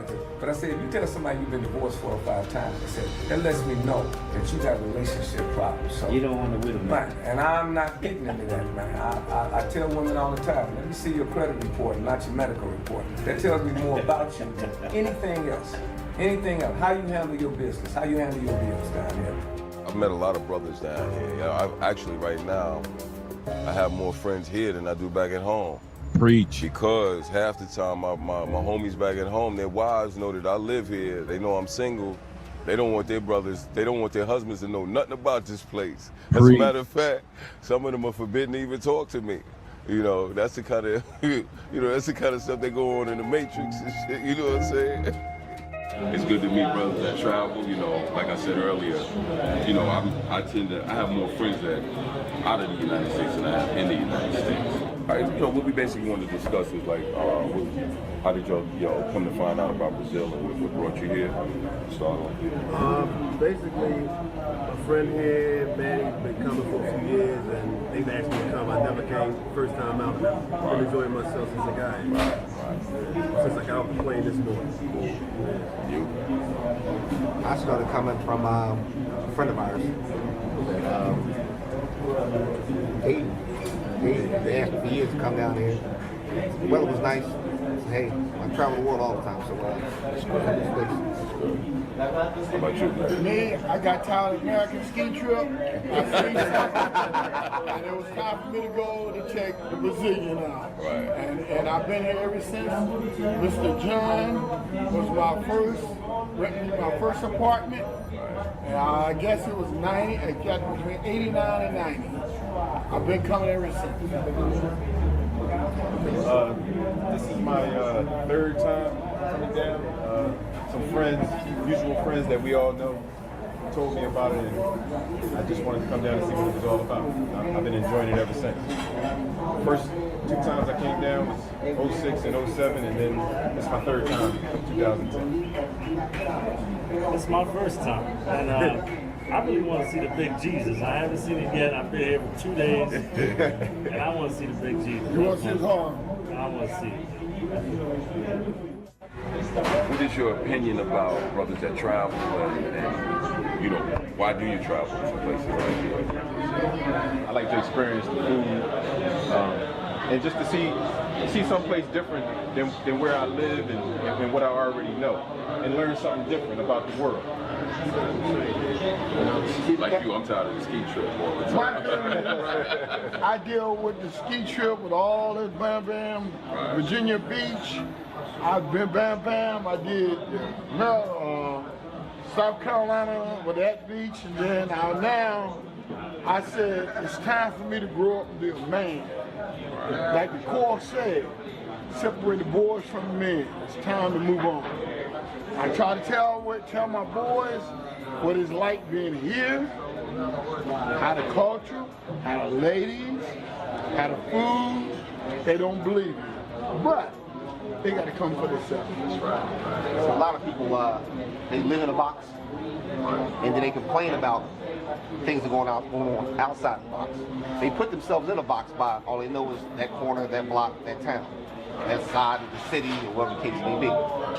And traveling, experience different cultures, different atmospheres in general.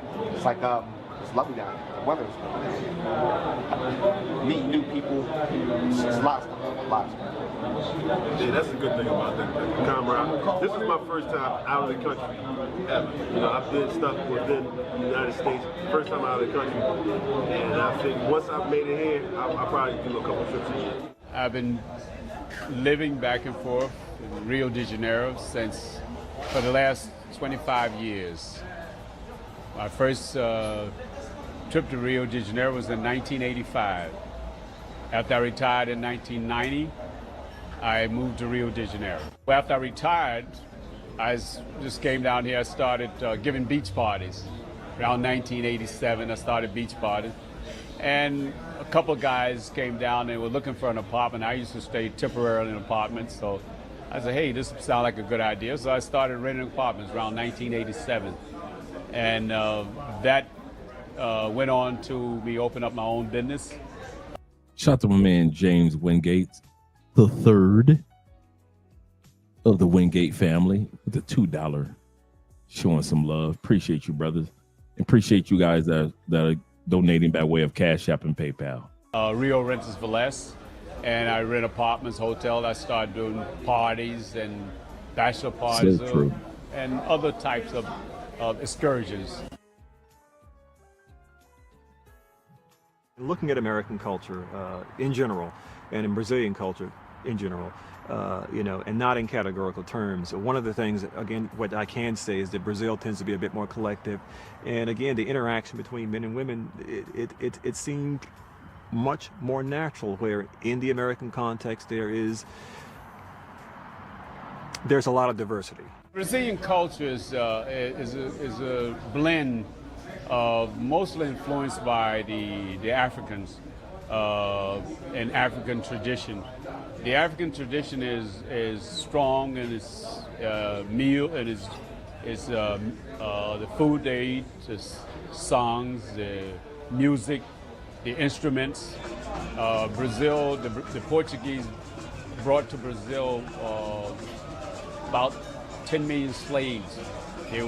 Brazil was the largest slave port in the Western Hemisphere.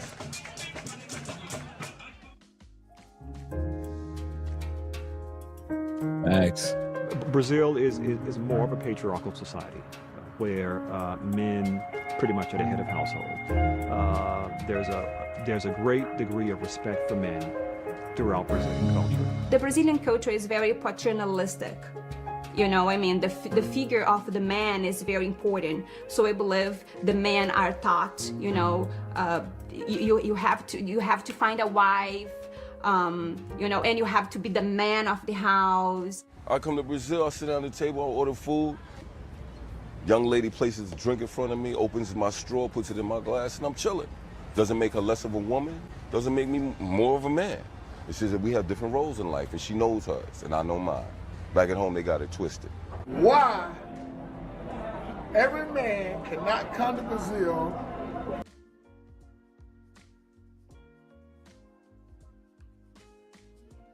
I was in a restaurant a couple months ago. True story. And shout out to my man Black Nubian over on Rumble. Rumble Young Man Rumble with the Rumble Rant, $2 Rumble Rant.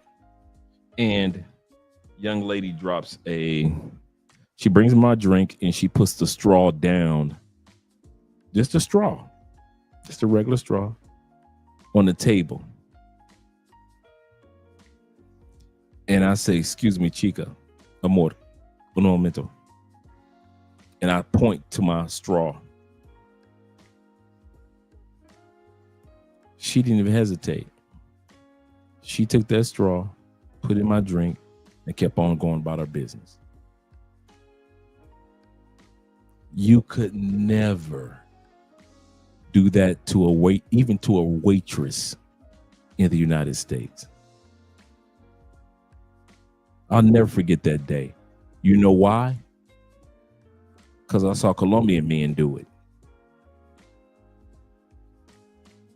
And when I saw Colombian men not tolerate a woman not putting a straw in his drink, and they think that I'm a foreigner, so I don't know any better. Chica. Un momento. Gracias.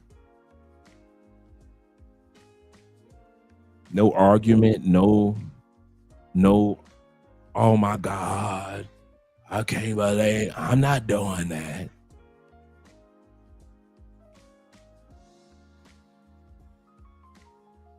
She put in my drink, went on ahead about her business, came back and asked me if I wanted another one. Just want to confirm what the brother was saying.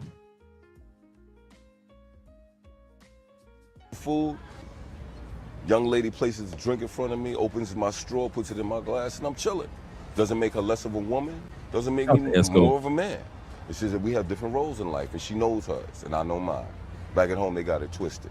why every man cannot come to Brazil and check out how living it you should be treated. You crazy. One Max. time Max. in your life, why every black man should come down one time before you be put in this earth to see how this culture treats you. Come on, man.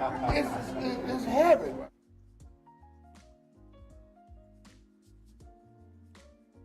Several years ago, I read an article from Essence magazine in regards to African-American men going to Brazil. And now remember, this article was written by a man I was just telling you about, and it was written in 2006, Essence magazine article, Blame It on Rio. The article was not pleasant at all. It was quite negative. You know, I recently read some of the articles written by Essence and Jet magazines giving black men a bad light on their plight to Brazil. I think that a lot of those magazines don't fully tell the true story on what's actually going on out there with the men that have moved there. I think that there's a bad rap given to black men in the media in general. Let's do the math here. You don't write an article to put women down and put it in a woman's magazine. You want an article that's gonna sell magazines, so we're gonna put American black women in the favorite. And I'm speaking directly to the article that was written for Essence. If he don't write an article that shows black women in a favorite light, don't sell no articles, don't sell no magazines. He lose a job. I mean, there's been a number of articles since the Essence story about that, I guess, a year or so ago. Where I've heard, the new thing now is Dominican Republic. A lot of guys are going to Eastern Europe, to Ukraine and Latvia, Estonia to meet women and whatnot. Black guys, and to a certain extent, I think it's sad to a certain extent. Just because, first of all, when you go to those kind of places, the girls that you're meeting are sex workers a lot of times. They're young, underprivileged, underpaid, very impoverished people that I think to a certain extent you're almost like a predator, You go down there for a lot of guys, or, you're going to meet women, but it's really just for sex is what it comes down to me. You're looking for cheap sex with pretty girls, which is prostitution as far as I'm concerned. But, the girls, they don't care about the guys. They're there to get your money. They can smell American guys coming from a mile away. A black guy. I think they target you all to a certain extent, but you equate that with love, and it's not. It is not. I mean, you're paying for sex. You're paying for a service. There's no facts to the article. The articles are basically a hearsay. There's no way one can tell how many black men was coming to Brazil for sex without doing a survey and a study and to interview and every plane coming down why these guys are coming to Brazil. I read the article. Whether or not he's on to something, I don't know. But I just think brothers come down here for different reasons, though. Yes, that trade is down here, but to me, it's the weather, it's the beach, it's winter in Chicago, summer below the equator. And to me, I don't need any more than that to lure me down here, though. Well, I came down here, he told me, he said, hey, sunshine, beaches, and some good times. And I jumped on the plane and came on down. But the article, I feel you should come here and experience what she has to offer Brazil, especially or specifically saying Rio in the Copacabana area before you can put something down on paper and badmouth it. Right.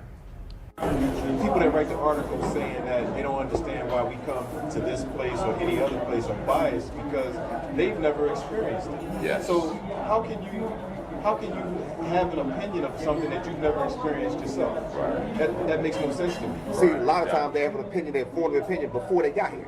Right. So it's like, if you're looking for bad and you get here, you're going to see bad if you look for bad. If you look for the sun, you're going to see the sun. When everybody heard I was coming to Brazil, the first thing came out was something negative. Right. Well, why can't I just be going to see the big G's? Why can't I go just to see the beach? And then had a camaraderie with the people, because I work with three of these guys. Right. We work together in film. We're all firemen. Right. So why couldn't it be that? Why I had to jump to something just straight negative? It's just me enjoying myself before my time is up on this planet. Basically. It's not an issue until the black man starts doing it. and then it changed. The brown man too. Yeah, the brown man too. This article by the people who wrote the articles on why black men come to Rio is racially motivated.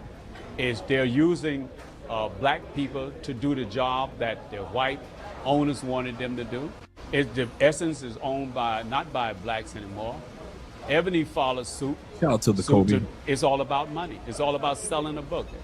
If you look, there are more sex going on right in the local communities. There are more prostitution going on right in the local community in the United States, in Las Vegas, Thank you, Kobe. and all over. Brazil is a small percentage of guys coming to Brazil for any reason whatsoever. It costs a lot of money to come down here. And if you look at Brazil itself, Brazil in this millennium right now, Brazil soon will be probably the number one, the fifth largest economy in the world. Once you have set in people's mind, and black people's mind, and black women's mind, that men shouldn't come to Brazil, number one, it keep them from investing in Brazil. It keep the black women from investing in Brazil. Brazil is on a move financially, economically. This is the place to invest. Look at the seed that's put in these people's mind. That seed will keep them from coming to Brazil and investing in Brazil, all because some stupid articles that really was just racially motivated and racist article, then that's where I see those articles on Brazil. It's garbage. It has no meaning.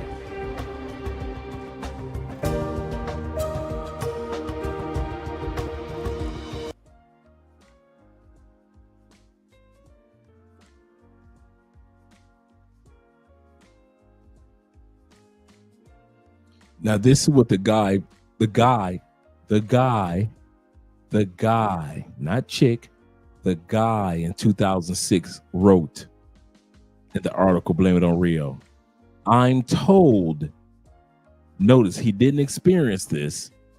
I'm told that men routinely pick up 2 or 3 women a night, which the rate of exchange makes affordable. I'm told. Once again, this article is written by a man for Essence Magazine. And if you listen to, like I said, I've listened to his interviews. This dude is definitely, one of the alphabet kids. One of the alphabet kids. I'm told, Caesar.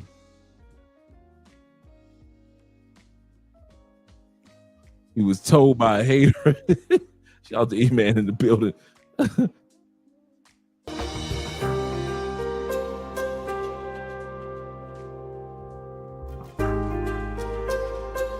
I believe that a lot of Let's go back to that. However, it's cost a lot of money to.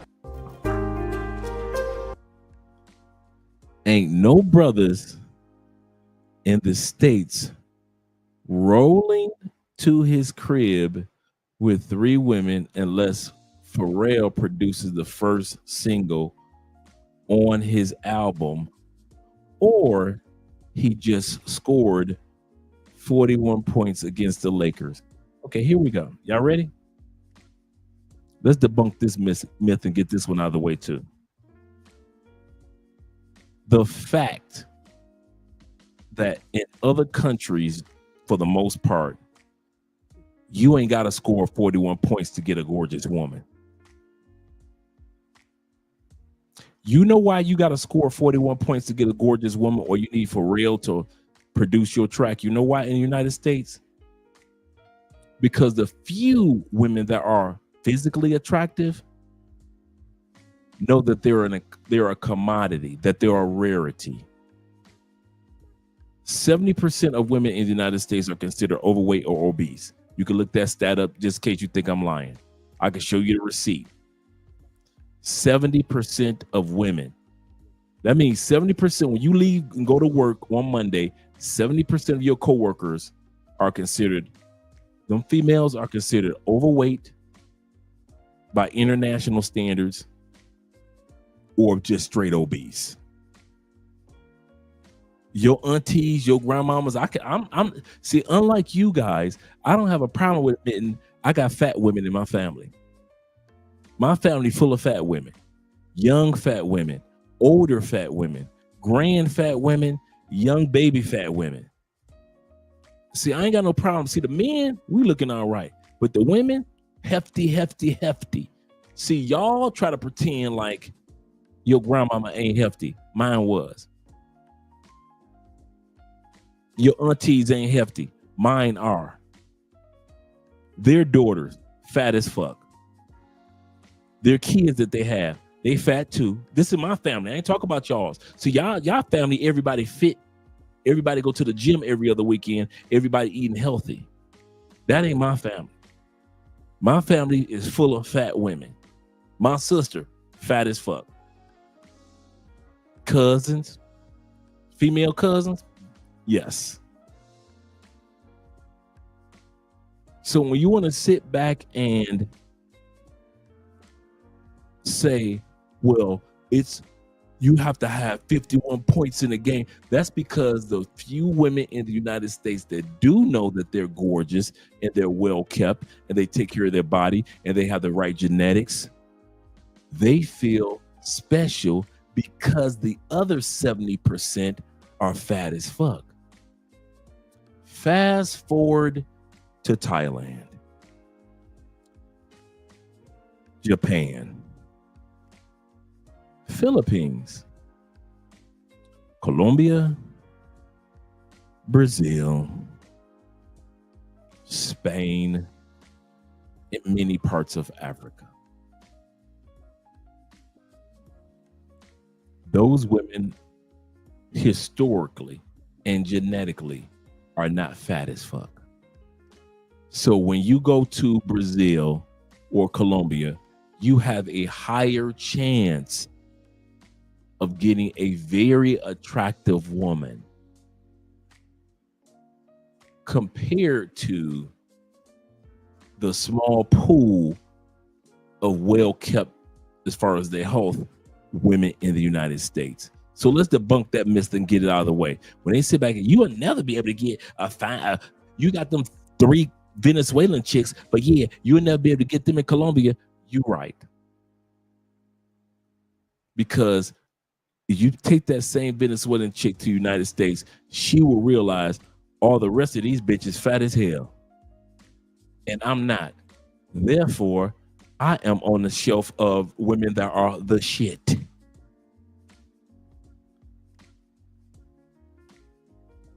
And a lot of you guys don't want to admit that. You go to the high school reunion, you go to your college reunion, them females that you used to smash, they used to be fine in a motherfucker where you were smashing her in college. She fat as hell.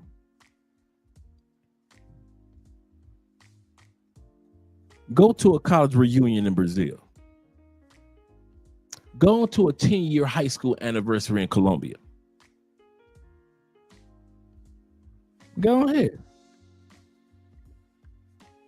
Bet you won't I bet you won't be a bunch of fat bitches. Bet that. It won't be a bunch of Lizzos all around you. Bet that. They don't want to admit to you guys in the United States that that's the norm for the United States. It is not the norm for the rest of the world. Are there countries that are battling obesity? Yes, but even their obesity battle is not based on the U.S. obesity or overweight battle. Give you a perfect example, Colombia. Colombia will sit back and say, we got overweight women in this country. But Colombians' definition of overweight is completely different than definition of overweight in the United States. Same thing with Japan. Japan will look at a woman that we will say, man, she curvy. Or Thailand will look at a woman like, we'll look at her like a Thai chick, like, oh, damn, she's fine. Or we look at a Philippine like, man, she is so attractive. And then the Japanese Thai guy, as well as the Philippine guy, will look at her like, she's fat. So even when they say we have women that are battling weight, they're no longer a size 5. Most countries, their definition of obesity or overweight is not the United States fat ass looking like Magilla gorillas and looking like goddamn Sasquatches.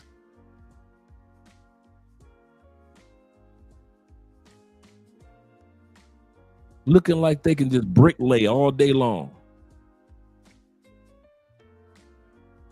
So don't get confused when other countries sit back and say, we've got an obesity problem.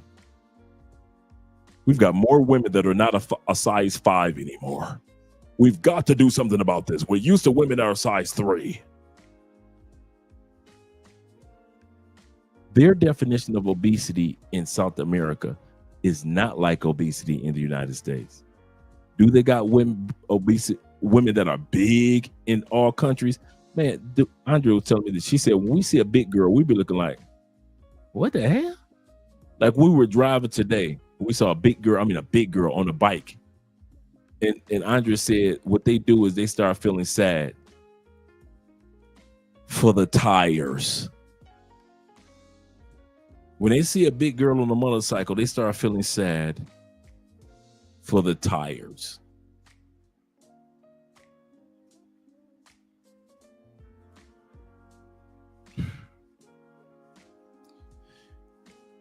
Cortez, they feeling sad, not for the big girl, but for the tires.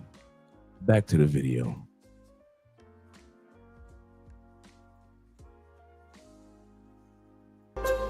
I believe that a lot of what women are looking for today are superficial.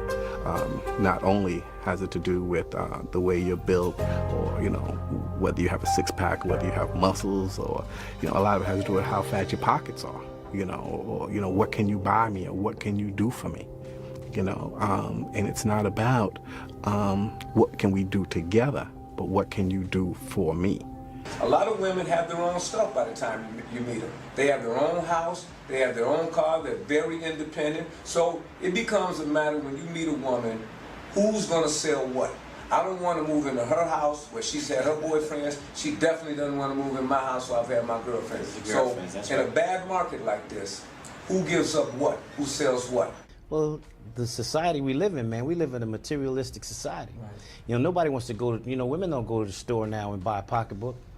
They want that Louis Vuitton. Yeah. They don't go to the store and buy a Volkswagen. They want a Mercedes-Benz or that BMW. Yeah. Everything's materialistic, man. If you're not coming to the table to help support that, then they want to posse you. It's materialistic, man. It's bad back home. It really is. I don't want to say that it's that bad. I mean, me personally, I love my beautiful black sisters. Right. I agree with you. I agree. And part of the reason why I'm here is because I love my beautiful black sisters here too. I mean, they beautiful. But there is a cultural difference, not just in Brazil compared to the United States. It's around the world. There is a difference in the way that women around the world look towards relationships with not just black men, but any man. The system.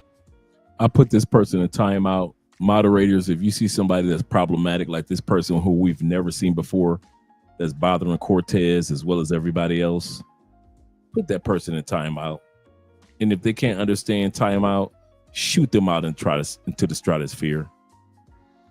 We don't play that here on this channel, where some female come in on the male's channel, or a simp comes in on the male's channel, or an alphabet kid comes in on the male's channel and try to shame us.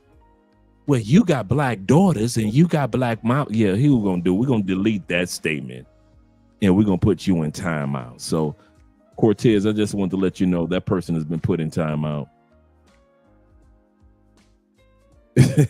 yeah, that I don't know who this person was. Irilas, I don't know how to pronounce it. We've never seen that before, but that person came in and said, well, you got black mamas and daughters, and how y'all men gonna be on here talking about black women when y'all got my mama black.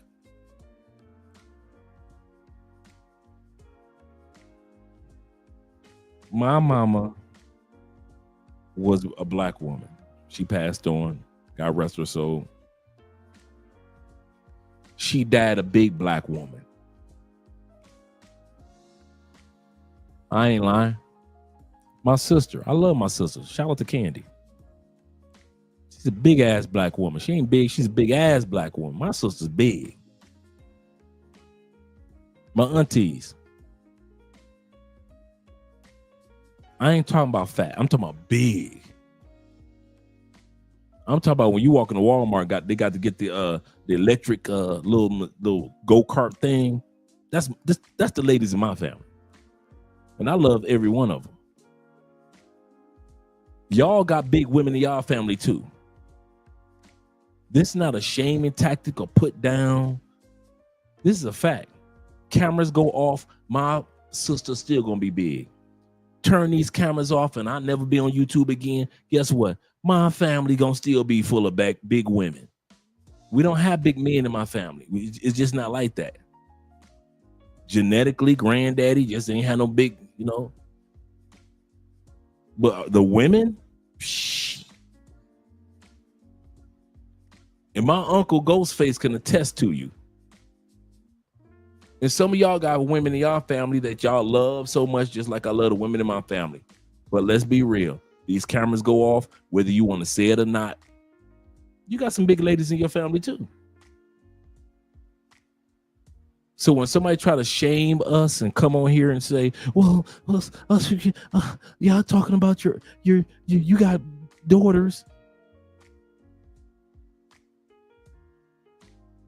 Yeah. We don't lie to ourselves on this channel. There are plenty of channels for men to go to lie to each other all day long. On this channel, I'm transparent as can be. And one of the things I could tell you, I love all the women in my family with their big asses.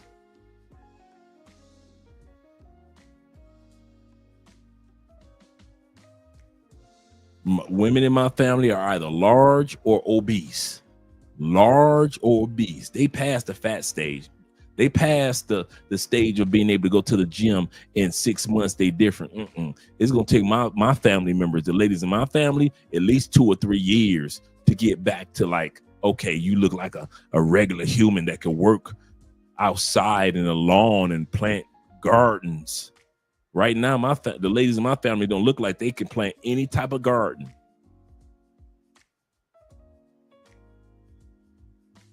And I love them. I really do. So if I'm going to say this about women that I truly love, you damn sure realize I ain't going to lie about women I don't give a damn about. Y'all got some fat ass women in the United States. That's one thing I noticed once I got in the airport. All I had to look for was one thing: the exit and fat people. Fat as fuck.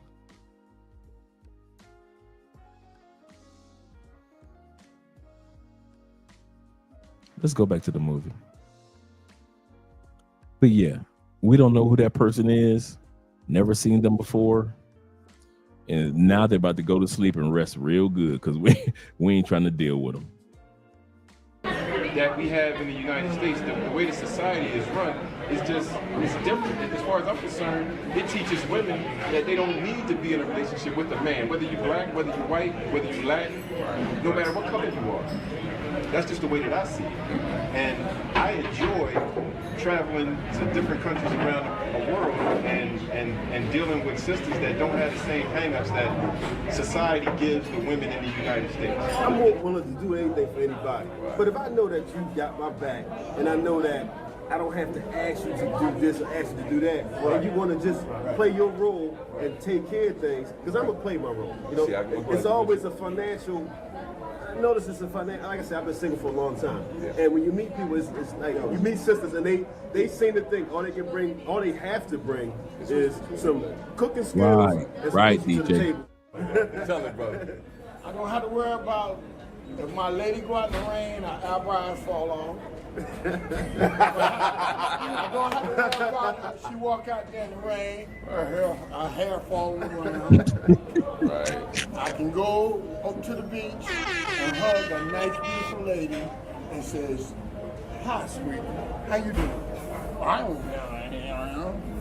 don't have to go about it. My black women, and then you got to worry about that. Now, listen, brother. How, when you were back in the States, how was our black ladies to you? How could you go walk on the beach? She got a two-piece on, nice as she is, nice, beautiful hair. Could you hug her? Probably couldn't even say anything. Probably couldn't say 2 words to me. You answer that question, First of all, I couldn't even get near. You know, she'd probably be calling the cops on me or something. I hear this all the time. You think we're abrasive. You think we're too aggressive. Whatever. To a certain extent, I think it's true. Women are insecure because their game is not tight. They know that women in a lot of these countries are taking care of their business, and because they fear that their man might leave them for something else, they don't want him to come here. They don't want him to experience it. They don't really want them to have contact. And the easiest thing for them to do to stop that is to play their role. Play their role. Because they want you to play your role. But you know what, too? See, that's a misconception, too, back at home in the Matrix, because the role presented, how they tell a woman what their role is almost like saying that they're less than us. We're not created equal. We have different roles in life. Right. Most of women today are so superficial, you know. They are much more concerned about being beautiful and being young, and they are forgetting other things that also it's important in a relationship, like love, respect. A lot of black women feel like if a black man can't pay their bills, then what good are they financially in the relationship? Unfortunately, I do think that is something that a lot of black women do believe. including her. Today, we have unprecedented wealth in the African American community. We have freedom. We have opportunities that our ancestors would have loved to have had. We have opportunities to travel in a day's time to Africa, to our homeland. We can explore our history and our roots. We have many PhDs, many doctors, lawyers. We have we have the President of the United States, first family. And so right now we should be in sort of a renaissance. The black family should be exploding. And in fact, in some ways it's going in the opposite direction. And I believe the culprit in this case is what I would call hyper-individualism.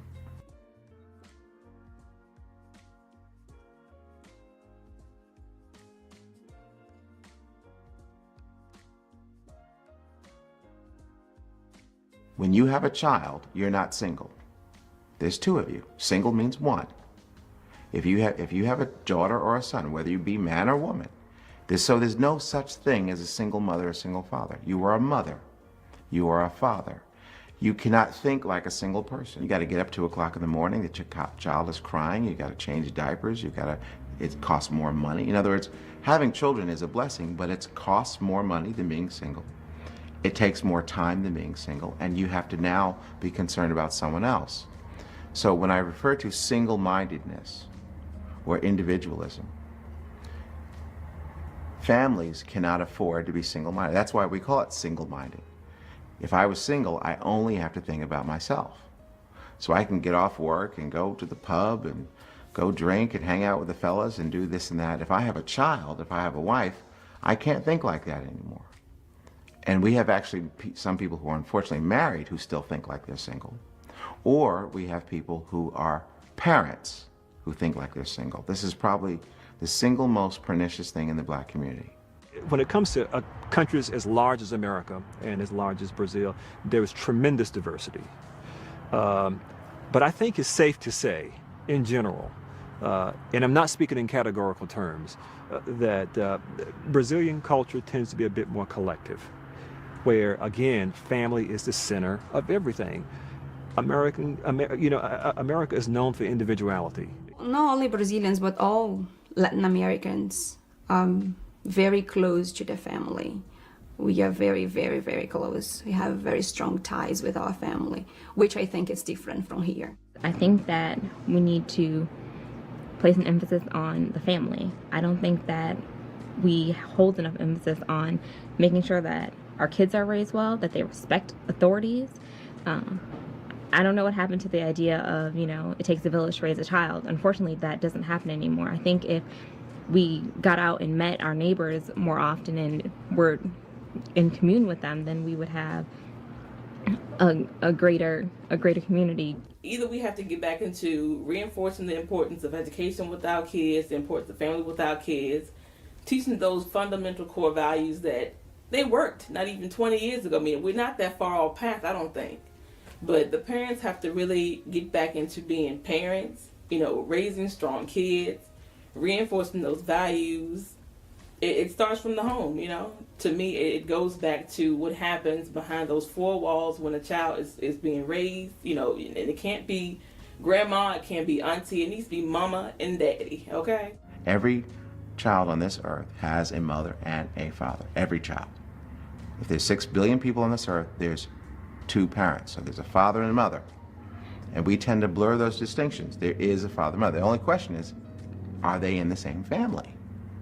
When you have a nucleus, a family, where there's a mother and there's a father and a child, that's a very strong unit. And I think it has some of the lowest statistics of homicide or suicide or incarceration, the highest set of scores on the SATs and all the GREs and so forth and so on. And again, I'm not an educator.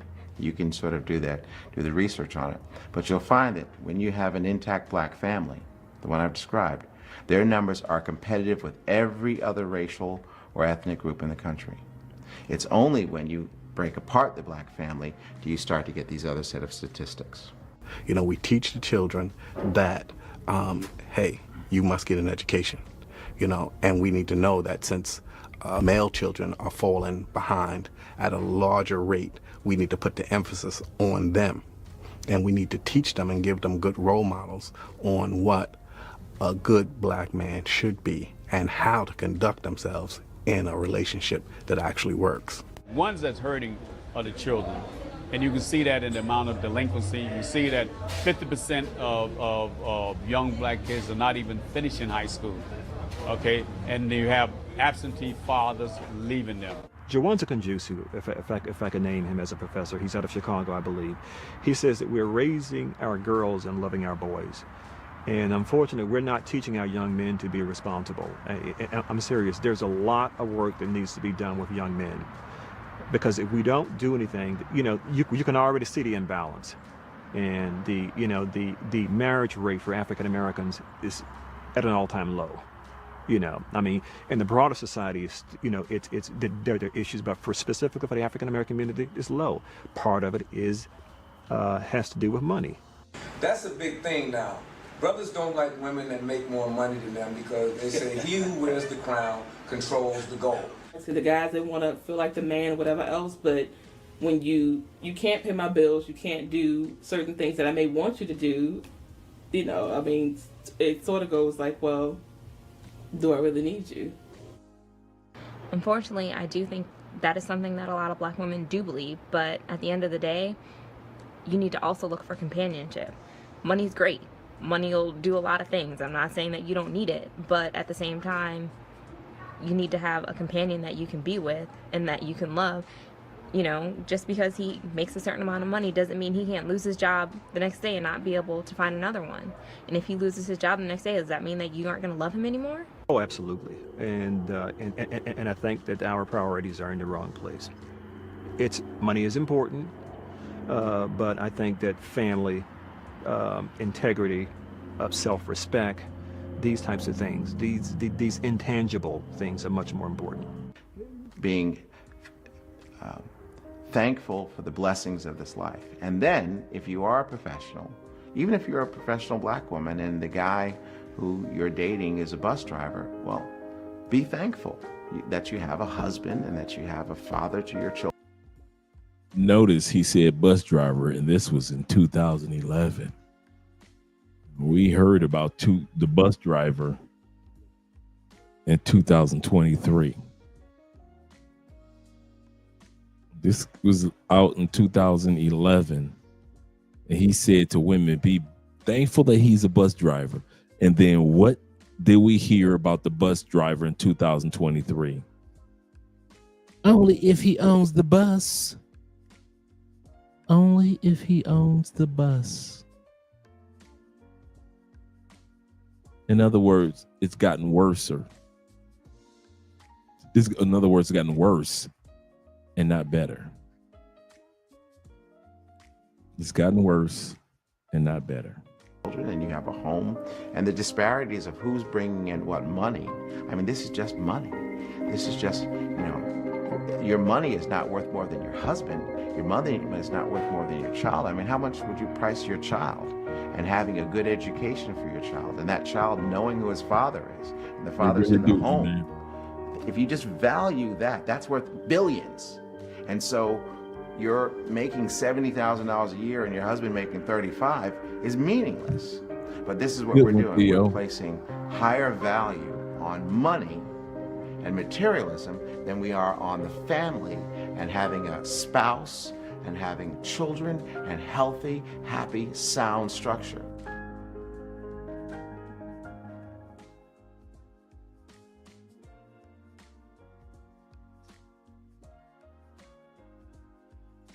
All right, gentlemen, thank you very much for being here this Quando evening. eles vêm em grupo, gente, vamos para discoteca aqui no Brasil, aqui no Rio de Janeiro, para ver show, Rio São, gente, levamos os meninos para poder curtir.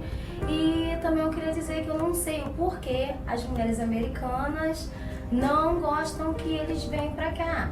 Porque quando eles vêm para cá, eles são muito bem tratados, porque as brasileiras sabem cuidar deles, entendeu? E também tem que muitos falam pra gente que as mulheres americanas só querem saber trabalho, trabalho, trabalho e esquece o marido, esquece às vezes o grande homem que tem do lado. Aí eles conversam muito com a gente sobre as mulheres americanas. Eu não entendo o porquê elas não gostam, parece que não gostam das mulheres brasileiras. Por quê? Eles vêm ao Brasil, a gente conversa, a gente dança, a gente bebe e elas não gostam. Eles falam que chegam em casa, no país deles, e as mulheres são frias, as mulheres não querem saber deles, entendeu? E as mulheres só pensam em trabalho, e não pensam no, às vezes, o homem maravilhoso que está do seu lado, os americanos, entendeu? Por quê? Eu gostaria...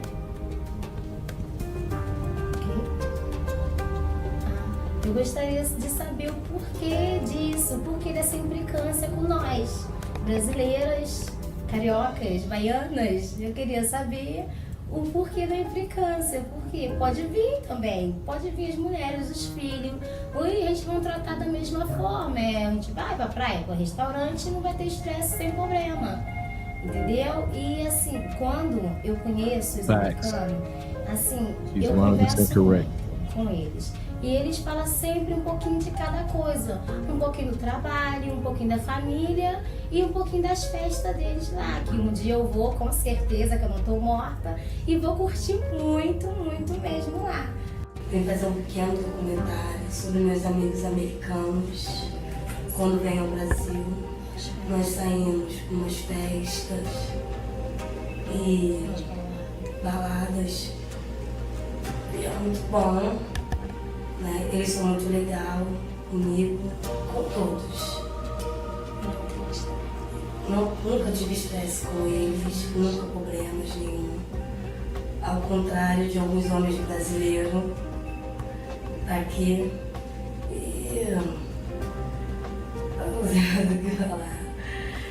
E quando eu vejo eles me tratam super bem, né?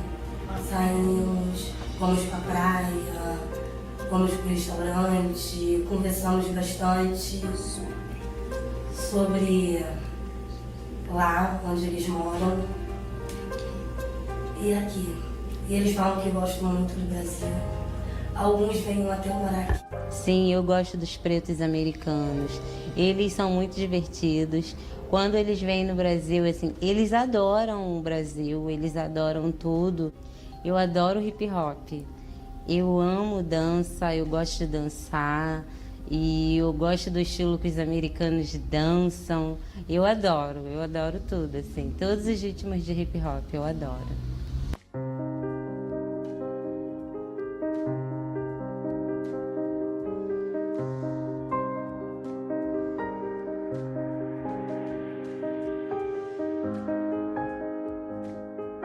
All right.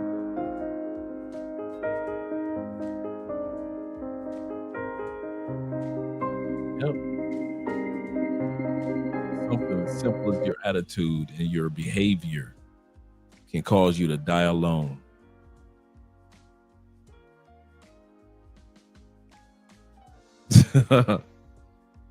Yeah. Speaking of tricking, they think that's all we're all doing.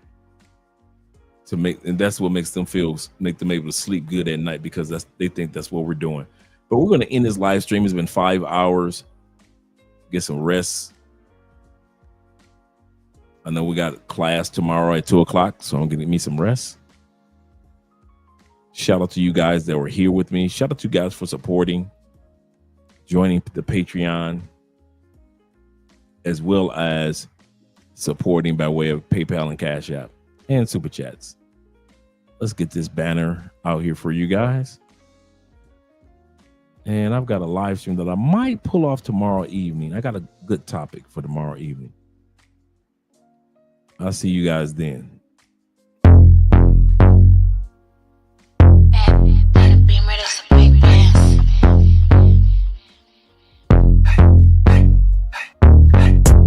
This ain't a Beamer, that's a big dance. Chrome heart got me kissing on his best friend. Put in work, baby, you could be my best man. Sending cash to my account, he investing. Dark shades on when I'm off the Migos. He tryna cuff me like a in a Rico. Moving through this like GTA with a cheat code. He claimed that he love me, but before not a freak. I just wanna dance all night. Can't nobody do it just like I. Boy, you got just what I like. Come on, baby, let's kiss, don't fight. What you wanna do? Tell me what you like. What you wanna do? Tell me what you like. What you wanna do? Tell me what you like. Just say the word, baby, I'ma get you right. What you wanna do? Tell me what you like. What you wanna do? Tell me what you like. What you wanna do? Tell me what you like. Ain't gotta say it, I know I'm the one you like. Ooh, damn, say the DJ turn the beat up. Got a white boy who be singing like a Beatle. Claim she getting bread, but I heard she doing keto. I don't do drugs, I'ma smoke a little weedo. I can't chase a man for no paper. Just think it's sweet, I'ma show him now or later. I be getting money on the wake up. He a broke boy, tell that bitch get his cake up. Only with dope boys, they the ones who spinning paper, get your weight up. Told him send an Addy and to stay up. Just out here mad, told him assalamu alaikum. Who that 5'5", she don't even need no makeup. What you wanna do? Tell me what you like. What you wanna do? Tell me what you like. What you wanna do? Tell me what you like. Just say the word, baby, I'ma get you right. What you wanna do? Tell me what you like. What you wanna do? Tell me what you like. What you wanna do? Tell me what you like. Ain't gotta say it, I know I'm the one you like.